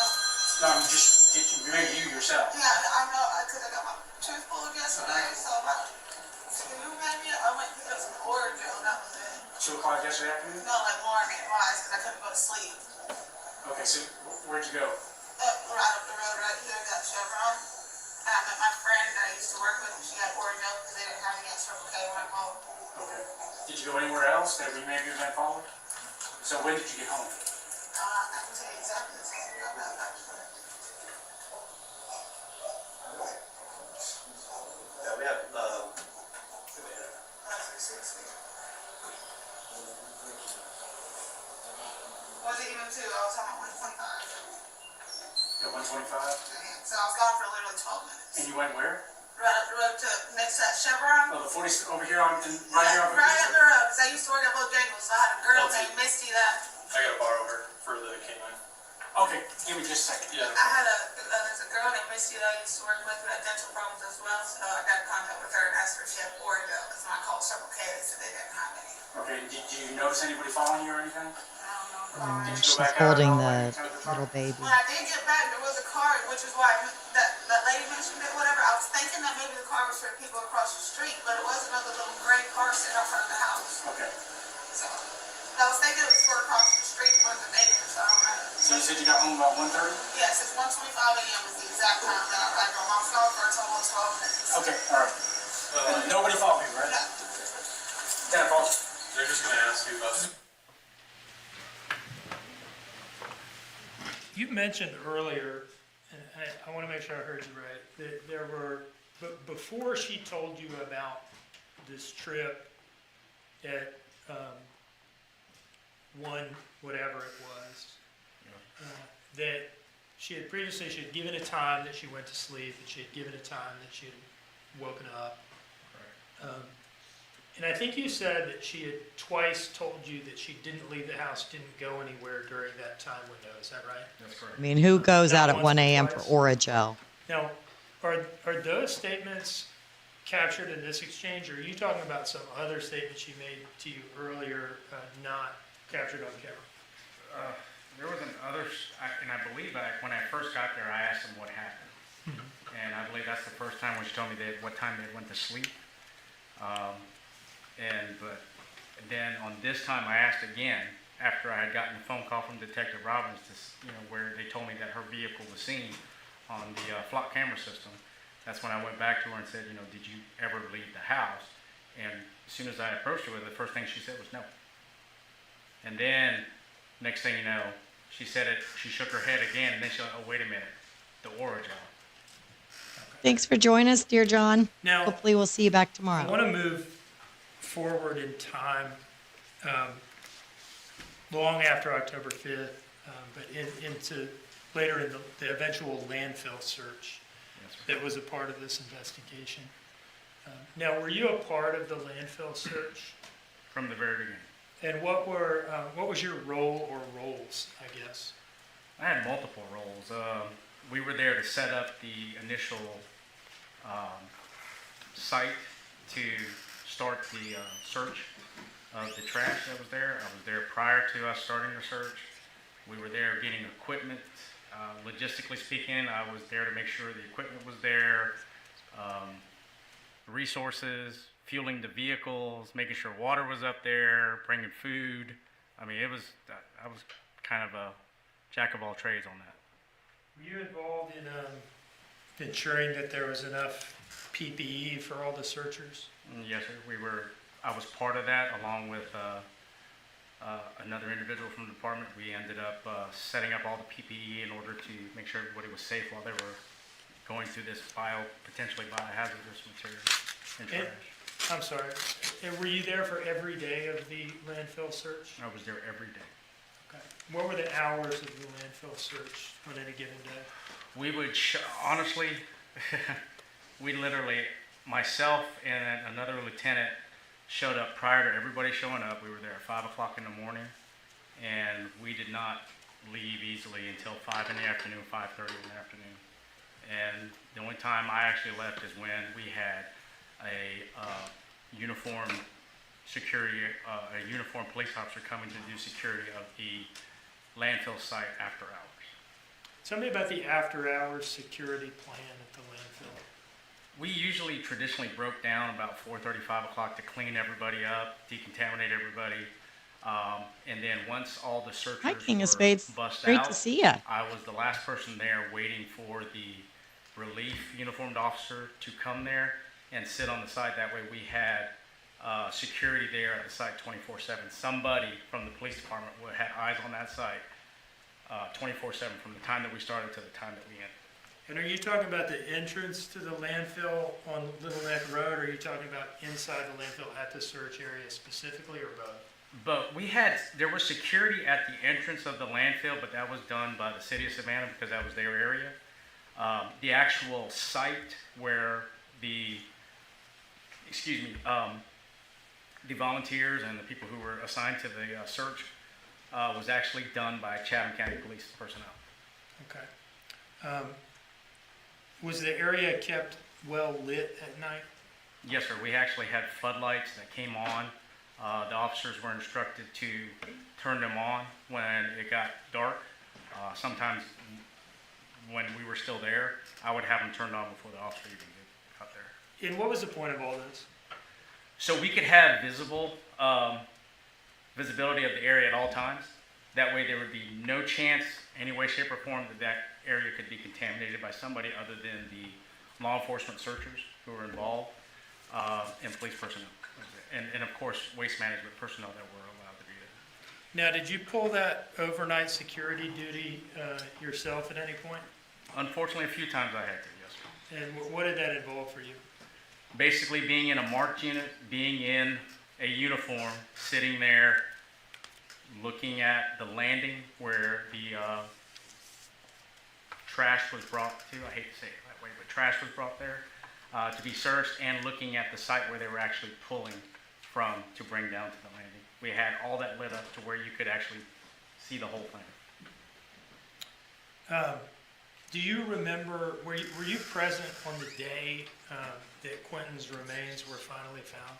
Unfortunately, yes, I was. And what were you doing at the landfill that day? What were your duties on that day? Again, based off of the logistics part and setting everything up and all that, while we were there and they were searching. Have a great evening. Hopefully we see you tomorrow. And every time Come back and join us something of anytime. significance was found, they alerted us. And then they would bring whatever certain items that they found and took it over to the forensic anthropologist to review. And was that the last day of the landfill search? Yes, sir. Overall, how many days would you say that you were out? You may not remember off the top of your head, but roughly how long did this landfill saga last for? I remember it was it after previous Thanksgiving? I think approximately 4 weeks. It was a very extended search. That's Now, how I we've do heard it also, testimony, catering. From Sergeant Stewart and maybe to you from some degree, that initially, the initial response to the scene on October 5th, yes, sir.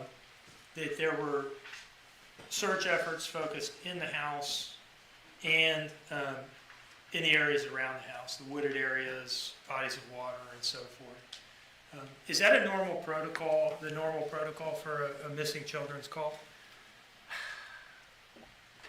Yes, in the event that we don't immediately find the child. When I was there, I was the incident commander, so we were figuring out what happened from the initial story that we got, just to make sure that we covered all our bases and everything that happened. We initiated a further search pattern out that I had to coordinate, and we started getting volunteers. We contacted SEMA. SEMA got involved.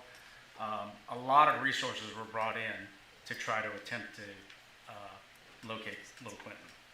Now, when we're talking about young children, the missing child call pertaining to a young children, is it fair to say that the typical situation is the child is just eventually found nearby, either in the house in a closet or something like that, or in the woods 50 yards away? Luckily, in my experience, very few times have we had a situation where, for an extended period of time, that we lost a child.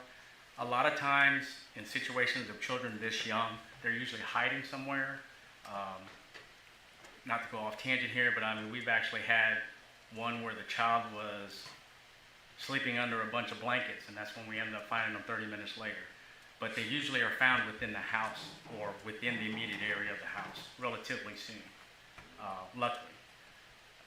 Unfortunately, in this case, it didn't end up being that way. Now, Sergeant Stewart has testified that one of the first things he did when he got there and got an initial statement was simply send a couple officers into the house to look for Quinton. Based on what you've just told us, does that seem to you to have been a sound approach, at least initially? Yes, sir, because traditionally when a child is lost, usually the parents or family members are hysterical for the simple fact that, I can't find my child. So they tend not to search as well as a reasonable-minded officer would when he comes to the scene and knows what to look for. So yes, that is a normal protocol. Well, let us check the house, maybe we'll find them. And that's what was initially done. One moment, please, Your Honor.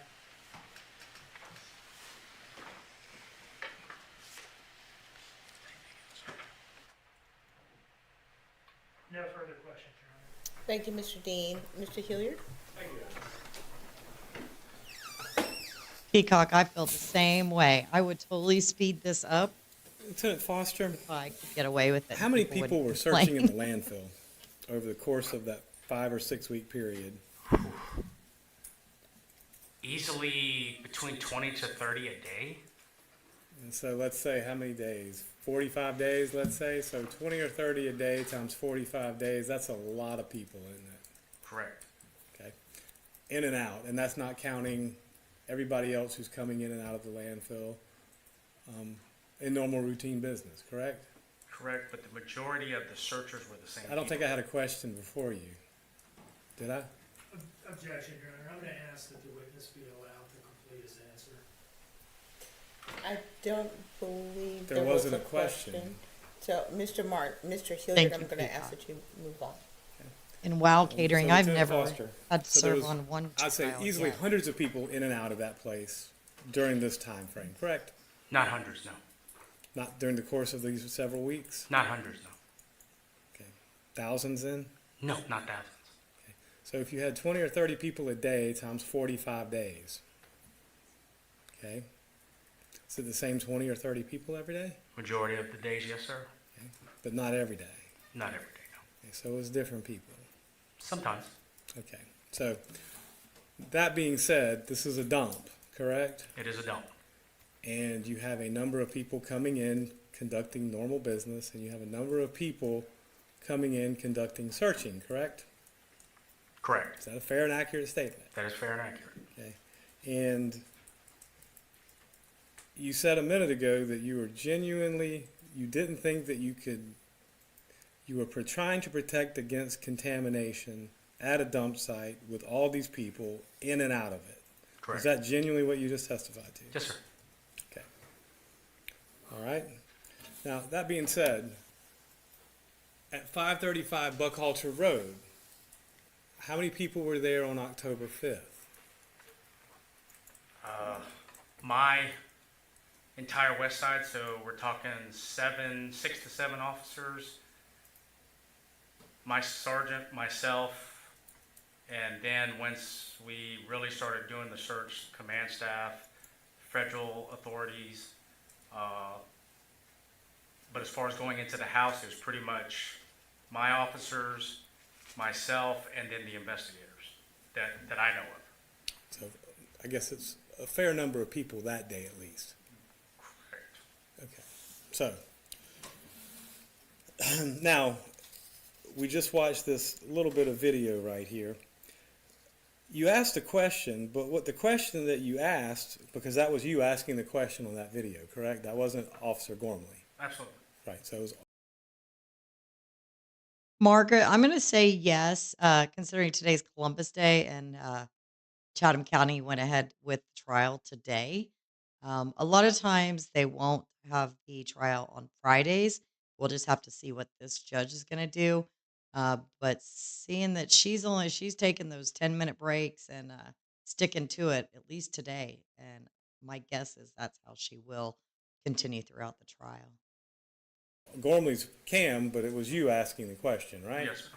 And the question that I heard was, you asked if she went anywhere with the kids, and she said no. Okay. Okay. Was that the question that you asked? I asked both. I mean, did you go anywhere? And then I asked, if you watch it again, I asked the second time, did you go anywhere with the kids? Right. And she first said she didn't go anywhere, no, was the answer, no. And then did she asked if she went anywhere with the kids, she said no. Right. And then, if I recall correctly from a few minutes ago, she said that she had to go get some orange ale. Right. But this was at noon on October 5th, if I'm not correct. Correct? Yes. So, now, and I didn't understand because it was a little confusing to me, so correct me if I'm wrong. Mr. Dean then asked you if there was a prior statement to this, or if this was the statement that you were referring to, and I wasn't really sure what your answer was. Is this the statement that you were referring to when you said you had asked her if she'd went somewhere? Yes, this is. Okay, so this is the statement. There wasn't some earlier statement. It was this statement, correct? There was an earlier statement when I initially got there. I, of course, looked around to see where the baby was sleeping and things of that nature. And from what Sergeant Stewart briefed me on, because I asked what time. I'm not asking you what Sergeant Stewart said. I'm asking you if it was your question. If you asked the question earlier. Yes, sir. If you let me finish, I would tell you. Then I spoke with her. Right. And spoke with her boyfriend and asked some relatively same questions. Well, what time did y'all go in? When was the last time you saw him? All right. Well, let me ask you that. You said you asked her boyfriend. So did you ask her boyfriend or did you ask her? Those are two different things. Both. They were both there together. Right. But who answered? That's my question. They both did. Okay, so the boyfriend answered. The boyfriend answered and gave me what time he last saw the child, and she also gave me an answer of when she recalled last seeing him. Okay. But that was the only other prior statement that you were talking about. That I am involved with, correct. Okay. That's all the questions I got. Thank you. Okay, thank you. Does the state have any redirect? No, Your Honor. Thank you.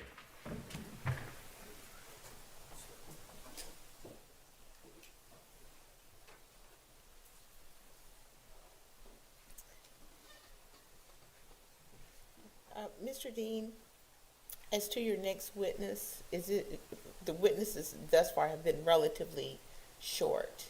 Are we still in that vein with the next witness as well? I think the next witness is going to be, I'm notoriously bad at predicting how long, but I think longer than any of the previous witnesses. So I'll leave that information to the court, and the court can plot the way forward. Okay. I'd like to take up some housekeeping and timing issues. So, ladies and gentlemen, I'm going to allow you to take a short break. I'm going to ask you to step into the jury room while we talk about scheduling. Jury's up exiting. Well, our answer might be coming, Margaret.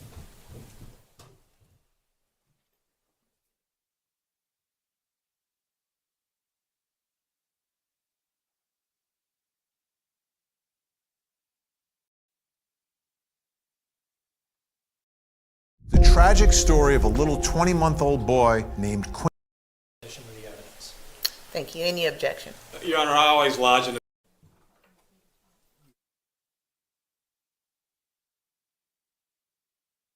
So maybe the judge is not going to let us listen to what she has to say regarding housekeeping.